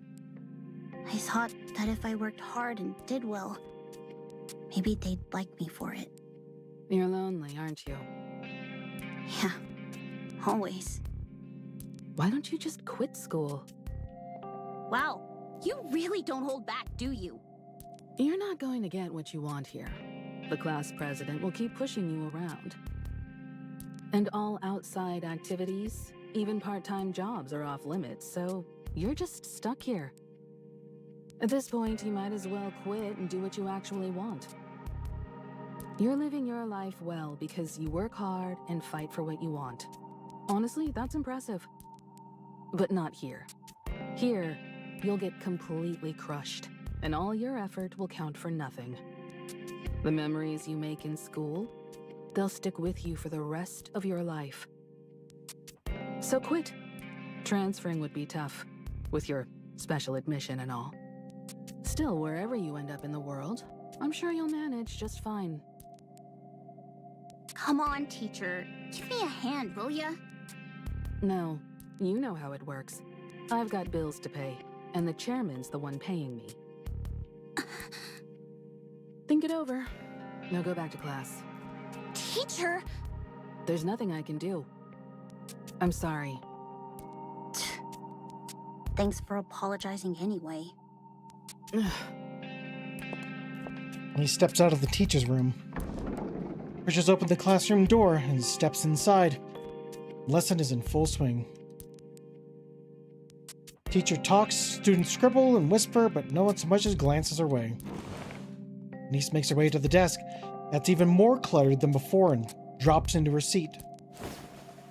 After a while, she leans forward and rests her head on the desk, awake but motionless.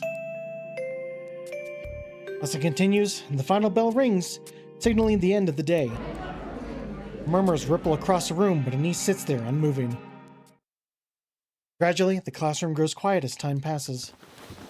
For a long while, Anise lifts herself from the desk. The classroom is dark and empty as a loaded silence settles over her. Packs her bag and heads back to the dorm. All of her roommates' things are gone, but Anise just collapses onto the bed. Voices drift in from all around, but none of them are for her. She closes her eyes and lets her memories surface. The thank you letter she wrote to a facility administrator left unopened in the trash. Times she asked a well-dressed peer to play, only to be slapped by their parent and splashed with water. A friend she had made who was adopted and gone before she could say goodbye. Meeting that friend years later, greeting them warmly, only to be met with an awkward, uncomfortable smile. Dancing wildly on a stage, desperate for attention. At first, the laughter she got was intoxicating, until she realized it was mocking and cried for days afterwards. A volunteer who hugged her tightly, with tears in their eyes, told her to take care when she left the second facility. Unable to forget the volunteer, she looked everywhere, but all that remained was her cold digital gravestone. The moment she tracked down the volunteer's daughter and begged for a hug, clinging as if her life depends on it. At that moment, Anise is certain she must have been broken somewhere along the way, so desperate for love. Anise opens her eyes. On the first day of school, someone approaching her with a friendly smile, giving her courage when she had been timid and withdrawn. Eating together, walking home together, talking endlessly. The expectant looks when she volunteered to be cheer captain. Practicing, laughing, celebrating when they succeeded. Feeling unmistakably like everyone liked her. And at that moment, Anise is more certain than ever. She isn't broken. She's better than she ever imagined. Why she doesn't want to let this slip away.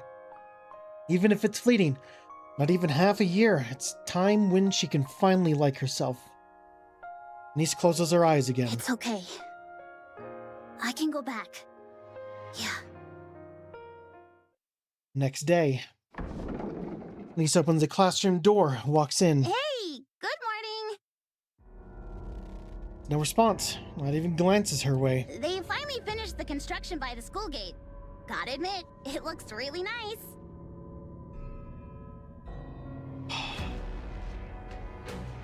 Room remains silent, no one even looks at her. Hey, anyone got a clue what we're having for lunch? She gets no reply, no one meets her eyes. I finished all the homework. Wanna go over the answers with me? No one answers, not even glances in her direction.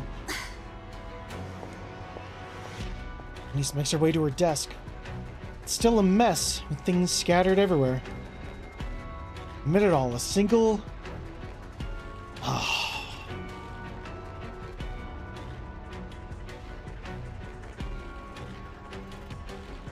single chrysanthemum blooms in a small vase. Anise feels a sudden urge to grab the vase and smash it on the class president's head, but she holds herself back.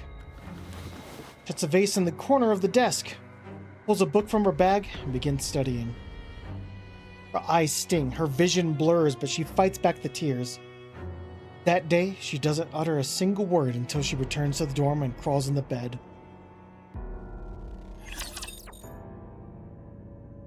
Well, that was easy.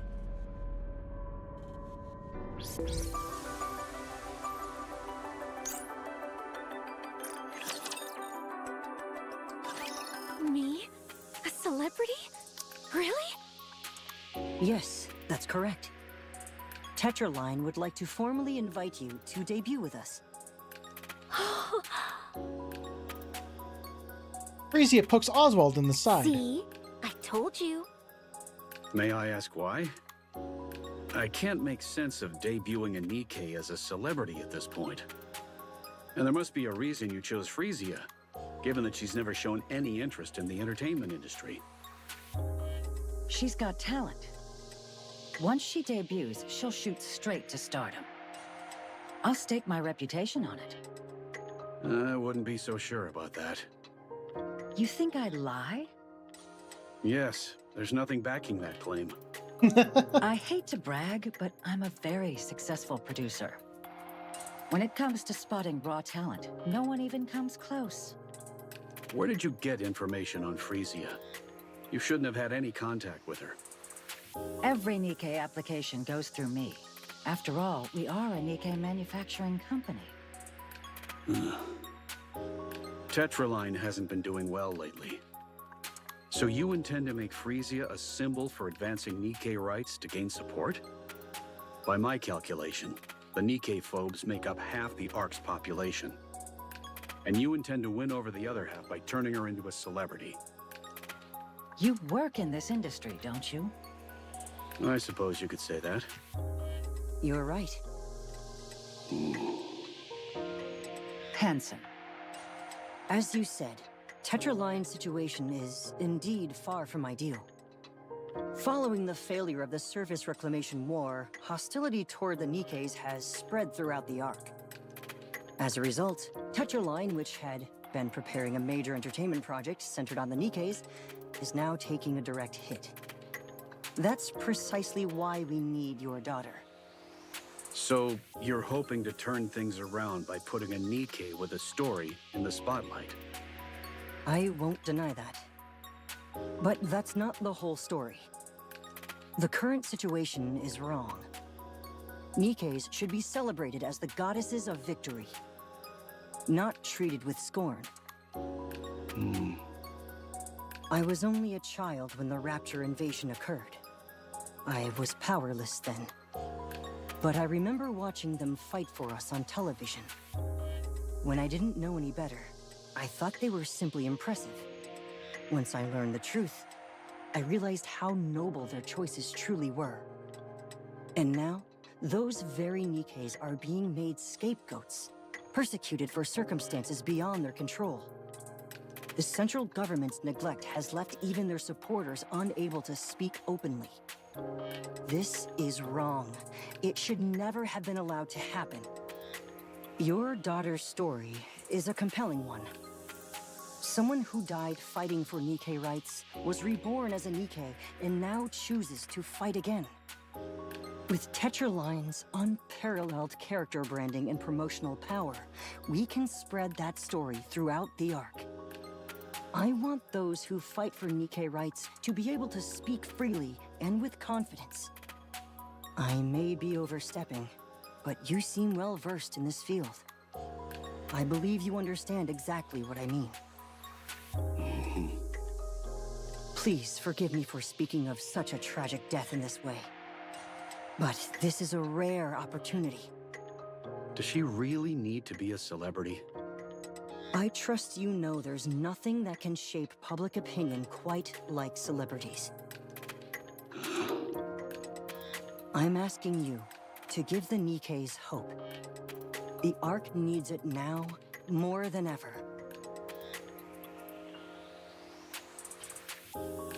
Oops. Otto looks at Frisia, whose eyes are sparkling like fire. Deep down, he knows that there is no stopping this. So, let me get this straight. I'm going to be a celebrity and fight for Nikke rights, right? To sum it up, yes. But we won't do it out in the open. Everything we do is under the radar. That's the kind of thing we excel at.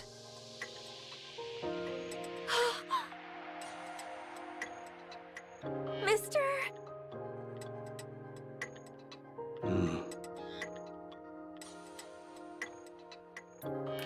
Otto stares intently at Hansen. I have one condition. Sure, I'll do everything I can to accommodate it. Hansen, stay by Frisia's side as her manager. And keep a close eye on everything she does.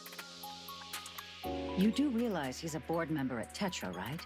He's not going to waste his time playing some celebrity's manager. Yes, I understand. Hansen? It's all right. That was my plan from the start. And one more thing. Under no circumstances are you to send her to the other side. The other side? I'm afraid I don't follow. Do you want me to go into the details of what really goes on behind closed doors at Tetra? Who the hell is this guy? Make no mistake. This is a warning, not a request. Understood. I'll keep that in mind. I'm counting on you. It's a pleasure. I look forward to working with you. Frisia gets up, extends her hand towards Hansen. Let's do our best together. Yes, I look forward to working with you. I'm Frisia. Hansen. Their hands meet in a firm shake. Oswald's eyes linger on Frisia, noting the way she looks at Hansen. Once again, he's certain that this cannot be stopped. We start tomorrow. The goal is a debut in 6 months. It's going to be tough, so you'd better be ready.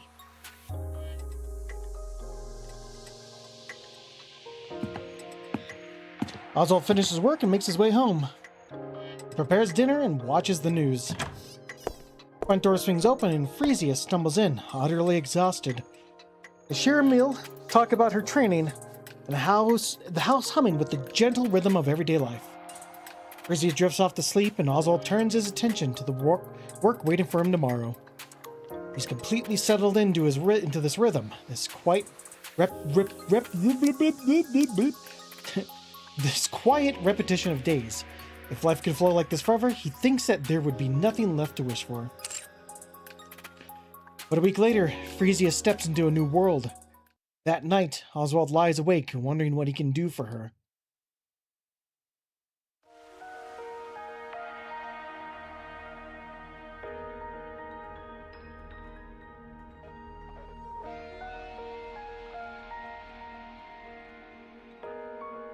Anise.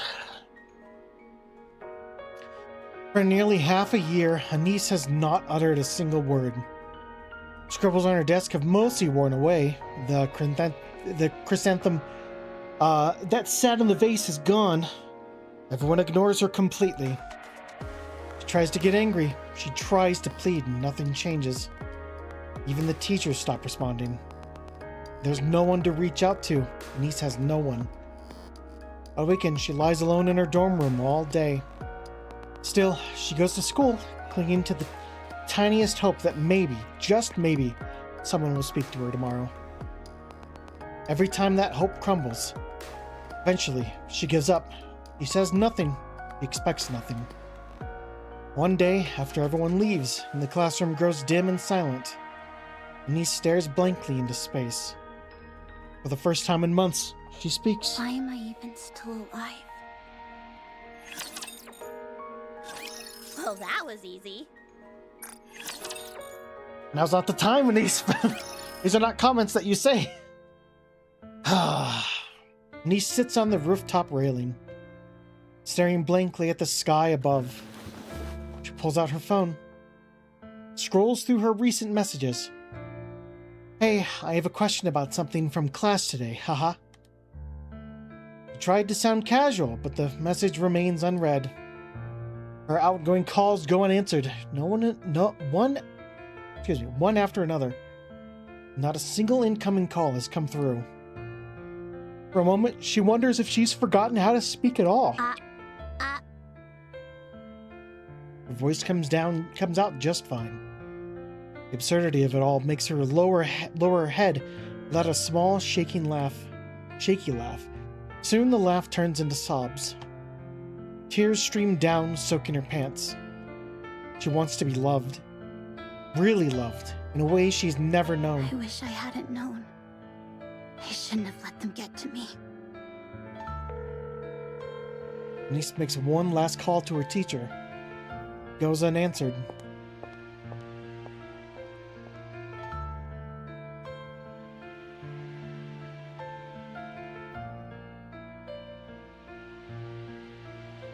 She pushes herself up, balancing on the narrow railing. Then she closes her eyes. One step, it's all it takes.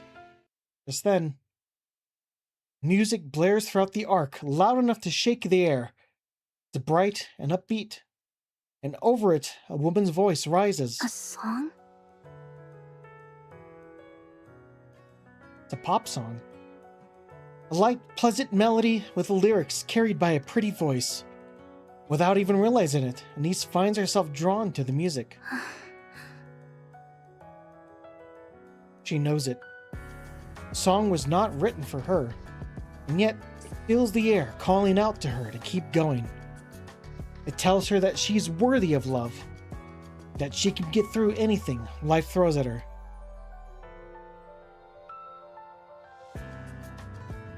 And that one day, she'll look back on these moments and laugh. Cheers her on, wraps her in comfort. It breathes courage into her. It restores her sense of self-worth. You must live. You have to live and taste the happiness life has to offer. The lyrics ride the melody, gently nudging Anise away from the railing. The song ends, but she doesn't move from that spot until morning comes. Tears streak down her face. Encouragement and support fill her heart with warmth. Anise whispers to herself, as if making a vow. I gotta live. I gotta fight through this. Wonderful. Brilliant. Simply brilliant. You actually went and did it, huh? Thank you. And the ratings? The ratings came in at 41%. Ha! Well done. You make me proud. Thank you. You kept coming to me for money, so I had to wonder what nonsense you were cooking up. And this is it, huh? Her debut went off without a hitch. Bet it cost a fortune to stream it live across the whole arc. Well, it wasn't exactly cheap. If you need more, just say the word. I'll pour it in without hesitation. You've done a fine job shaping her image. A Nikke who takes the stage for the others. Couldn't have timed it better. So, what's next? We're currently working on it. Throw her into the spotlight. Every interview, every talk show, every damn variety program. I want her everywhere. Push her to the limit. She's scrap metal anyway. She won't tire. Make sure everyone on the Ark knows her name. So, where is it exactly? What do you mean? That singing rust bucket. What's it called again? Her stage name is Pretty. Right, Pretty. Where'd she vanish to? She went home. Get her in here. It's time to celebrate. Have her start pouring the drinks. I'm afraid that won't be possible under her contract. A contract? What kind of crap is that? One of the contract terms specifies that she must rest at home. Screw your contracts. You actually went along with this bullshit? Well, I don't think you realize who her guardian is.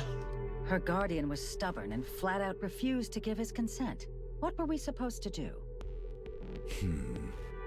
And who exactly is the Guardian? The Hellhound. I'll send the materials over later. All right. Let's just see how cocky this Guardian thinks he is. Here's the plan. For the next week, I want every movement recorded.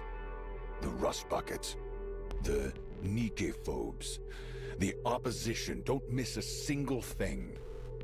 I'll deal with the central government myself. If we play this right, we can turn it into something much bigger.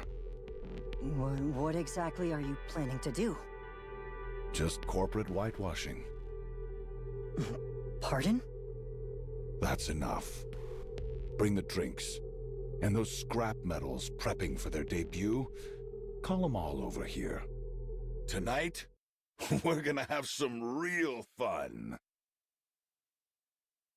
Oosh. Holy shit! Pretty. Oh my god. Wow.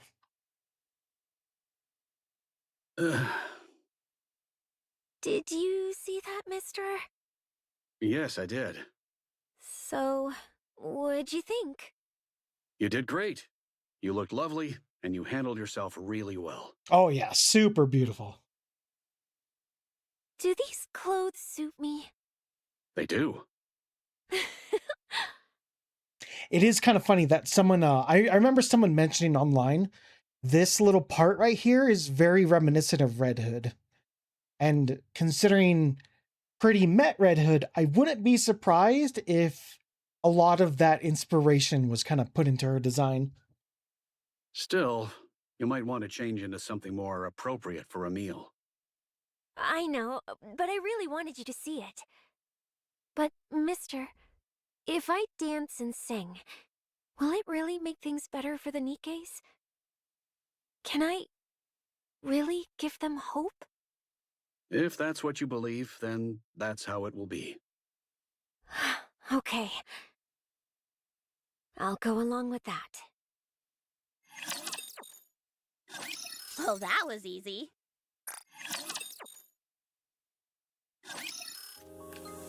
Time moves on.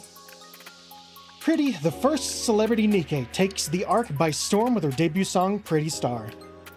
Her gripping backstory propels her to stardom almost overnight, and Tetraline's relentless promotion only makes her fame soar higher.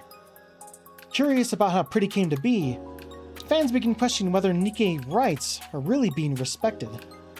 With that, the Goddess Fall incident is thrust back into the public eye, reshaping how everyone sees Nikkes. Riding momentum of Pretty's rise, the Nikke Rights Committee grows in power, while the Nikke foes become bolder and more extreme in their actions. Around this time, Mustang, CEO of Tetraline, makes a major announcement. At Tetraline, we actively defend the rights of every Nikke.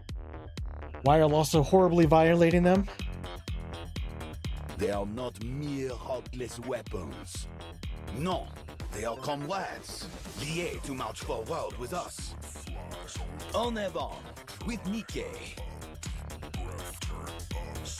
Riding the wave of Pretty's popularity, Tetraline launches the With Nikke campaign. They hand full control to the Nikke Rights Committee, taking a step back to sponsor it while solidifying their own corporate identity. Infrastructure and support systems for Nikkes are built, and those facing persecutions receive active care. Hostility towards the Nikke phobes is no longer hidden. From that day on, Pretty becomes the public face of the Nikke Rights Committee, and the With Nikke campaign spreads across the arc like wildfire. Of course, it doesn't come without consequences. Mustang, have you completely lost it? What do you think you're doing? What? The central government isn't just going to sit back and watch. One of the big three openly picking a fight with the Nikke phobes? What do you think that'll accomplish? They need the Nikke phobes, since it's the perfect tool for covering up their own mess. Old age catching up to you. Looks like you've lost your edge. Excuse me? Does it matter to the central government whether people hate scrap metals or worship them? Not a bit. All that matters is that they don't get blamed for anything. Look at this mess. The haters and supporters tearing each other apart, while the fence-sitters are too busy watching the circus. Do you think the central government has time to get involved? No. They're way too busy for that. Even if the supporters come out on top, the government doesn't lose a thing. All they have to do is act like they're looking out for us, and the self-proclaimed intellectuals will lap it up. As for past scandals, easy. Just grab someone, make an example of them in the square, and problem solved. Sure, I was uneasy too. The last thing I needed was trouble from the central government. But it's all taken care of, so relax. You cut a deal with them? Remember those rust buckets gearing up for their debut? Yeah, they're already in an uproar over Pretty cutting in line. And now there's more? Don't worry. That's the last you'll see of them. You don't mean... Kitted them out with the best parts money can buy, and sent one to each of the top brass. They'll be thrilled. Hold on. What's her name? Oh, what's her name? Is it Papillion?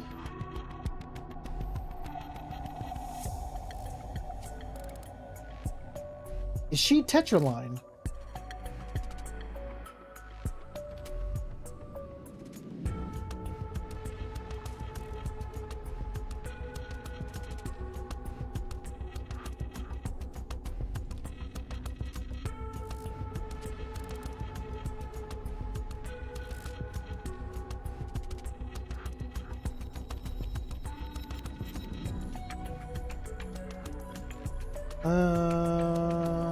I'm not seeing an affiliation.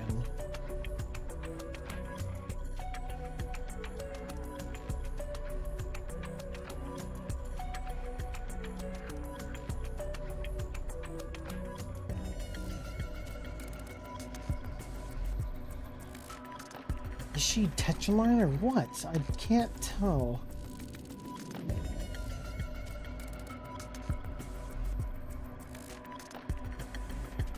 I'm not seeing anything on her outfit.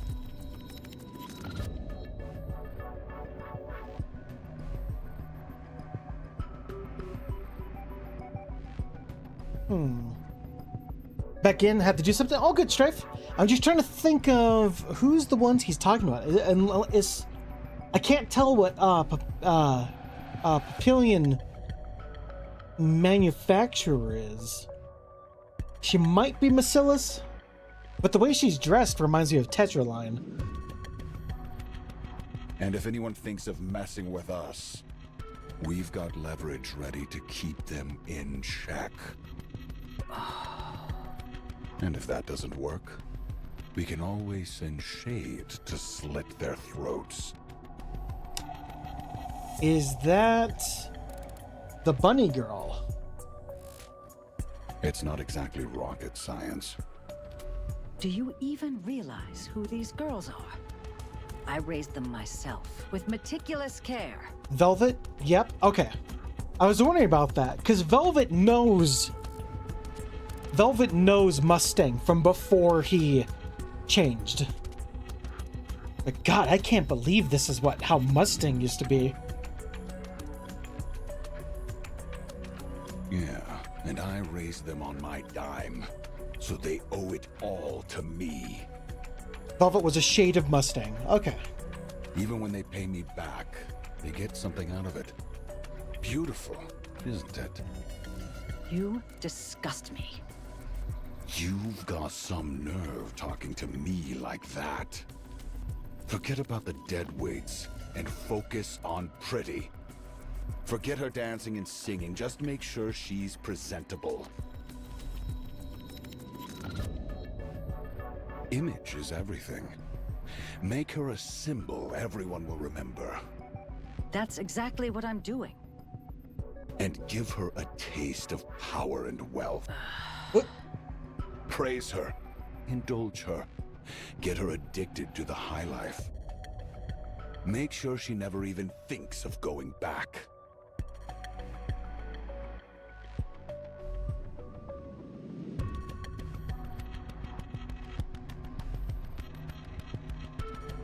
Oh, theory is this Mustang isn't the Mustang of today. As you know, Mustang has always been the CEO of Tetra, but given what we know, a body double is possible.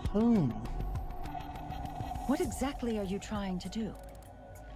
I suppose since they can make Nikkes kind of however they want, I guess it wouldn't be out of the ordinary for a someone to get plastic surgery, you know? But it doesn't really make much sense because, like, the Mustang we know of today knows about the things that Mustang of the past did.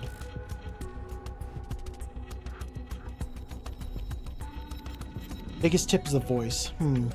This is just in case. It'd be a real pain if she suddenly decides she doesn't care about fame or money. There's no way we're letting a prize like this slip away. Make luxury part of her life. Turn her into a celebrity. Got it? Fine. Old Mustang and new Mustang in very different voices. Well, he was putting on a accent.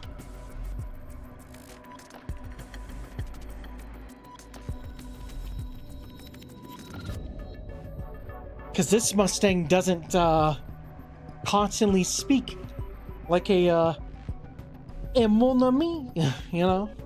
It's only in the public that he talks like that.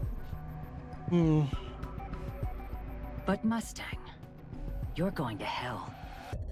Damn right. Jesus fucking Christ.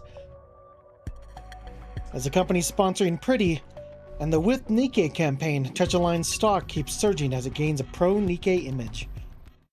At the center of all, Pretty is stretched thin under the relentless workload. I'm so exhausted. Don't sprawl out like that. What if someone takes a picture? It's all good. They tinted it, remember? But a thermal camera would capture everything. Yeah, let them film. It's not like I ever get a break anyway. Next up's the talk show, right? 3 hours this time? That's right. I've got the script down pat. Now I just need to decide where to throw in some improv. You really do work hard. I know this is a bit out of the blue, but why do you push yourself so hard?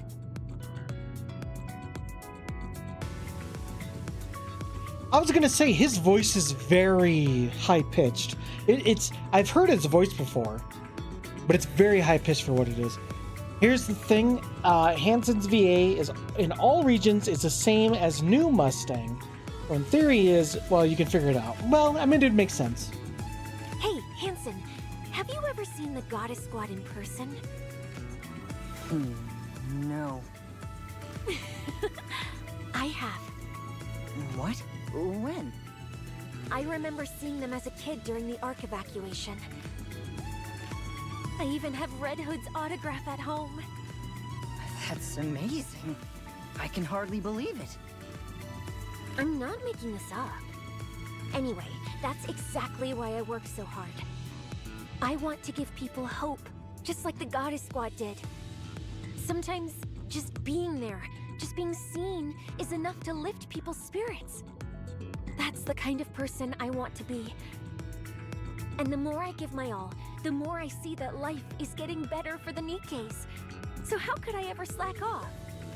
Still, it's rare these days to come across anyone who's Nikke-phobic. Yeah, that's such a relief. It's all thanks to you. No way! It's really all thanks to the staff, Mrs. Miss, and a certain director/manager. Looks like I'll be getting home at dawn again. Mister's probably still up. Ugh, I feel awful about that. Isn't it time for Mr. Oswald to retire soon? Nah, he says he can't sit still without his mind going a mile a minute. You said you'd ask what was on his mind. Did you? No. His expression was so serious and stern that I couldn't even bring myself to ask. Sounds like there's something going on. Yeah.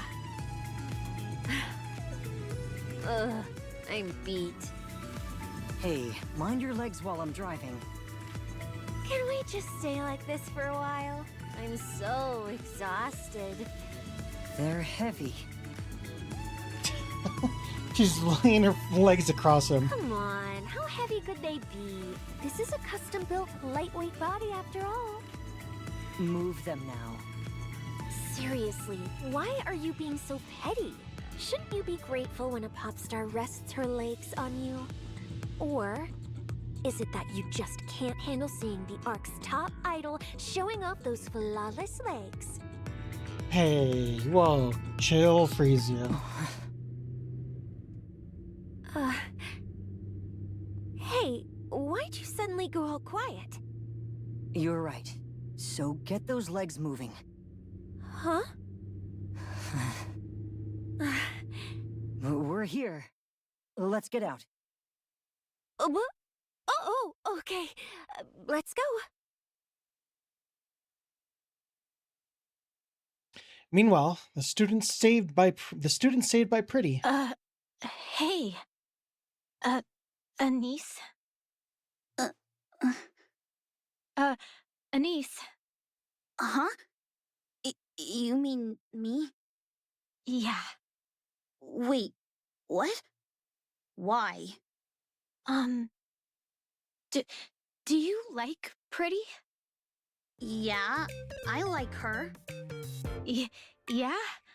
I kind of figured since you're always listening to her songs.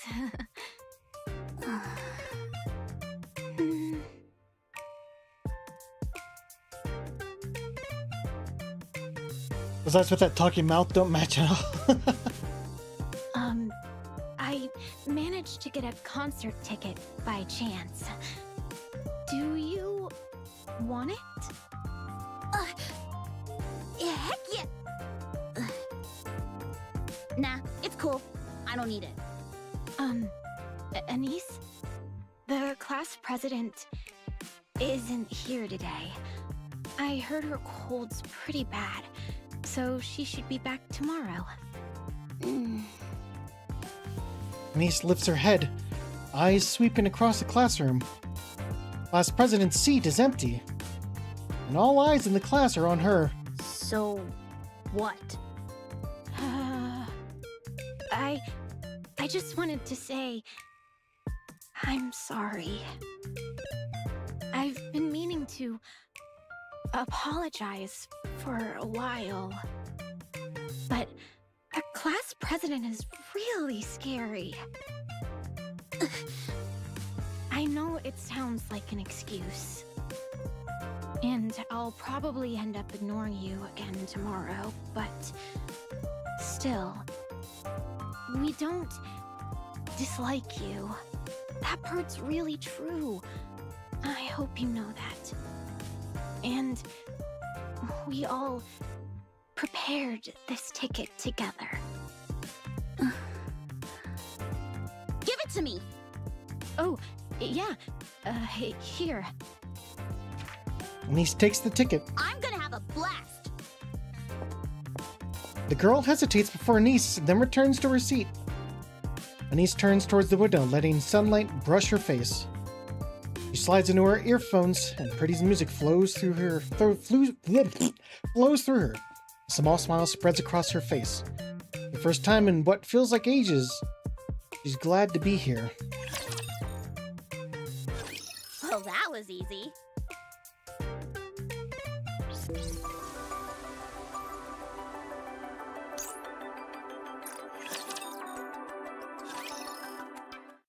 Time moves on. Breezy's glued to her phone in the car. What are you doing? Just checking my social media. Oh no, that mistake's so obvious. Everyone noticed it. Yeah, I know. Just if they don't play her theme, if they don't play Freezia's theme, I'm fine. I'll be okay. I can make it through without crying too much. But if they play her theme song, I'm gone. I'm dead. I'm dead meat. It happens. No one's perfect. Still, they spent the time and money to come all this way. It's worse than you're prepared? Oh no. Hey, Hansen, can we squeeze in a bit more practice? You're only getting 3 hours of sleep even now. Cutting back any more could be risky. But... I'll cancel the dinner with the board. Honestly, we don't really need it. But won't that make things harder for you? It's fine. They know full well who they have to thank for their comfortable lives. Sweet! Thanks! Next up is the With Nikke speech, right? That's right. How's the script for that coming along? I know my lines by heart, but I'm scared I'll get all emotional. What if I burst into tears as soon as I get on stage? If you feel like crying, then cry. What matters most is being sincere. I swear, I look horrible in pictures whenever I cry. No, you're beautiful. Beautiful, huh? Man, and while this is happening, Rappy is in rehab. Yeah. So, you think I'm beautiful? Well, actually, no. While this is happening, Rappy is, a Nikke. Because the thing that caused, Freesia to become a Nikke is that incident that happened that caused Rappy to die. So at this point, Rappy's a Nikke doing her stuff. Or she might be in, rehab. The rehabilitation center. I thought you meant like rehab as in like the hospital. I'm sorry. My bad. Yeah. In the rehabilitation center.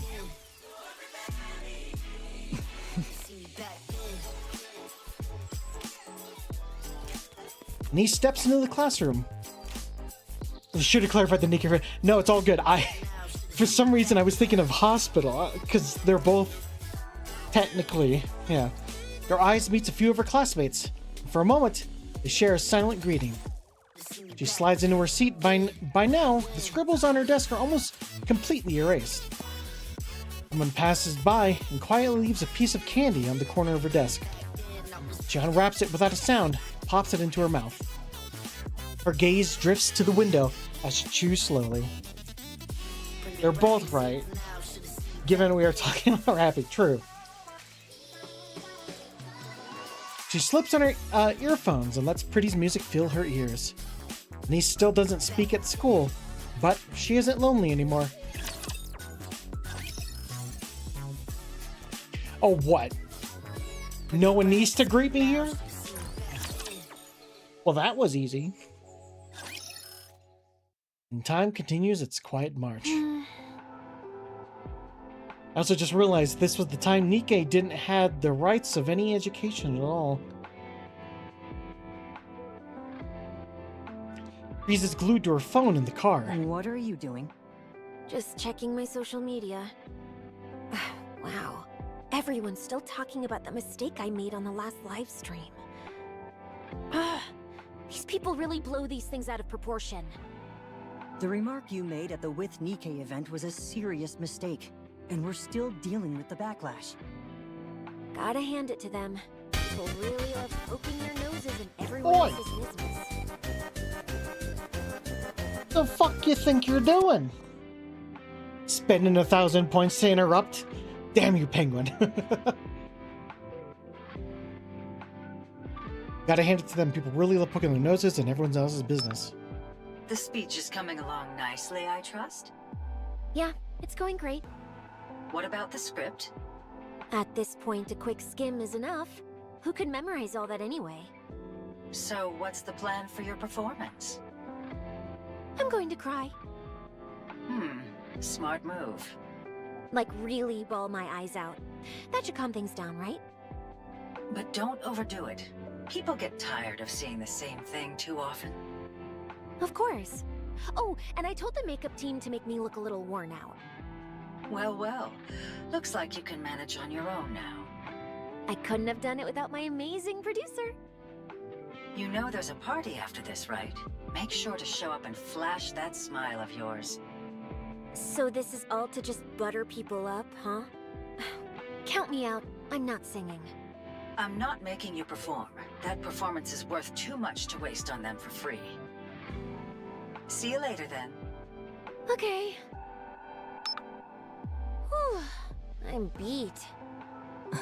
Pretty. Wait, why'd you call me like that out of nowhere? Are you doing okay? Yeah, sure, but okay about what? Well, just this and that. Why do you ask? It seems you've changed quite a bit. I have? Here's the one thing. I can see what you're talking about, Strife. This is obviously Tetraline's car. But this right here is the very large butt globe that Mustang wears. I wonder if it's like a subtle hint to things. Because it's like, Jesus, Mustang is so different, you know? Like, how could Mustang go from how he is now to, like, caring about, like, the well-being of Pretty, you know? And the Mustang that we have has really gentle eyes. Not like the really hardened, like, eyes of disgust that this Mustang has. The difference is really absurd, right? Yes. I've gotten used to it. I'm better at handling things now. I can't let every nasty comment get to me, or even let my emotions run the show. I'm a celebrity now. The very first Nikke celebrity. I've got to take things in stride and keep my emotions in check. Oh, wait a minute. The bunny event with Velvet also kind of makes some sense as to why Mustang, or at least the new Mustang, basically gave her a chance to like get out of the shadows and like live her own life.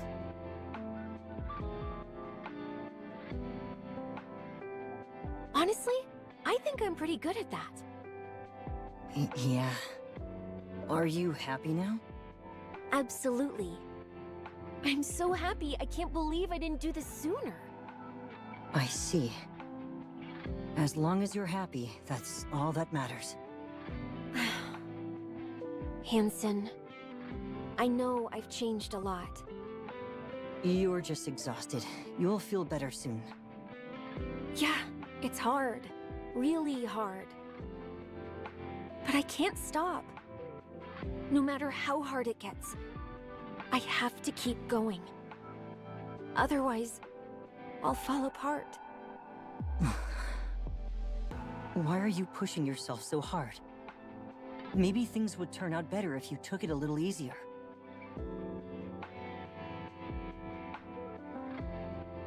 I find that lightly highlights idols' lives, yeah. I can't. I've become a symbol. Pretty is the face of Nikke rights now. If I mess up, the Nikkes get blamed. If I do well, they're the ones who get praised. So I can't take it easy. But going full power all the time wears me down. Right now, putting on a mask is the only way I can keep going. Yeah. I can't even begin to imagine how heavy that must feel. Honestly, it still hasn't quite sunk in for me. How are you holding up? Feeling stress? It's intense. Living a life where everything I do is under watch, and every single action I make can have huge consequences. But once I'm home, I'm fine. I can just be myself. I see Mr. Oswald has been taking good care of you. No, he doesn't say much. He just makes me food, we chat a little, and that's it. But even that's such a comfort.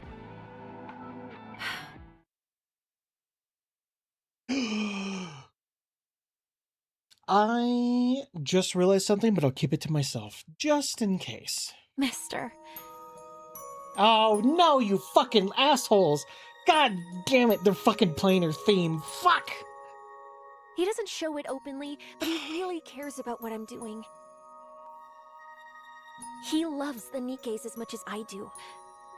We're both huge Goddess Squad fans. Once, he told me that I'm doing something he never even dared to dream of. That makes him happy. He says he's proud of me. And that's why I can't stop. I've acted so spoiled with him. Ever since we first met.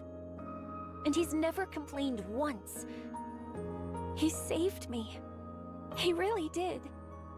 Living together, he tried so hard to be a good... I'm going to cry. A good father. I tried just as hard to be a good daughter, too. I wasn't always great at it. But now, I think I'm doing okay. I want to be a daughter he can always be proud of. That's why I can't stop. Do you hate me now because I've changed? Sorry, I was mistaken. You haven't changed a bit. You were just the same as always. Thanks. Oh, they saved me. Oh, they saved me. I think it's about time I got my hands into politics. Oh, they saved me. Whew. Politics? Isn't being the CEO of one of the big three enough? No, I'm still under the central government's thumb. Hardly what you could call a real seat of power. And just what are you planning to do? Nothing fancy. I just want the whole arc under my control. Part that hurts, the part that most hurts here is that Oswald is being split between his duties and Frisia, and he still finds time for both. Yeah. Ah, the classic case of ambition ruining people. But why now? Because now's the perfect time to strike. And how do you suppose you do that? By profiting off Pretty. No, he wouldn't. He would. No, he totally would. This guy's a fucking scumbag. I'll send Pretty out as the central government's PR ambassador. They'll be ecstatic. After all, we're putting the Ark's finest propaganda tool right into their hands. There'll be some backlash from the public, but only a tiny fraction. Those who idolize Pretty will follow her blindly. They always have. Did you honestly think they ever cared about Nikke rights? And in return for handing them Pretty, I take my place in the top echelons of the central government. Then what? Well, if I manage to break into politics, the first thing I'd do is... I'm talking about Pretty. I couldn't care less about what you're up to. Same as always. Singing, dancing. The only difference is their so-called fight for Nikke rights now just serves the central government. Haha. You really only ever think about yourself. At the end of the day, the only thing that matters in life is me. Living for others, that's just hypocrisy wrapped up as virtue. Enough. I won't let you throw Pretty away like she's nothing. There's a limit to ingratitude. You're really going to use the very one who pulled Tetraline back from hitting rock bottom and then discard her? Get a grip. You didn't get here because you're exceptional. You've been scraping by for so long that now you think you own the whole table. What? Lost your thrill all of a sudden? Want to get yourself fired? Pretty still loves to dance and sing. And of course, she loves the Nikkes. Exactly. That's why I'm letting her keep going. If you do that, it won't be the same anymore. So what? People change. And she's nothing but scrap metal anyway.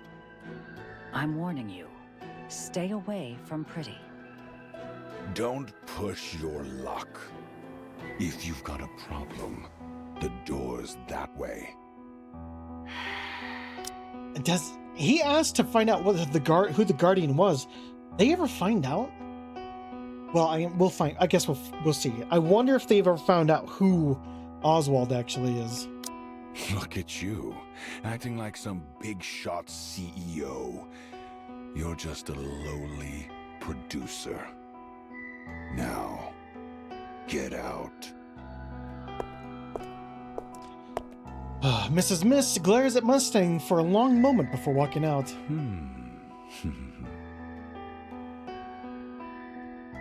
No way. Go to the central government? Not a chance. Why not? Why? Because I've been doing all this for the Nikkes. You've done enough here. Now it's time to play in bigger waters. Go to the central government. There, wealth and prestige beyond your wildest dreams await. A life of entertainment, unlike anything you've ever dared to imagine. You really think that's what I wanted? And you call yourself the CEO when you're so bad at reading people? Damn. I'm not going. Not ever. Oh, really? That's right. Suit yourself. Retire then. Come again? I said retire. Why should I keep wasting money on a worthless hunk of junk that won't listen? Retire. Get out there and do whatever it is you love so much. But I'm the symbol of all Nikkes. Then go handle it yourself. Ready to sign the papers?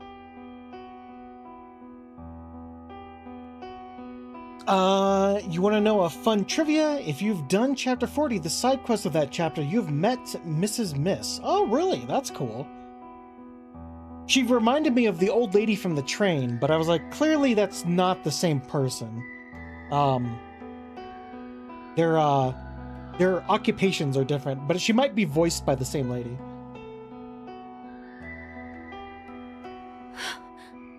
I took a worthless nobody and made you a star. And now, you're so arrogant, it's insane. Listen up, Rust Bucket. Everything you flaunt around is some shiny symbol of scrap metals. It's all thanks to my money. My hand behind every publicity stunt, every fabricated scandal, every crafted image, every record you've ever sold. Who do you think made all that happen? You think singing and dancing alone would have cut it? You've never been that good at either. Deep down, you know it was never enough. That's why you're keeping your mouth shut. Refuse my offer, and I'll kick you out and spread every vile rumor I can think of.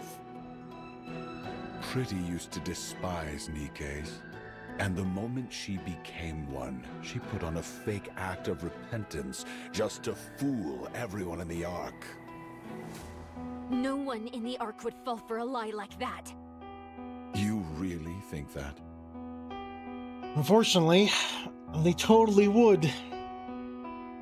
Except for, like, actual, like, people like Anise. Yeah, this dude's a heavy bastard. It's why it's like, this can't be the same Mustang that we know and have fun with. Welcome to Old Mustang, Viper, you know? I turned a nobody Nikke into the biggest pop star the Ark has ever seen. Think I can't take it all away?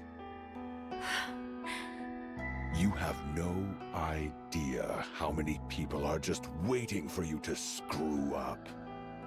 Climbing up is hard, but coming down, that's a whole different story. I could have you on your knees in half a day.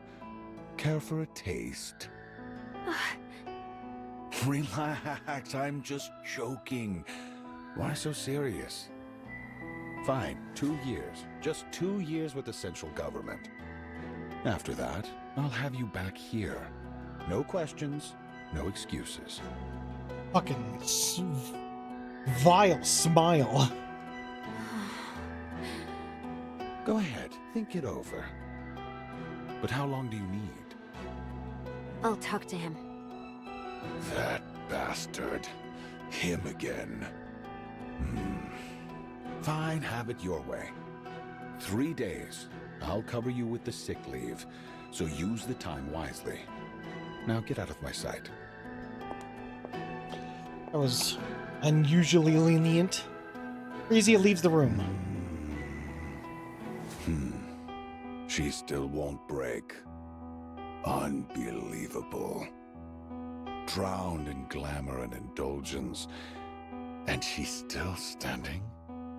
Anyone else would have caved by now. Once they fall, I could have molded them however I pleased. She's changed, though. Sloppier. Better at putting on an act. When she's Oswald's daughter, Mustang, that man endured the weight of the world. Exactly. That man did not break. That man betrayed the very people that he idolized simply for the fact that to give humanity and the Goddess Squad a chance.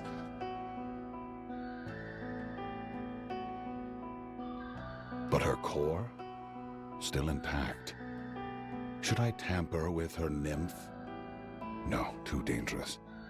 If I fry her mind, this all becomes worthless. Home. No matter what happens, she goes home after every schedule, like clockwork. More than once, I thought I had her. She was right on the edge. Then she goes home and comes back perfectly fine, every time. That's where she's reinforcing herself. That old man, Oswald. It's still crazy to me that this whole time Pretty had the potential to become as powerful as Lilyweiss, which is insane and definitely hard for Oswald, because knowing that she could have been the next Lilyweiss maybe could have given humanity a chance, but the consequences and the results of all that stuff would have absolutely destroyed her, considering he knows what the Goddess Squad went through himself. Hell, even with Old Tales. Even with Old Tales, he's seen it firsthand of what trying to become like that is dangerous. It's because of will. Her will is very strong. I thought Lilyweiss was as powerful because she was I know she had a lot of willpower, but like I thought her thing was because it was a prototype, because she was a very powerful prototype. But it looks like that someone can reach that level if they have enough willpower. You saw, like you said, in Old Tales with Cindy. Right, Cindy's willpower allowed her to be as strong as she was. He's the problem. Mustang opens a safe and flips through the documents containing Oswald's personal information. Pages are almost entirely redacted, each stamped with censor. I figured he wasn't just some ordinary guy, so I let him be. But if he tries to get in my way... Mustang picks up his phone, taps a few buttons, and the call connects with a beep. Pick up already. What? Stuffed yourself into a stupor again? Mustang here. Nothing serious, just thought I'd check in. Yeah, you can tell, right? I've never been much of a liar. Anyway, there's someone I need to take care of personally. Well, if it wasn't that strong, it was after she met Anderson that she becomes a mecha destroyer, because she now had the will to live. Because she wanted to spend more time with Anderson, she fought stronger, faster, harder than anyone else. I need some info, and he's not exactly your average guy, so I came straight to you. We might get some more Goddess Squad stuff, like when Anderson and Lilyweiss meet.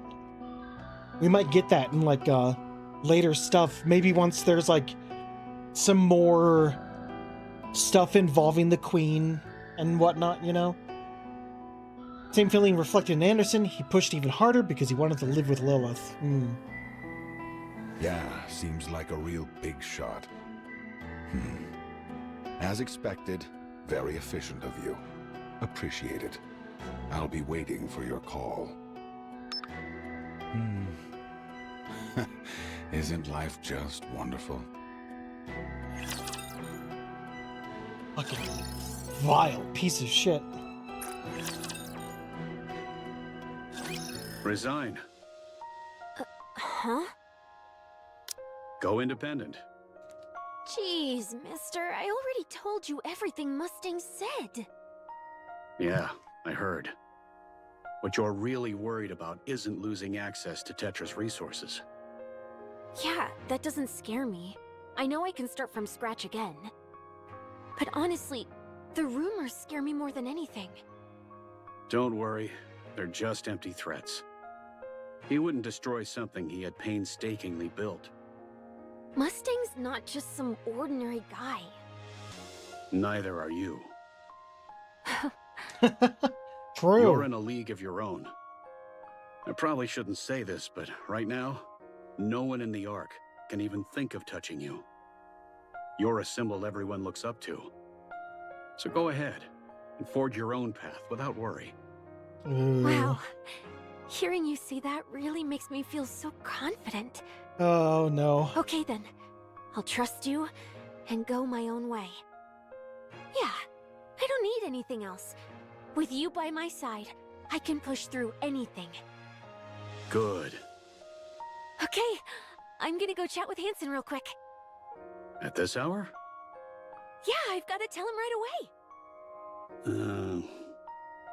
Only speak to him. Huh? What do you mean? It's nothing. Off you go.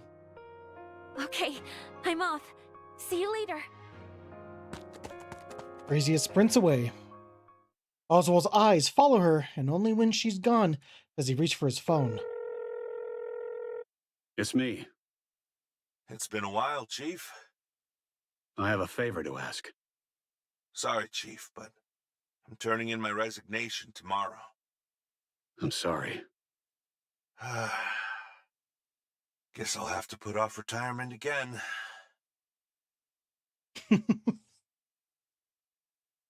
Next day in Mustang's office at Tetraline. What's this? These are files documenting Tetraline's internal misconduct. The theme of the Hound. Oh, it's so good to hear that theme. It used to be a theme. It used to be a theme of like fear of like what Oswald would do, but now it's become like a theme of like. Oh, it's turned. It's the whole thing is awesome. How like Oswald starts off as like this horrible person, to like slowly into like this redemption of someone who like did everything he could. And the same thing with his music. Went from like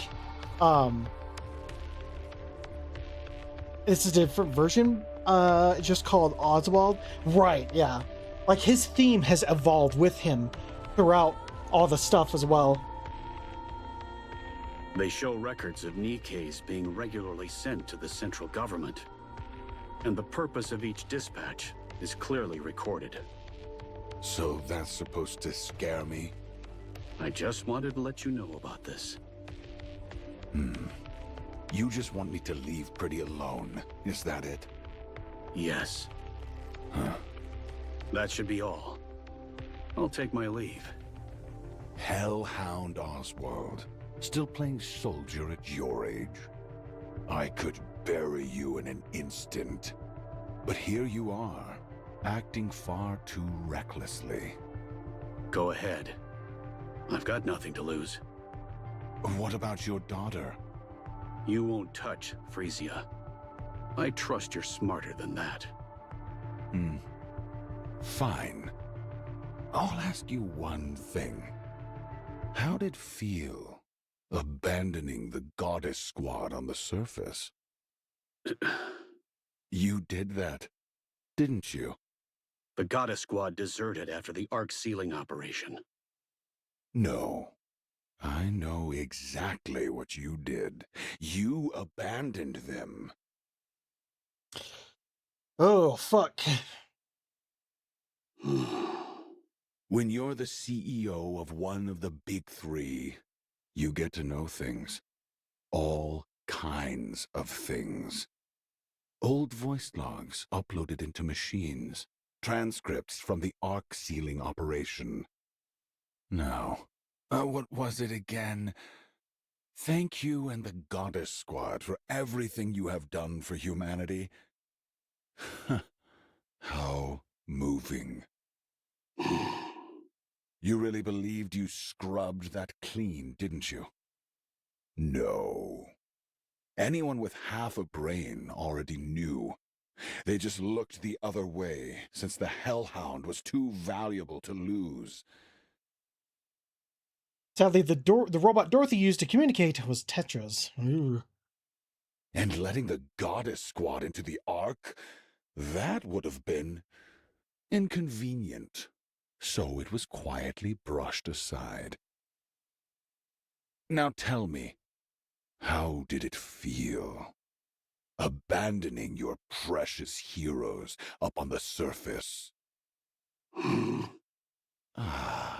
The poor goddesses, rolling around up there like stray dogs.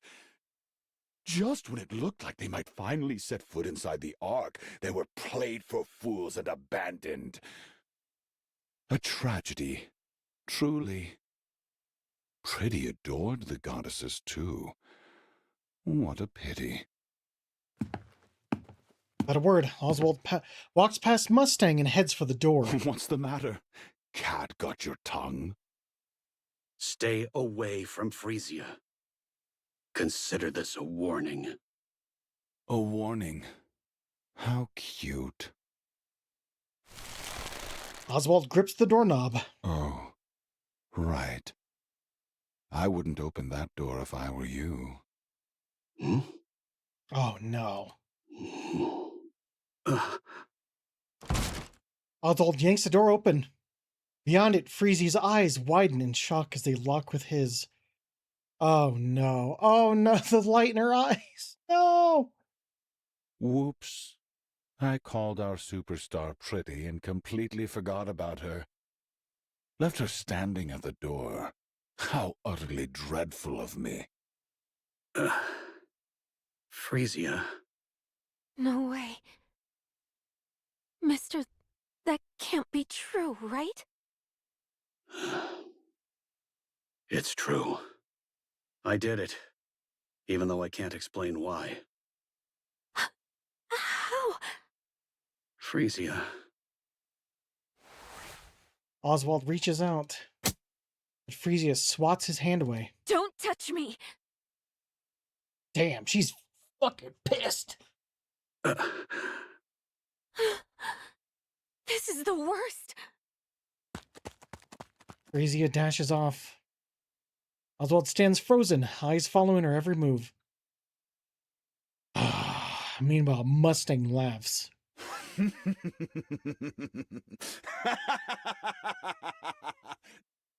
Now that's entertainment. That was a bit too much. Huh? There's no need to come between a father and daughter, is there? Have you lost your mind? What's gotten into you all of a sudden? You could have just pressured them like you always do. Why did you have to split them? Oh! A fist smashes into Hansen's jaw and he hits the floor. You think being Pretty's manager makes you someone special? Listen closely, Hansen. Everything you have right now. The clothes on your back. The shoes on your feet. The car you drive. The room you sleep and wash in. None of it belongs to you. It's all mine. Every last bit. You live a life most people could only dream of.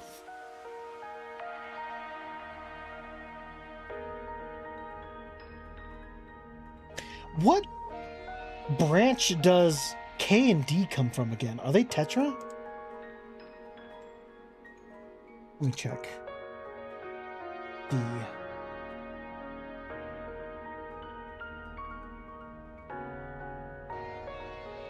Elysian. Oh. Elysian has control of the assassin. They have control of the assassin Nikkes.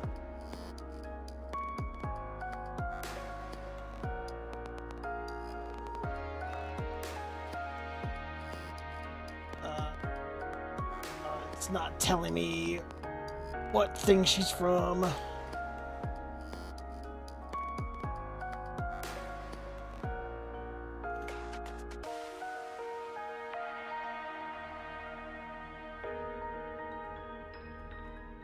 Yeah, Kay. Okay, she's from Elysian as well. No, sorry. I was just thinking like the fucking crazy shit that this dude's getting himself involved in. Like, what do the associates or whatever they come from? Never mind. I don't know. I'm thinking too far into stuff. And yet you haven't earned a single thing yourself.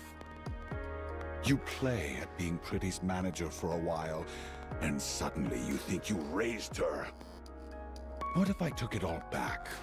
Or simply reclaimed what's mine? What would you have left? There's the thing, K&D from Elysian, yes, but the CEO wasn't Ingrid at this point. Right, because it's been...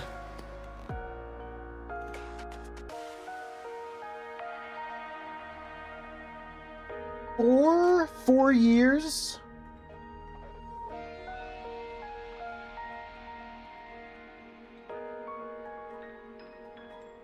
Right, because also Macilis's CEO turned herself into a Nikke and is working at MMR. Nothing. You'd be nothing. So just stick to driving her around and handling her schedule. Remember your place, and don't overstep, Hansen. Do what I tell you, just like you always have and always will. Understood? Do I make myself clear? Yes. You pathetic fool. What a loser. If that father and daughter mean that much to you, the least you could do is put up a fight. Now get out of my sight. Oh, Ingrid's mother. Okay. Hansen staggers to his feet, bows his head, and leaves the room. Pathetic.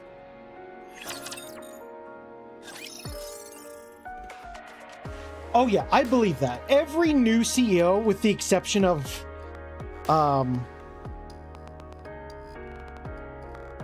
Suyen. She is fucking vile, but she is hilarious to bully. She threw Ingrid out into the outer rim because she believed only the strong is to rule. Urgh.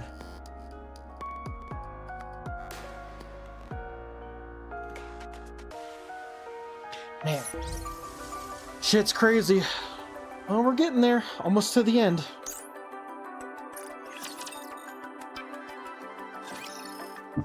Ingrid came back, managed to overthrow her. It's why Ingrid's so caring for Rappy and her Nikkes. Yeah, I mean, you could tell Ingrid cares for her Nikkes, even if she has to do some unpleasant things. Time passes in a blur. Man, I'm pooped. Rizia flops onto the opulent bed, letting herself sink into the soft layers. Service robot glides over, setting wine and cheese on the table. Oh, that sounds good. She props herself up, takes a bite, savoring the rich flavors. Phew, I can finally breathe for a second. Pretty, calm down. What?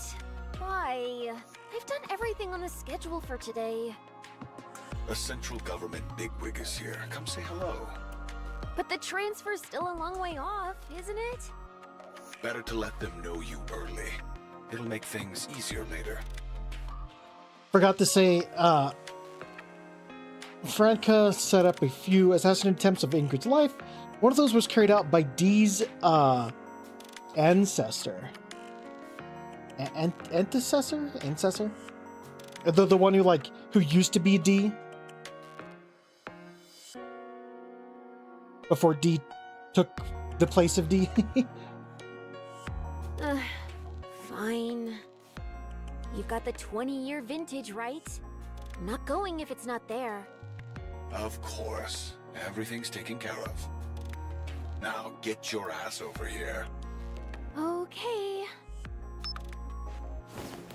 He swings her legs out of bed. She opens the door. Hansen is there, waiting. You scared me. Where are you going? The boss called. Apparently someone important from the central government is here. Before you go, can we talk about what happened today? What? You mean me yawning? That's right. I'm so tired. You do know I only get 6 hours of sleep a day, right? You should have held it in. It was a memorial for the Nikke Rights Committee. What now? Everyone losing it on social media again? So what? It's already happened. We could just get the boss to handle it, and that'll be the end of it. Pretty. There you go, calling me that again. Tell me, do you remember why you started performing in the first place? Yeah, I remember. I started for the Nikkes, to restore their honor. And to be a symbol of hope for all of them. Then why are you acting like this? Hansen, I just got back, and I'm exhausted. There's no such thing as a perfect pop star. We all mess up once in a while, but we can always do better next time. You've done well so far. Just keep going a little longer. For how much longer? That's the question, isn't it? How much longer am I supposed to keep pushing myself? And why should I even try? Where am I supposed to draw strength from? Mister? No, I could rely on him at first, but in the end, he turned out to be the worst. All that talk about heroes and ideals? Lies. He abandoned the very people he claimed to care about. My safe place? Nothing but a filthy, rotten pit. That reminds me, you did the EH event. You do remember EH, right? Miss C4 Tits. I did, but I skipped the cutscenes. I'm sorry. I skipped the cutscenes. I didn't have time. I'm sorry. I was busy with a bunch of other stuff, and I didn't have time, so I skipped the cutscenes. The person I looked up to? A fake. A hypocrite. If there's no one left to lean on, what reason do I have to keep going? Really? She's Ingrid's sister. Fuck, that's crazy. Am I not enough? No, you're not. You're nothing more than Mustang's puppet. You have no free will. If he finds out I'm counting on you, he'll crush you in an instant. Do you even have what it takes to fight him? Can you really break free from his control? Yes, I can. Oh, yeah? Pretty glances at the camera on the ceiling, then moves to stand in front of Hansen. Kiss me.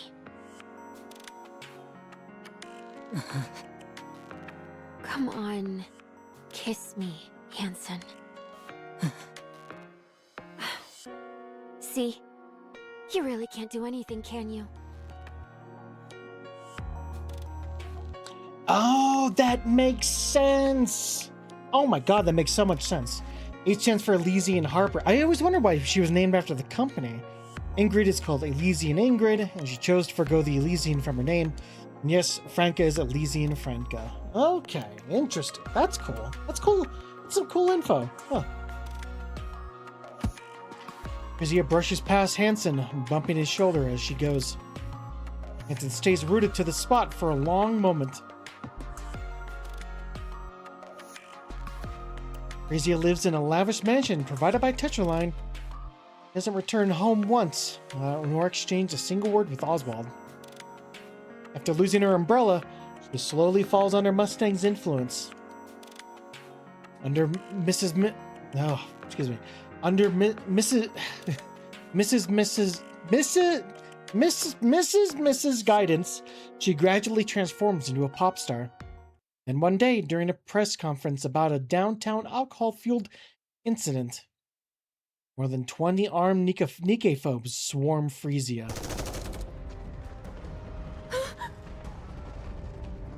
Get down! Don't move! Where do they even get weapons like that? God damn it! Where the hell is the central government when you need them? Well, taking advantage of things. I'll distract them. When I do, run. There's a car behind us. Get ready. What are you saying? You'd die if you got shot. Then, They've got anti-Nikke weapons. You won't be safe either. Here I go. 1, 2... Wait! The entrance, waves of mass-produced Nikkes from the central government surge in, clashing with the Nikke phobes in a violent firefight. Gunfire and explosions tear through the air, screams ripping from every corner. Frisia huddles beneath the podium, clutching her head, her own cries piercing the chaos. And then, just like that, everything goes silent. Phew. Almost bit the dust there. Frisia steps carefully off the podium. The dead are everywhere. Humans, Nikke. She freezes. An officer in full military dress spots Mustang and rushes over.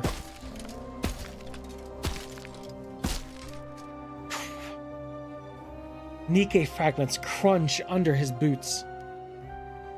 He greets Mustang with a wide, practiced smile, rambling excuses. The Nikke phobes have been quiet lately. We didn't expect such a large-scale attack. He insists it's a relief that Mustang is unharmed and desperately promises it will never happen again. Frisia lowers her gaze. She takes in the fallen Nikkes and then lifts her head. Her eyes meet those of a mass-produced Nikke silently clearing the bodies of her comrades, unnoticed by everyone else. Her eyes are empty, hollow. For a brief moment, that empty stare rests on Frisia and returns to the grim task of sweeping up the remains. Frisia collapses to the floor. A scream rises inside her, silent and raw. No. They've fallen. Not again. No. Not like this. Next day, Frisia cancels all her activities. The media reports she's in a slump. Oh, fuck. Oh, there's that slump again. Oh, we're getting closer. We're getting closer to the event, man. For the first time since her debut, she goes on extended break. So, really, no one's volunteering for the chairman's visit performance? If you're willing to endure a little embarrassment in the auditorium, there'll be a scholarship and other perks. You don't even have to be that good.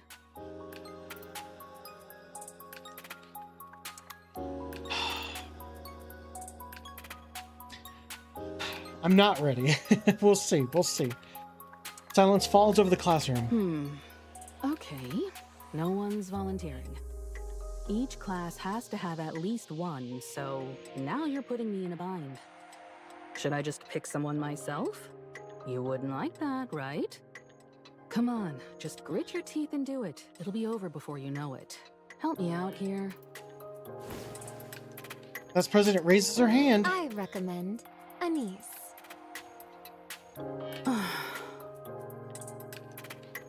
So as the class president finishes speaking, a heavy silence settles over the room. She listens to pretty songs all the time, so singing and dancing to one shouldn't be a problem for her. So, what do you think, Anise? Anise stares daggers at the class president. Drunk on her small victory, and the class president smiles faintly at Anise before turning away.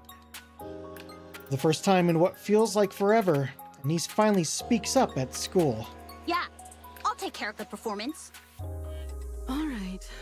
Whenever you've got a song in mind, just send me a message. Exactly, Anise is good at this. Okay.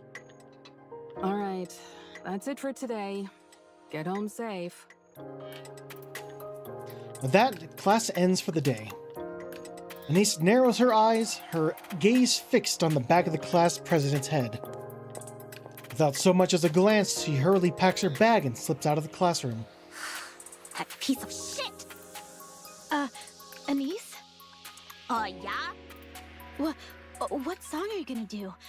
Pretty Star, right? It's her debut song, after all. I have footage of her live performance, so I'll send it to you. Oh, yeah, thanks. You move so well, Anise. You'll totally nail it. Are you going to sing, too? Yeah, I guess so. I've also got a high-quality backing track we can use. If it's okay with you, I can help out, too. Thanks a lot. But, you sure you want to do this? You mean the class president? It's fine. You're gonna be doing a pretty song, after all. Two of my faves together. I can put up with the class president for this. Are we starting today? Maybe we should. Do you want to go together? Yeah. Well, that was easy. Oh, Anise. Rizia wanders the streets with her cap pulled low over her eyes and mask hiding the rest of her face. Hansen walks at her side, matching her pace without a word. Up ahead, a citizen presses an empty can into the hand of a Nikke walking down the street.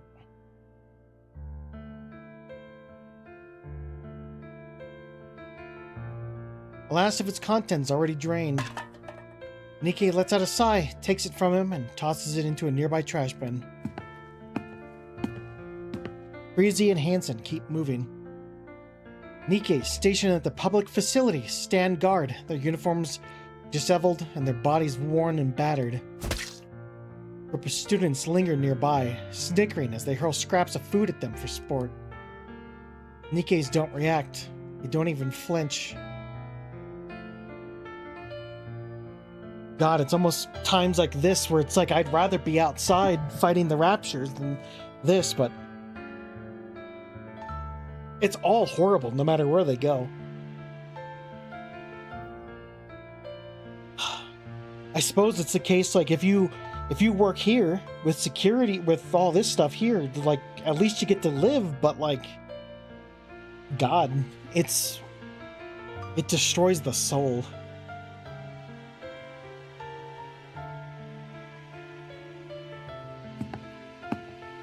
Oh, did I miss that? No one steps in, no one tells the students to stop. Breezia and Hansen continue down the street. In the dark corner of the park, a mass-produced Nikke is getting pummeled, her body swaying with each hit.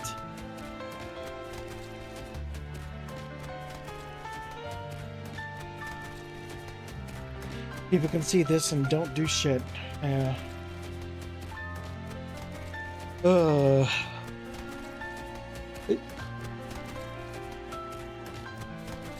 It isn't supposed to hurt.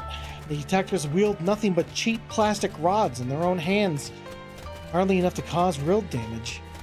That Nikke's face twists in pain. Breezy and Hansen keep walking down the street. They pass a shop where a Nikke stands awkwardly at the entrance. The owner refuses to sell to her. She fidgets in place, unsure whether to plead or leave. From the neighboring store, another shopkeeper watches her with open pity but says nothing. Breezy and Hansen keep walking.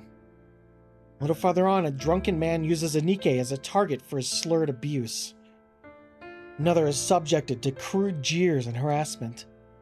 One stands rigid as someone spits in her face. It just reminds me of like this one dumb asshole who's like, no, Nikke's supposed to be this gooner game, all right?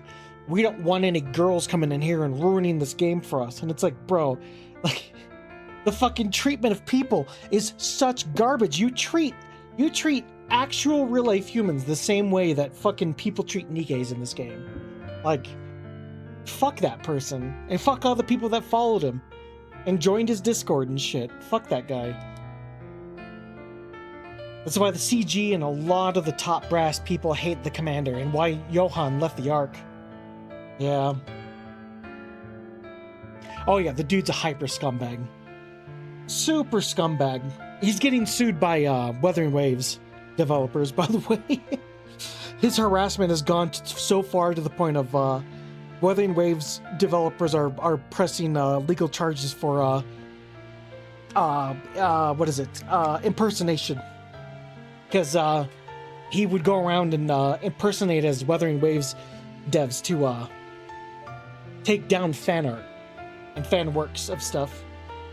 It's very funny because you know why? The writers have said Nikke is a story about women's rights in a very fantasy setting. Heck, look at how it nicely fits. True. Very true. One stands rigid as someone spits in her face, and then a citizen breaks down in front of another Nikke, shouts, "It's because you lost that we ended up like this."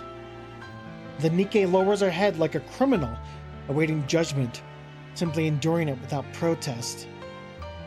Oh god, it's not their fault. Oh man.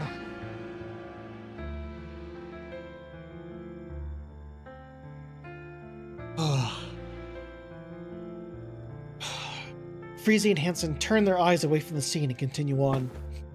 They find a quiet spot in the far corner of the park, sit down. Freezy's tears fall.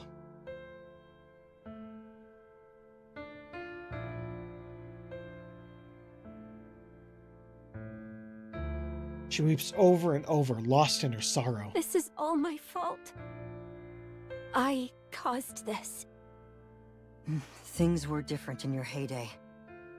I can't say there were no Nikke-phobes, but people were careful about how they acted.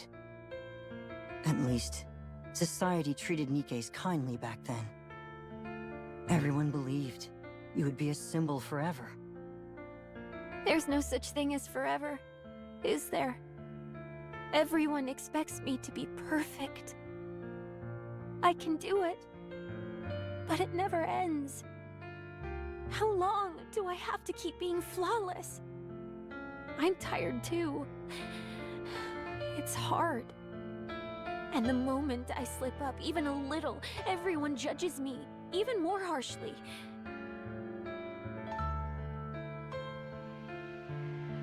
And that affects the whole world. Because I'm a symbol, and everyone looks up to me. So I gave up. It was just too much. And this is the result. I don't know if I can do it again, because it would never end. If only Mister were here. Tell me, what exactly am I supposed to do, Hansen? I don't know.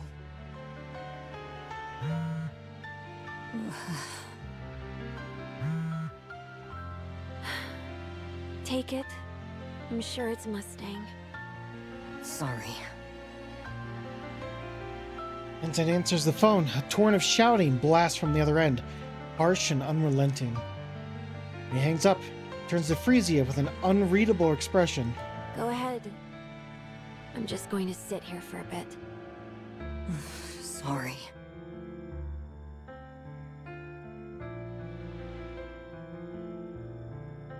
Frezia does not respond. Hansen rises from his seat, casts her a quick glance, and then takes off running. Park is silent under the night sky. Frezia stares into the empty space, lost in thought. I just don't know anymore. Hmm? Oh. Can I get your autograph? Who are you? Fan! I'm your fan. You know who I am? Pretty. How'd you know? Your body shape and fashion style. You're a stalker.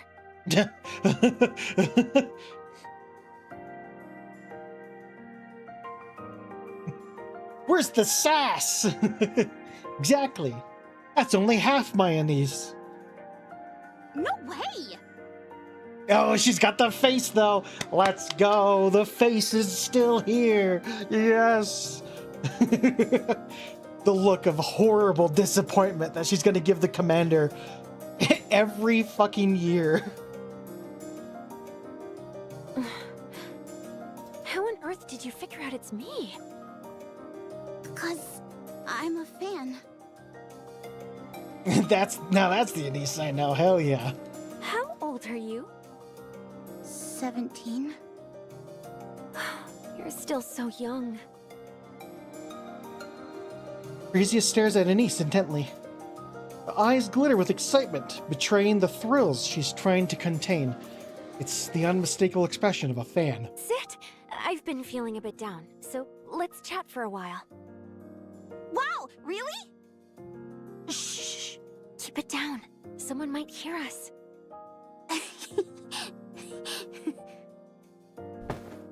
Anise sits down next to Frisia. Wow! This feels like a dream! Why do you like me? Because whenever I see you, I feel like I can take on anything. Actually, Anise was about to take her own life, and you basically saved her. Helped her push through, helped her continue on. In fact, that's probably what a lot of Nikkes feel, even if they're being spat on and shunned and all kinds of stuff. Like, a lot of them... But then I think to Rio. The cycle of hope, yeah.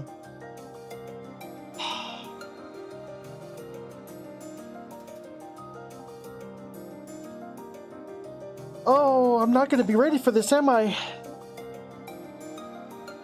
I'm not gonna be ready for this. Ugh. She kept going because Pretty was willing to keep going.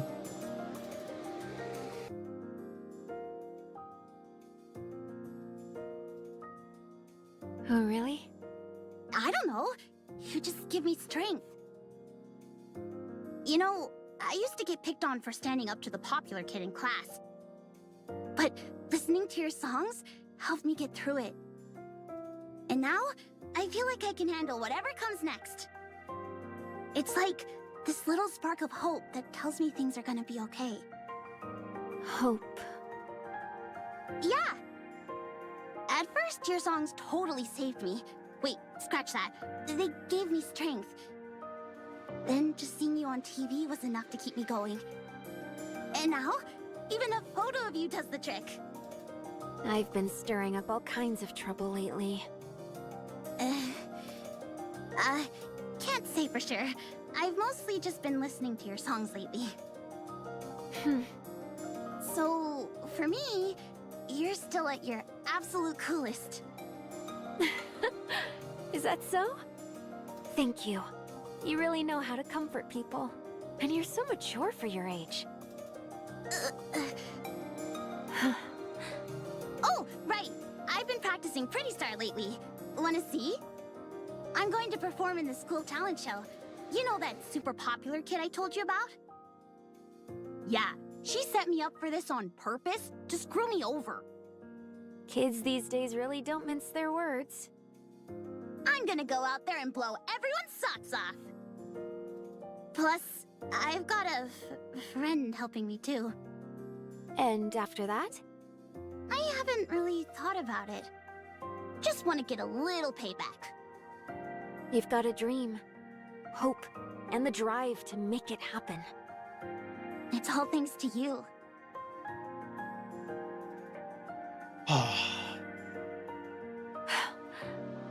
Did I really give you hope?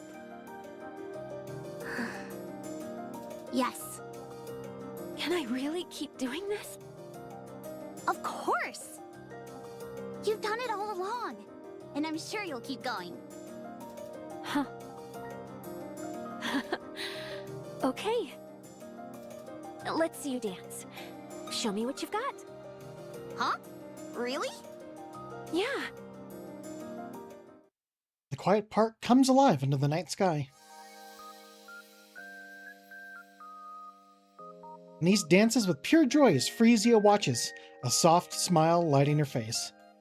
The song signaling the start of their journey plays vividly in their minds. 1, 2, 3, 4, and stretch. Stretch! Yes, that's it. That's it. And right here. Bam, bam, bam! Wow, you're really talented. Oh, yeah? You think I can get back at her? For sure. She won't know what hit her. Don't fool me with this happiness. I know what comes after. You can't fool me with this.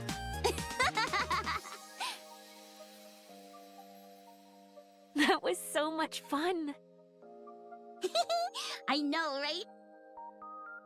By the way, I noticed you always tilt your head back during breaks on stage. Why do you do that? Is it some kind of breathing technique? I do? How'd you know? Well, I've watched tons of your practice videos and stuff. Oh, wow. You're such a big fan. Damn right. Up on the surface. It was so nice to just sit and watch the clouds pass by. Especially when you've been waiting for someone endlessly. Somehow, watching them made time fly. And it felt really good. Oh. Niece looks up at the sky. I can't see anything, though. Well, yeah. It's night, and we're not even on the surface. Whoa, it's getting pretty late. Shouldn't you be heading home and getting some sleep? Oh, yeah. Oh yeah, the autograph. I almost forgot the most important thing. It's fine. I already got something way better. Fair enough. Hang in there, pretty. You got this.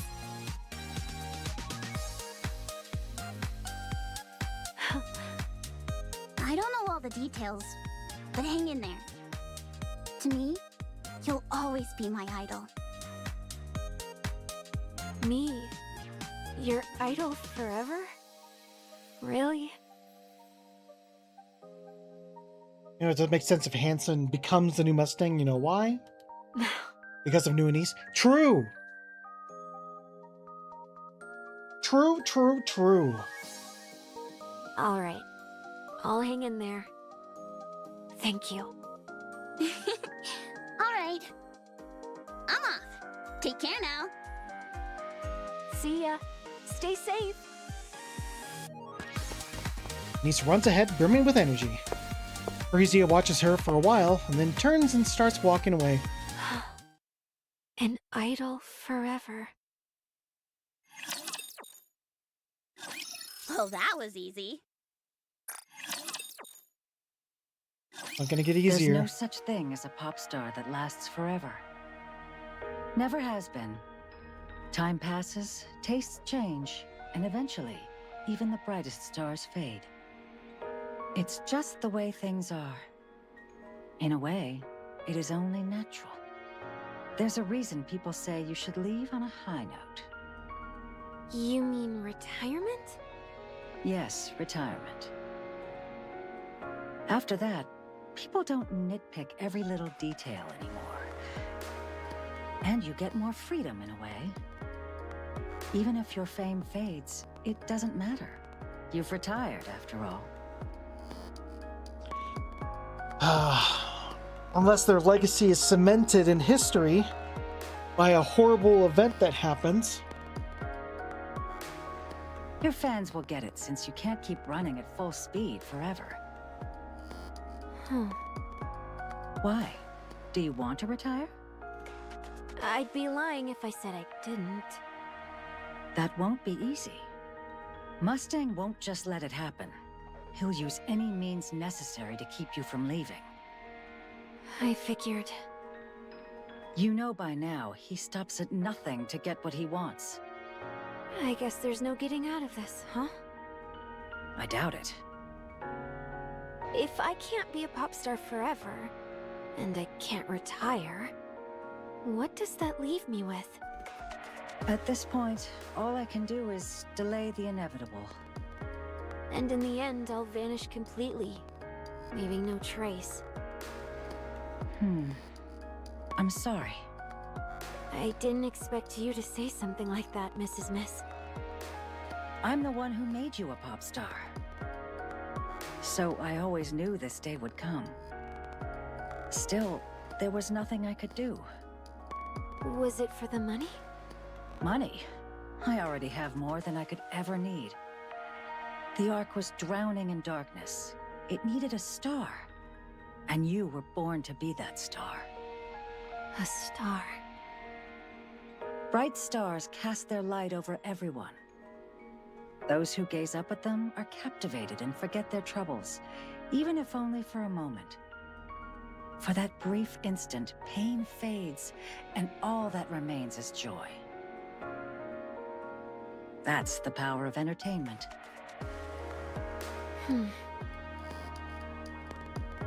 You're a star. The Ark star.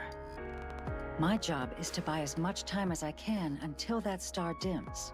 It's really sad also to think that Anise is going to school and stuff, and Rappy's out there fucking endless combat.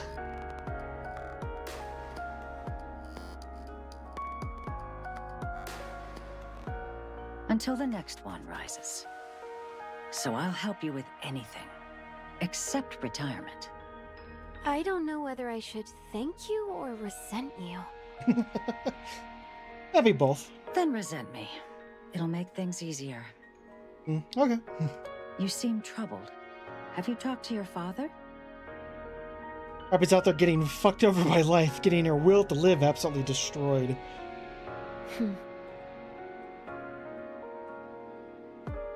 Well, actually, maybe not so bad, because right now, she's with the Skullhead. But then again, it's probably not going too well. Well, it depends. When they get the human commander, they might just be doing fine. She hasn't lost her squad quite yet. One of them dying to, what was it? Was Rio corrupted? They did talk about her eyes, but they also kind of thrown in Mind Switch in there, as if like both of those things.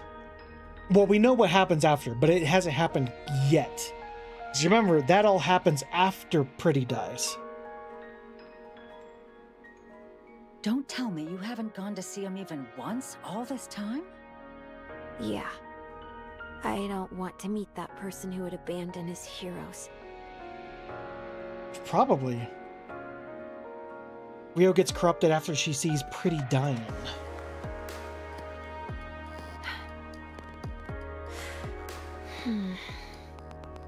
What's wrong? Right. There really aren't any stars who last forever.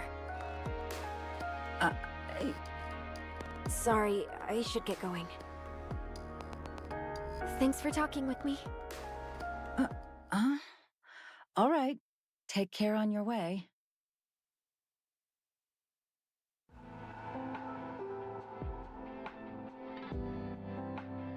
Crazy lingers in front of the door, caught between leaving and staying.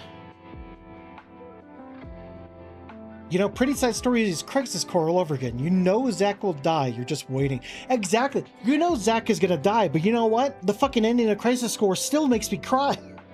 It still makes me cry.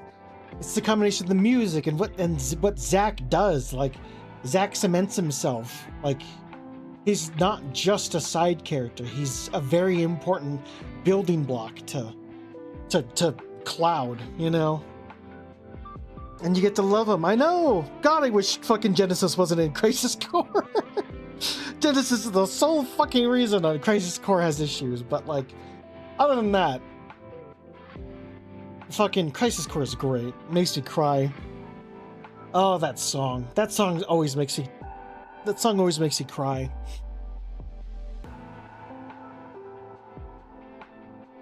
Sorry. She hesitates again and again, unsure if she should go back. At last, she turns to leave. Then a soft cough drifts from inside. Frozen for a moment, she finds herself reaching for the door, stepping inside as if drawn by some visible force. And it's... please, you need to talk to Oswald. The house she remembered was always bright, always clean, always warm, always welcoming her like an old friend. Now, the house is dark. The smell of alcohol hangs heavy in the air. Cold bites through the rooms. Frisia turns on the lights. Countless empty bottles scattered across the floor. Oswald slumps on the sofa, staring at Frisia with a vacant, hollow look as if his mind has drifted away.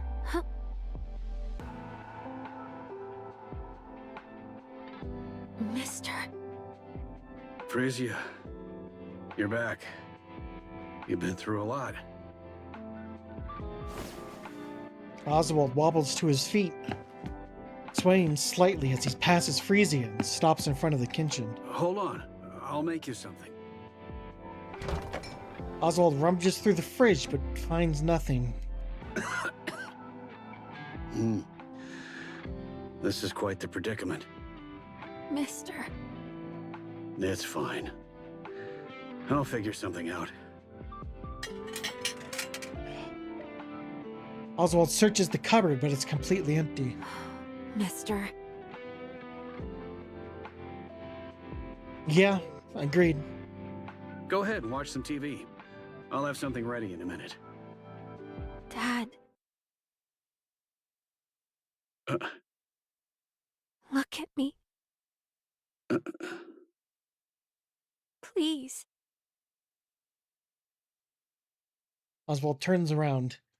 Frisia looks at him for a long moment, then reaches up and gently strokes his cheek. Why does your face look like this?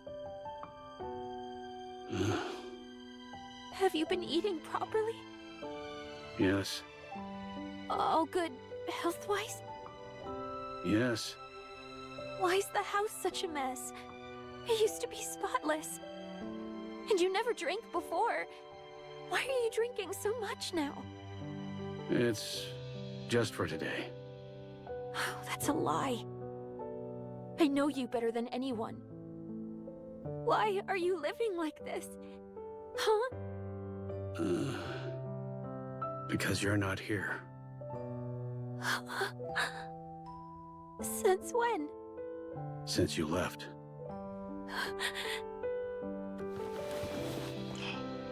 Frisia hugs Oswald tightly. Sorry. I'm back. Frisia and Oswald sit across from each other. Water is all they have to drink.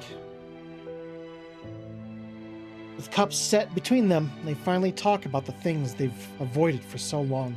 I abandoned my heroes. There were reasons, yes, but nothing that could ever excuse what I did. I was consumed by guilt, and the thought that I had betrayed them. I didn't even want to be alive.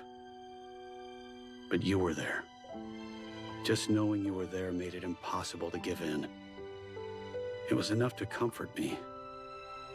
So, I kept going. I kept living as best I could. Yeah, I know that better than anyone. That's why I left, and why things ended up like this. I know you can't forgive me. I won't make excuses. Abandoning the Goddess Squad was my fault. I can't explain why.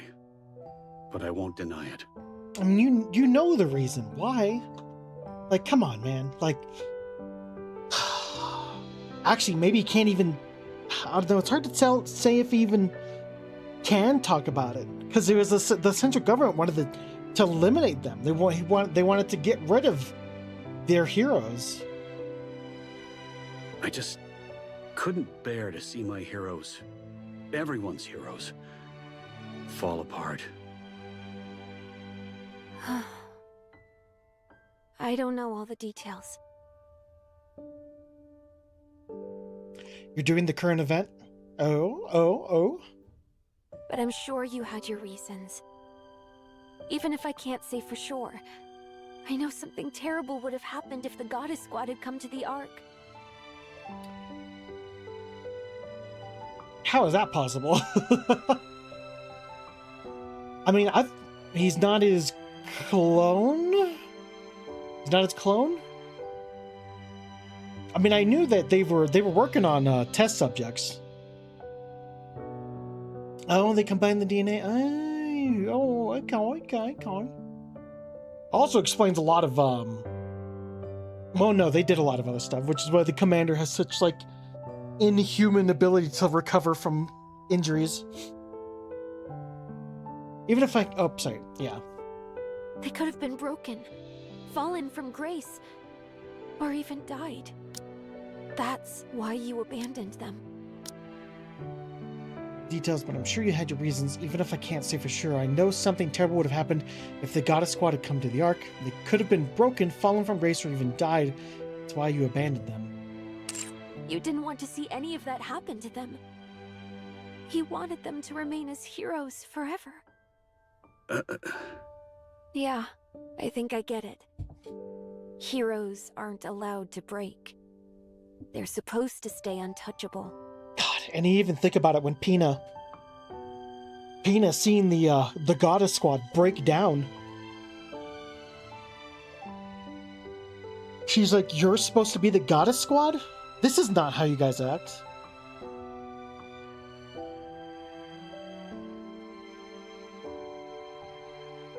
But time, people, the world, they tear them down anyway. In the end, every hero falls. And when they do, they take the people who believed in them down with them.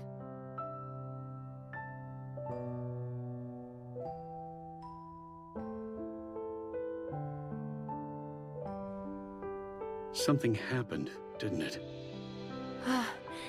It did, but it's all right now. I'm glad I came to see you. I'll be back in a bit, so don't start cleaning. Let's do it together when I get back. Will you come back? Yeah, I will. I'll always come back. I can't leave you alone. All right. I'll be waiting. Okay.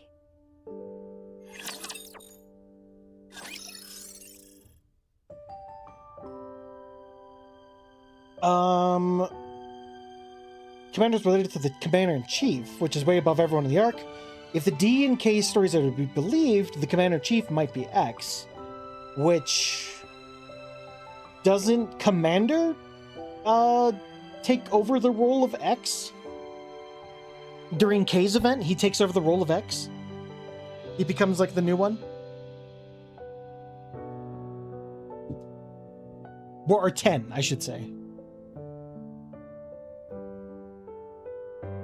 Or is it? That is it, right? It's like 10 or X. It's like both, right? That's the thing. He becomes, sure, because he's related to him.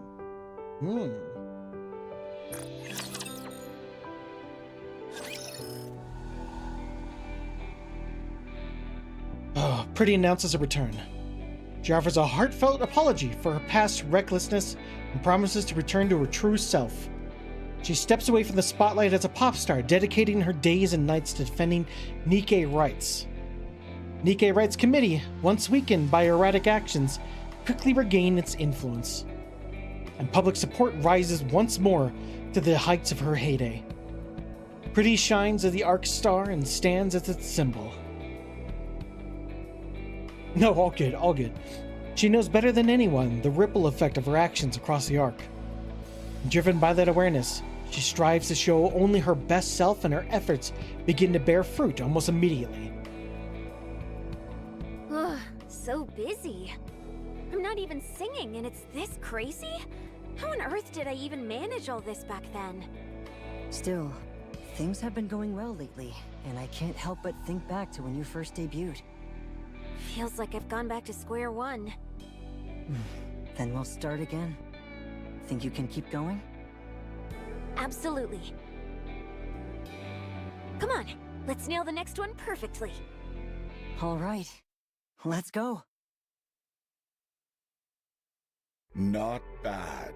Sprucing up her image before heading to the central government, huh? Smart move. She's a first-rate celebrity. I'll give her that. Pretty handled it herself. She's been wreaking such a mess. I was honestly starting to get worried.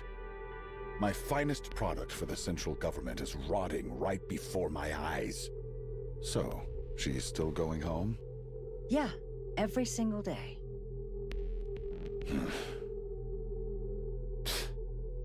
What's the matter? Upset that you can't control everything? I suppose not even the great Mustang could come between a father and his daughter. Silence. Never mind. Results are what matter. Go all in for the Arc's superstar. Naturally. I finished recording everything. You were amazing, Anise. I really think our class is going to win first place. Oh, stop it. I honestly think you'd make a great pop star. I really mean it. A pop star, huh? Yeah. If you ever become one, I'd want to be your manager. It'd be so much fun, traveling around, performing everywhere. Hey, keep it down, will you? Yeah, sorry. Let's head outside. Anise, are you really gonna keep acting like this around the class president? What do you mean? She's probably just going to keep picking on you. Nah. I think we're just gonna stay like this. Why? I don't know. Maybe this is as far as things go. That's a relief, but are you really okay, Anise? Hell no! I'm this close to smashing her face in! Trust me, you deserve it. You deserve every ounce of urge to smash your head into the desk. And he stares at her friends standing in front of her. But I won't. Gotta get going. I need to get ready for something important on the weekend, too. Good night, everyone. Thanks for streaming call. Hey, thank you for joining us, Viper. Sorry it's a little on the late side, but figured might as well try and get this done. Turns out, even the side stories take about 4 hours to get done. So, I do apologize. It's been on the late side and the long side. But you take care, Viper. Have a good night. I gotta hold back. I got something I can't afford to lose. What about you? How are you holding up? But they're called side stories, Strife. I thought they were short. Just kidding. I don't mind. If they are all like this, it's good. It's good content. It's good good stream stuff. It's good to know that we could probably just make it into one stream next time. I thought it'd be a little shorter than this, but it's all good. We're almost done now. I'm fine. I never really stood out in class anyway. Thanks, I guess. He's gazed absentmindedly into the classroom through the window.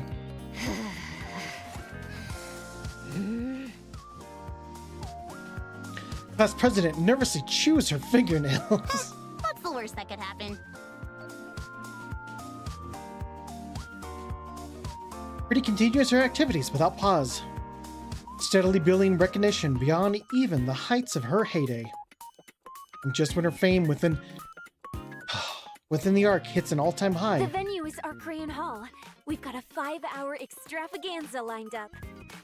It's been a while since my last concert, and I'm super nervous, but I'll give it my all and make it unforgettable. Pretty announces her comeback concert. Did you get it? Nope.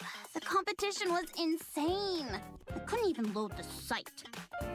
I heard they sold out in like 3 seconds flat. What about you? Don't tell me. Ta-da! No freaking way! I'm actually pretty good at this. I only managed to get 1 ticket, but still. Hey, don't only me. 1's a win. I mean, that's huge. All right, that's 1 down. So where the heck are we getting the other?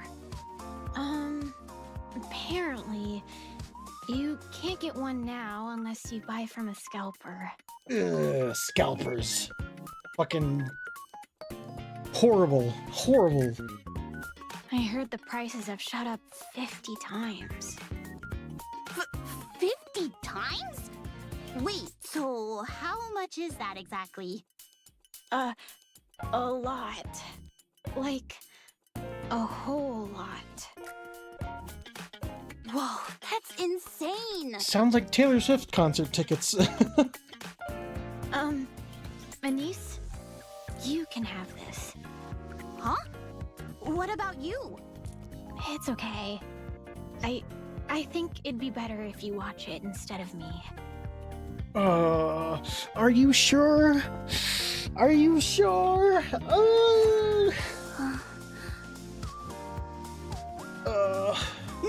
No, wait. I nearly swiped that ticket. But you bought it, so it's yours. It's not like your goal is just to watch the concert, right? You want to learn something from it, right? You've been giving it some serious thought, haven't you? Well, I guess you could say that. Then it makes sense for you to go, Anise. She slams the ticket onto the table, then bolts as if fleeing the scene. Huh? Wait, hey! Where are you running off to? While running, the girl glances back and flashes a grin.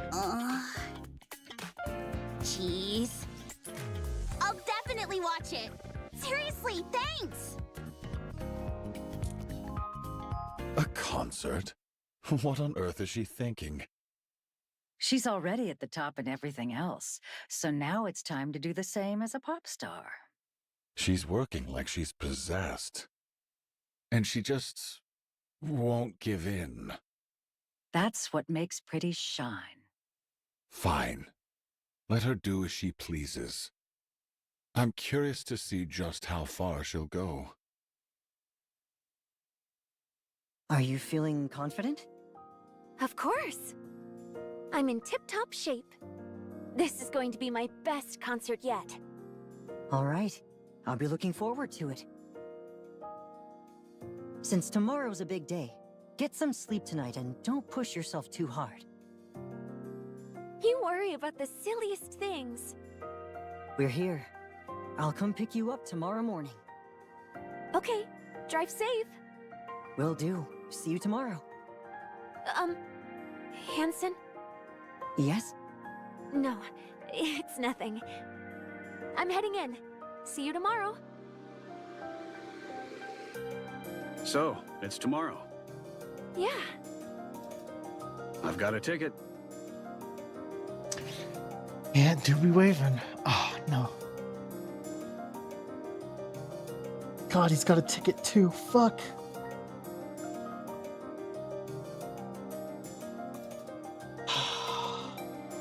What? How'd you manage that? Asked a former coworker for a favor. Oh, the guy who couldn't retire because of you? Poor dude. Has he retired now? No, not yet. Seriously? Huh. Dad, could you not come tomorrow? Hmm? I'd probably get way too nervous if you were there. It's my comeback concert, and it really means a lot to me. I just don't want to be tense. I'll send you a video later.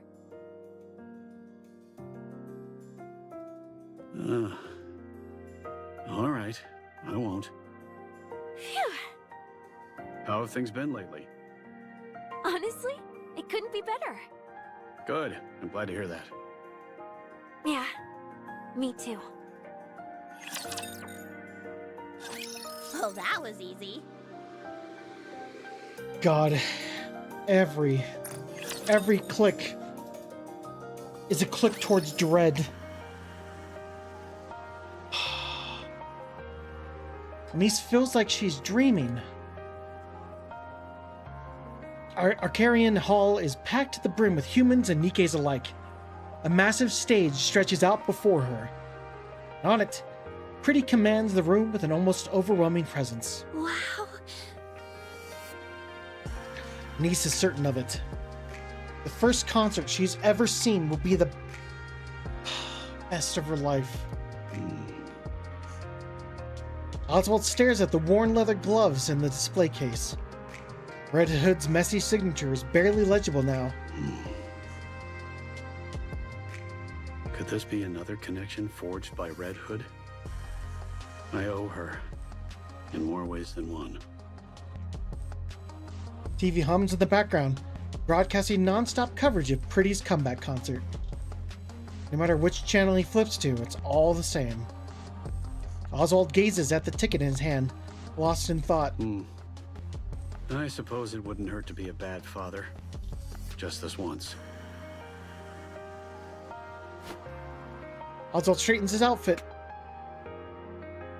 Something hard presses against his chest. I won't need this. No! No! No! Take it with you! Take it with you! You're gonna need... Oh, no!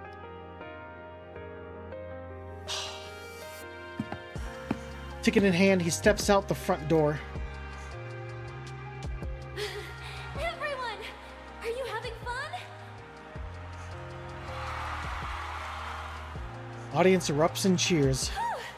I haven't moved this hard in ages. I'm a little out of breath. Let me just stand here and chat for 3 minutes, then we'll jump right back in. Sound good?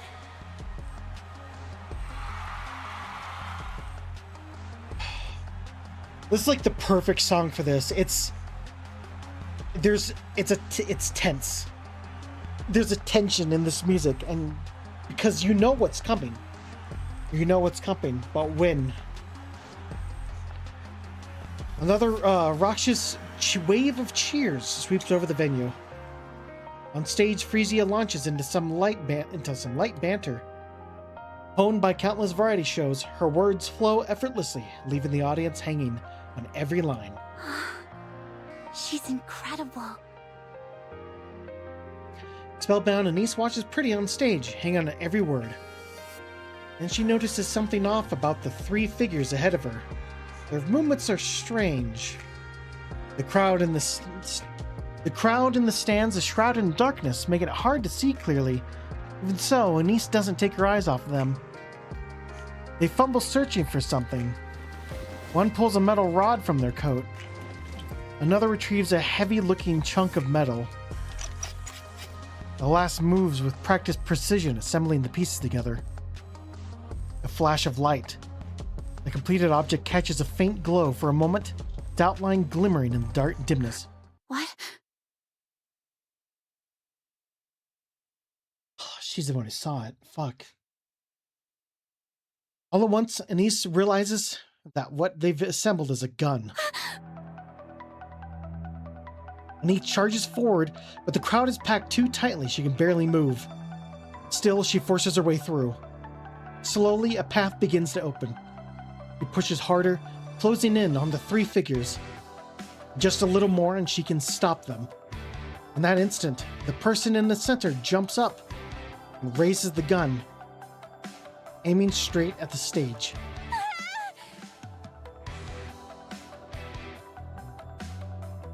Chill runs down Oswald's spine. A sound you'd never expect to hear at a concert reaches his ears. It was the sharp clicks and clinks of a gun being assembled. Oswald lunges towards it, heart hammering. Up ahead, he spots the three acting suspiciously. His hand slips into his jacket. It's empty. He left it at home. Without thinking, he tears forward. In that instant, the person in the center jumps up and raises the gun, aiming straight at the stage. All right, everyone. Next time you see a Nikke, make sure you greet her with a smile, okay? They're the goddesses of victory, who put their lives on the line for us. Crowd explodes into cheers. At the same time, someone vaults onto a folding chair. Frisia catches sight of a dark circle aimed at her. A gun barrel. Then a flash erupts from its mouth. You can't be serious. Oh, but I am. No matter how I look at it, this is the only way. Her fucking theme, too. No hero lasts forever. Every star falls. Every symbol breaks. Time, people, the world itself, none of them will just leave you be. But there's one way to change that. One way to remain a symbol who never falls from grace. Who never breaks. Absolutely not. You think I'd entertain that for a second? Come on, Mrs. Miss. You know exactly what I mean. Frisia set this up, didn't she? I'm going to give it everything I've got. Harder than ever before. I'll push myself so far that even at my peak, no one could compare. I'll become a superstar no one can even touch. But I'll need your help. More than ever. I can do this. This time, there's a real finish line. And when I reach the very top, I'll hold a concert. Something big will happen. I can feel it. And on that day, in that place, I'll shine forever. Why are you telling me this? Please, find the next star. I won't shine forever. Even the brightest light fades with time. Before mine does, I need you to discover who will shine next. The Ark's new star. That's something only you can do, Mrs. Miss. We know I've created a monster. I never meant to drag you into this. It just hit me. You're the first and last teacher I'll ever have. A bullet.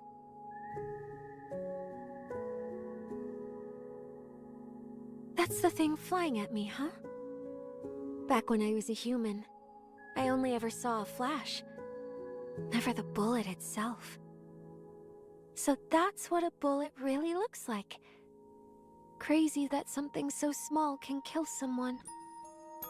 It's slow, though. I can dodge it easily. No! No!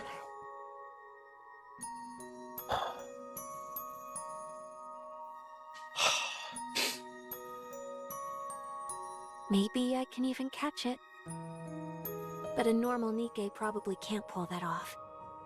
Oh, right! Dad mentioned something about Lillyweiss in the hallway the other day. Maybe I really do have a knack for combat. If I'd become a Nikke sooner, could I have ended up like the goddesses?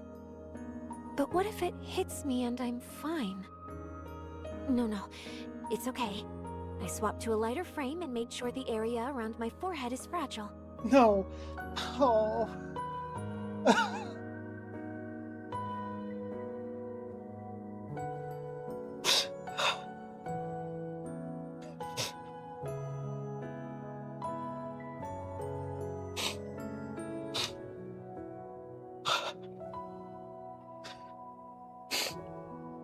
Let's see.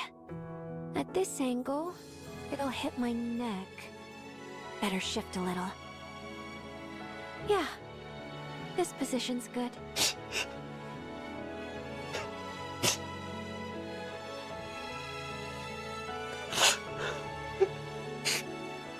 I'm kind of amazing, huh?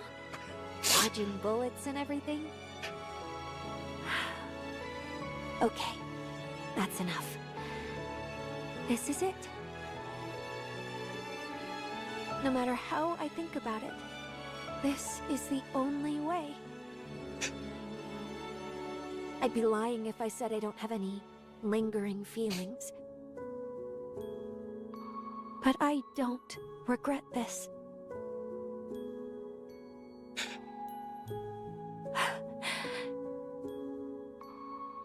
I leave the rest to you, Mrs. Miss. Hanson, I'm sorry. And... Dad.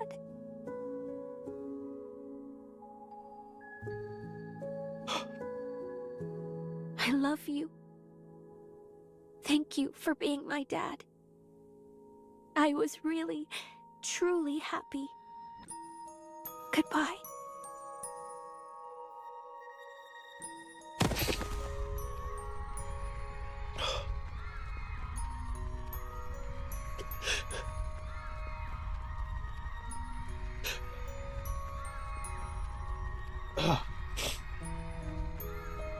Pretty crumbles to the floor. Chorus of shrieks ricochet off the walls. People shove and scramble for the exits as the venue spirals into chaos. Meanwhile, Anise charges the Nikke phobes and grabs one around the waist.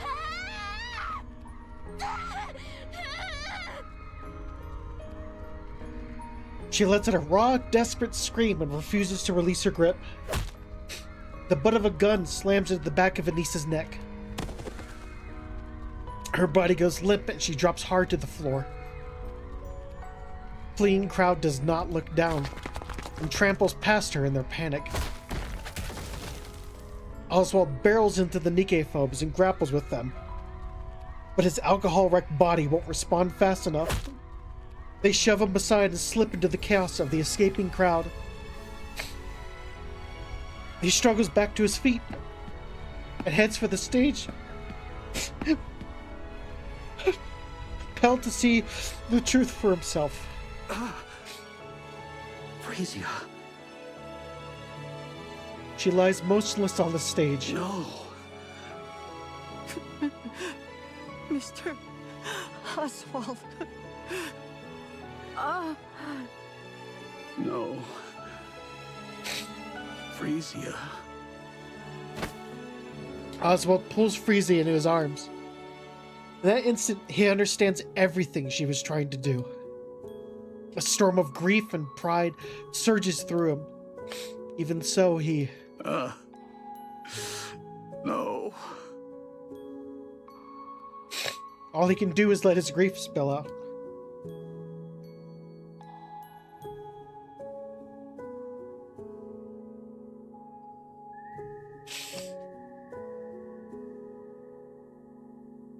Yeah.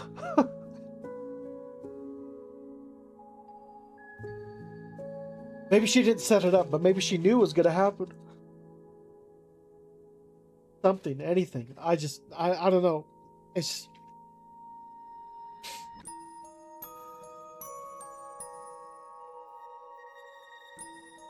God.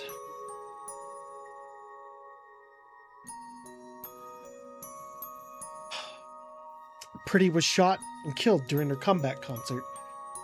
3 suspects are arrested within 20 minutes and identified as extreme Nikke phobes. They confess that they committed the crime to halt the rising influence of the Nikke Rights Committee, the very organization that had backed Pretty. After their confession, their whereabouts are never revealed. The world reels at the truth. A symbol of the Nikkes, an arc star has been murdered by Nikke phobes. Within the arc, the Nikke foes become targets of absolute condemnation and their influence collapses almost overnight. At the same time, Nikke rights begin to rise sharply. Enix enacts a new legislation making the mistreatment of Nikkes a punishable crime. Thus, Pretty leaves a lasting mark on the arc.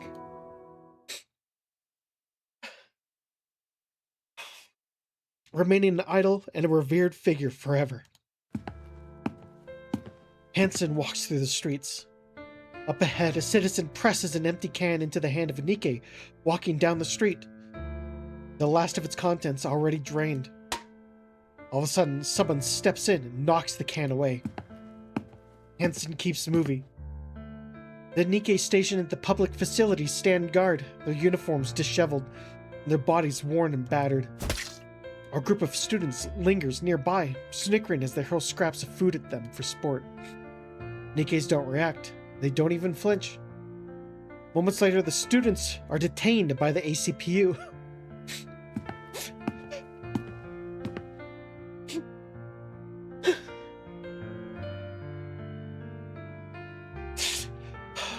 Hansen continues down the street. In a dark corner, getting Polly.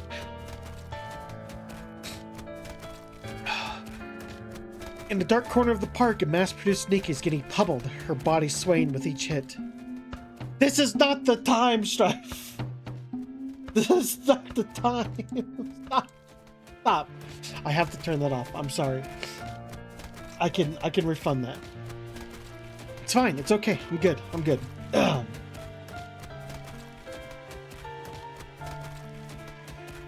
Oh. It isn't supposed to hurt.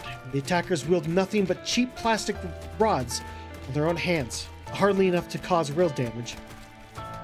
But that Nikke's face twists in pain. Citizens step forward and confronting the attackers. Meanwhile, someone supports the Nikke, offering words of comfort. Hansen keeps walking down the street. He passes a shop where a Nikke stands awkwardly at the entrance. The owner refuses to sell to her. She fidgets in place, unsure whether to plead or leave. In the shop next door, the owner beckons her over. He passes her the goods and holds both her hands gently and firmly. Hansen keeps walking.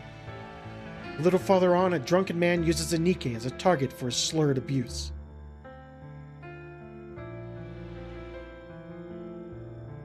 Yeah, Rhea was there as well. Someone steps in to fight on her behalf.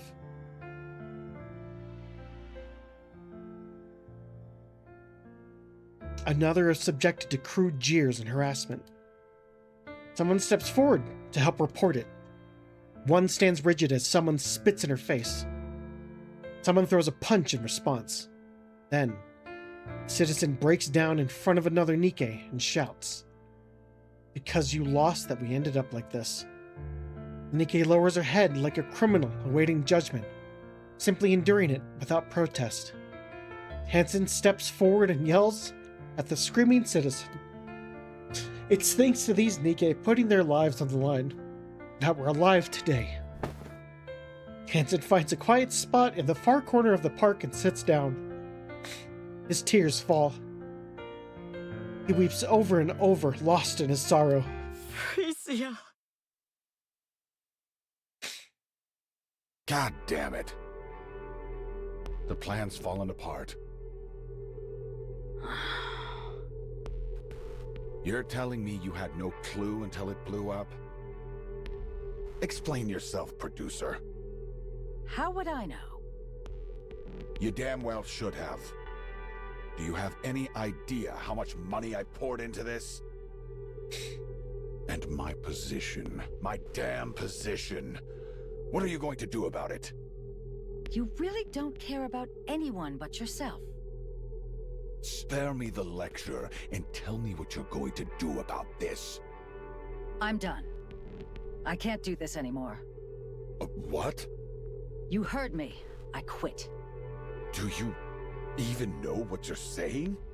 Did I stutter? And what? You got some other way to make a living? I've got plenty of money. Though it's money I earned while you treated me like dirt. I will find them, mark my words. Find who? And there's nothing you can do to stop me. Live long, you miserable piece of trash. Ha! Go on, scram. I don't need anyone. Least of all you. Damn it. Can't they leave me alone for 5 seconds? Yes, it's me. I apologize for what happened with Pretty. There were complications. Sorry, what? Her body? Well, yes, it's still there. It's been delayed because of the funeral and all that. Why would you need it? No, I don't have a use for it, but... All right. I understand. I'll take care of it. If that's all you need, there's no reason for me to refuse. See you then. Yes. Thank you. Thanks, Pretty. Even in death, you've got your uses. Now that's entertainment.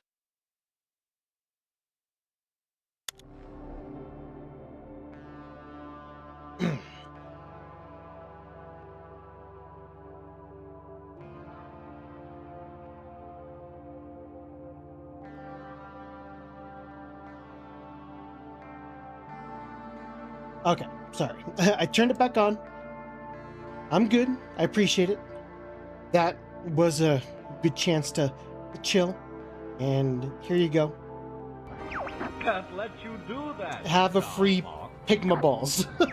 Long time no see. Who's the swine? How dare you! I am Pigma Gengar, and I... Pigma balls! God damn it, this happens every time!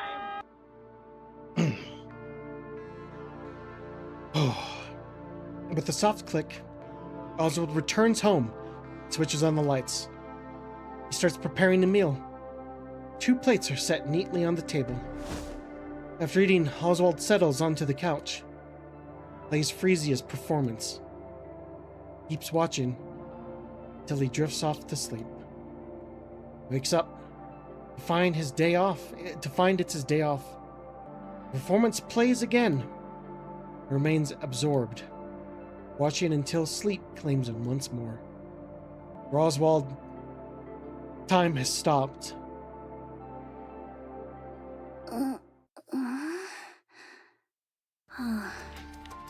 So I've become a Nikke.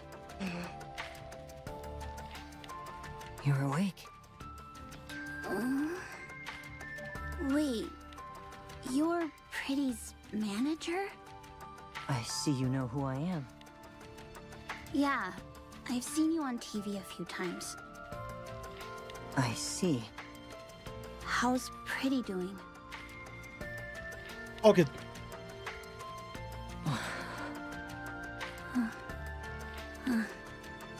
Okay. I'm sorry. 5 people lost their lives at the concert. Of those, the women whose brains were intact were taken in by Tetraline and turned into Nikkes. You're one of them. Your name is Anise, right? Yeah. I heard what you did for Pretty at the park. You have my thanks. How do you know about that? Because there was a fool who could do nothing but watch from a distance. Someone who couldn't bring himself to comfort her, to stand against anyone. Sorry, that probably came out kind of strange. Anise, have you ever thought about becoming a pop star? The Ark needs stars. Like Pretty. Yeah. I'll give it a shot. I really want to. I want to be a star that gives people hope. Pretty Star N. Oh, that was easy.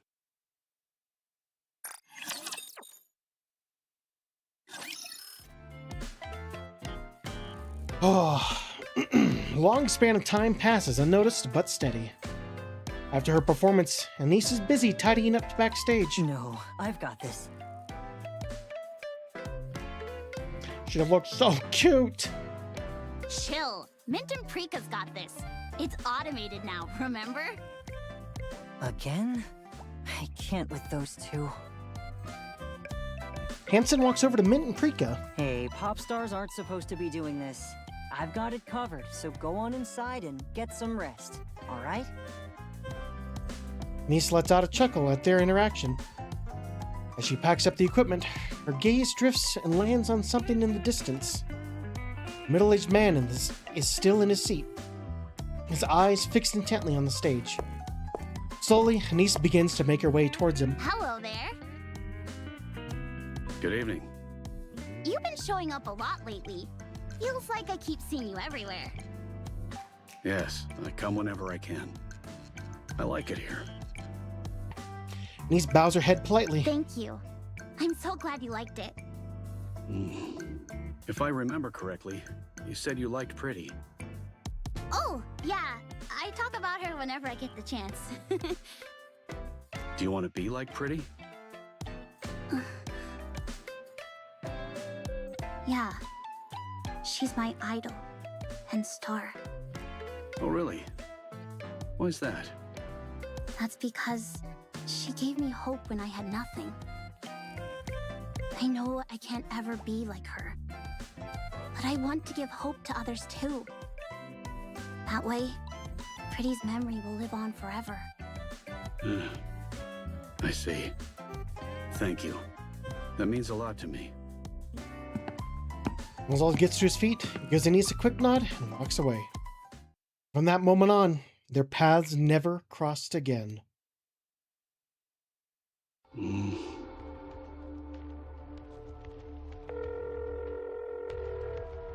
Hello?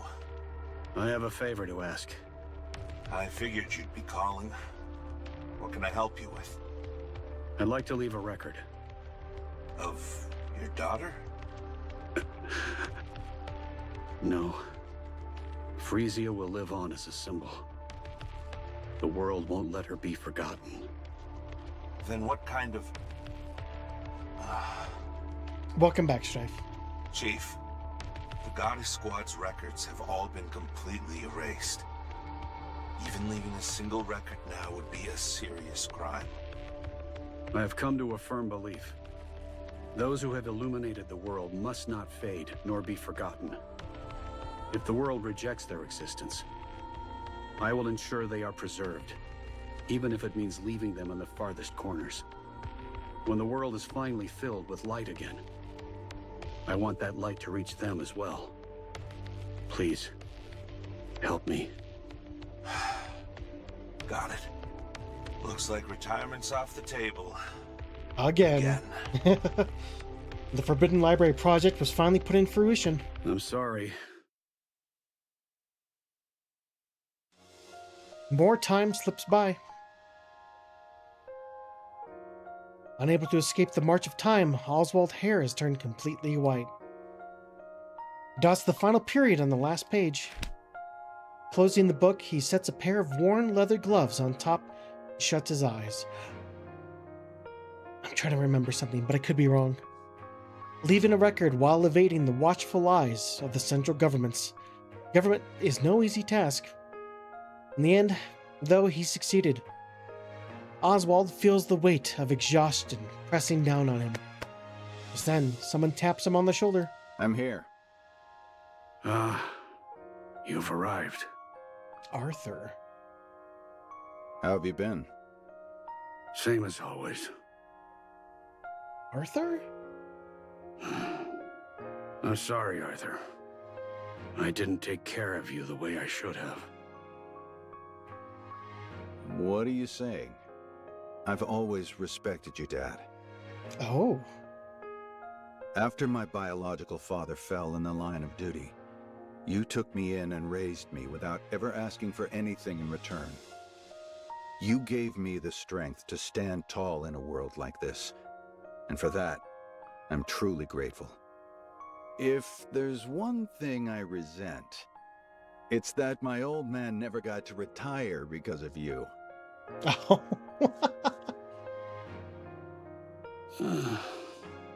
I'm joking. My father always respected you. He thought of you like a god. Sorry to throw a little bit of Venture Brothers in there. And so do I. I've been training hard to live up to your expectations. I didn't quite make it to Deputy Chief, which is a bit of a letdown. But I've made a bit of a name for myself in the Ark. You've done well. The bestseller squad will be formed as you desired. Oh! Records that must never be forgotten will be passed down through many generations. And one day, they will return to the world. Thank you. Arthur's gaze lingers on the book in front of Oswald. Huh. I've never seen this book closed before. And you even took out Red Hood's gloves. Huh. Did you really finish the whole thing? Yes. I've just finished it. That's incredible. Well, looks like the hard part's all yours from here. It's all good. If I can't do it, my son will. Isn't that right? Hmm? Burning gum? What the fuck? This fat piece of fucking shit. Are you fucking kidding me? Grandpa, I think keeping records on paper these days is a waste of resources. You fucking piece of fucking fuck you. Fuck this little piece of shit. Watch your tone, young man. Don't speak to your grandfather like that. He's become way better later in the story? Oh, okay. It's fine. He's not wrong. Oh. Have you really finished it? That's right. Since you said you wouldn't read it until it's finished, I pushed myself a bit. Come over here and sit down. I'll tell you all about it. Okay. Brittingham climbs onto Oswald's lap. It's because of him we have a chance to meet Liberalio, and by extension, Nayuta. Oh. You troublemaker, really? I said it was fine. But still, you should probably lose some weight. Grandpa, you said it's important to eat well at my age, so I did just that. Only problem is, you took it a little too seriously. Now then, where should I begin? Once upon a time, there were those who fought for humanity. They were called the goddesses. Truly, they were beings worthy of being called the goddesses of victory. Well, that was easy. Oh, and we get a little pretty frame too. Aw. And this is how Oswald managed to immortalize them. He made a fable.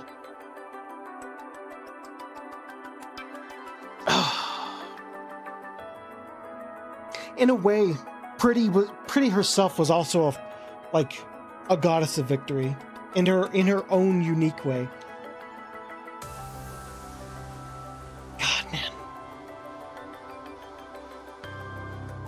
Just the fact that she let herself. She knew what. Oh, yeah. I can watch the teaser now? Ooh, okay.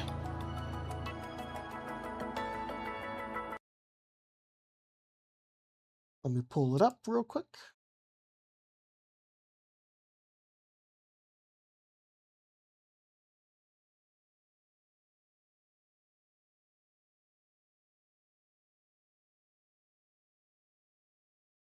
3.5 anniversary.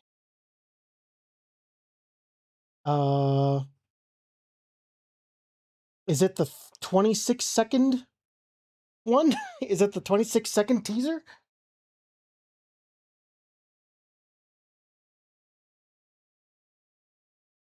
Okay.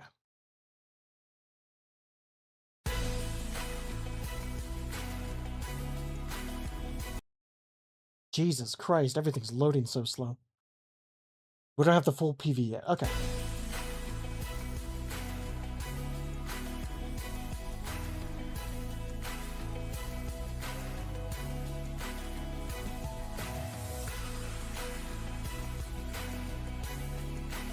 Wait, are those mint and paprika? Or paprika? Mint and paprika? Oh. Whenever science.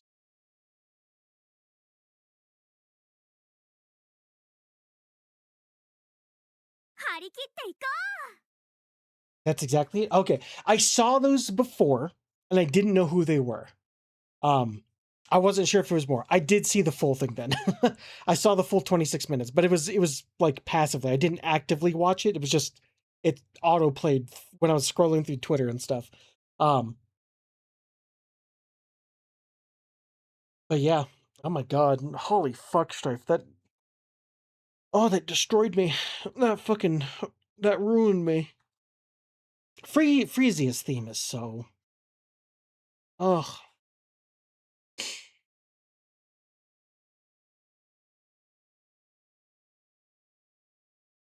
No, I did listen. I listened every single time. I didn't say, oh, I'm not. Oh, I'm tougher than that. Oh, I'm a big man. I said, I'm not ready. I did say sometimes I'll be ready, but yeah. Again, that whole let up to her death hit me like a freight train. The whole scene of just her, like, seeing the bullet and just being like, well, you know, I've prepared for this. I made sure I have, like, a light frame and the area around my head is as fragile as it can be, and I'm just gonna move my head in the way to... God, man.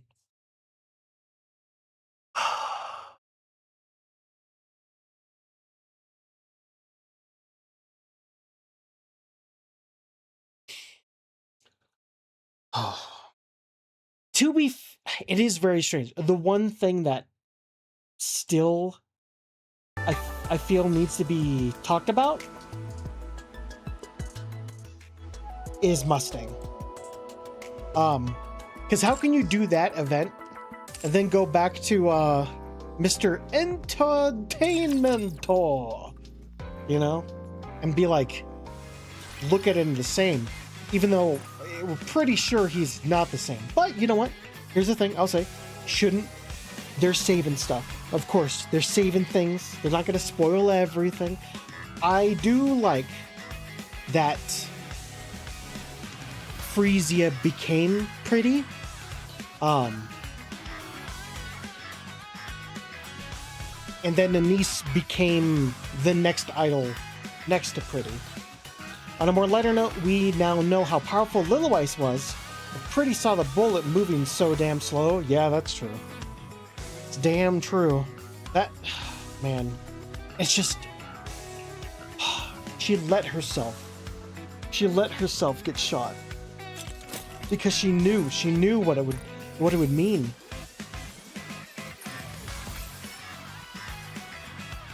Yeah, we got events of Elysian and Miscellus now, but nothing of Tetra. Right.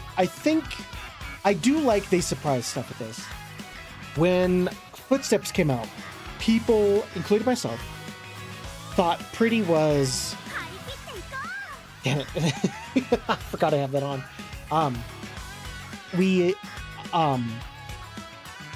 A lot of people, including myself, thought Anise was Pretty, and her getting killed was how she became Anise, or how she became Nikke.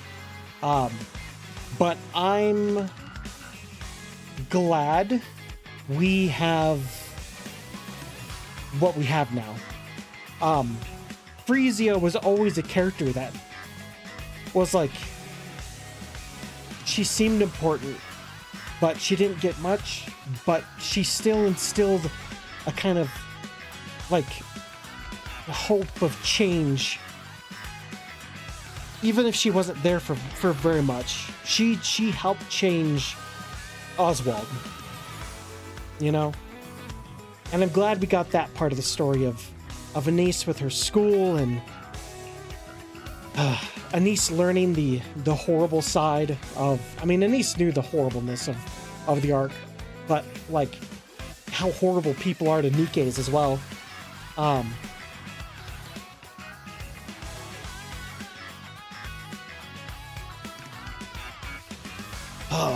Sorry. I'm really glad. I'm really glad that it turned out like how it was, and they subverted my expectations. You know? I'm glad it turned out to be Frisia and not Anise, because I feel you now have Anise more room to grow. Kind of like how Rappy still had room to grow with her stuff, you know? Neon. Poor Neon. Someday we'll get something out of Neon. You know? We'll get something out of Neon. Once again, it is very strange to note, going back to Footsteps.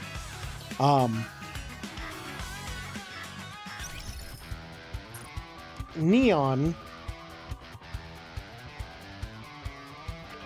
wears red glasses. And I noticed that these are the exact same kind of glasses that Deep had as well. So there's more to Neon that I don't know about. I'll just say that. But I think there's some kind of thing, because we know she has her own form, or her own upgrade as well. You have Neon stuff in the main story, so you know, just keep going. Okay, yeah, I'll probably do some more main story. Doing these events up to that has really gotten me to like want to continue doing story, you know? God, man, I cried. Oh, I cried so much this week. It's been such a... I apologize if I didn't really cry that much during Footsteps, but everything involving... Yeah, I don't know. I feel like it made up for it. This side story thing. So. Well, thank you so much for watching.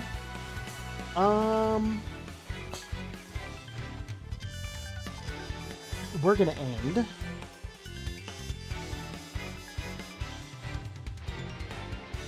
on this.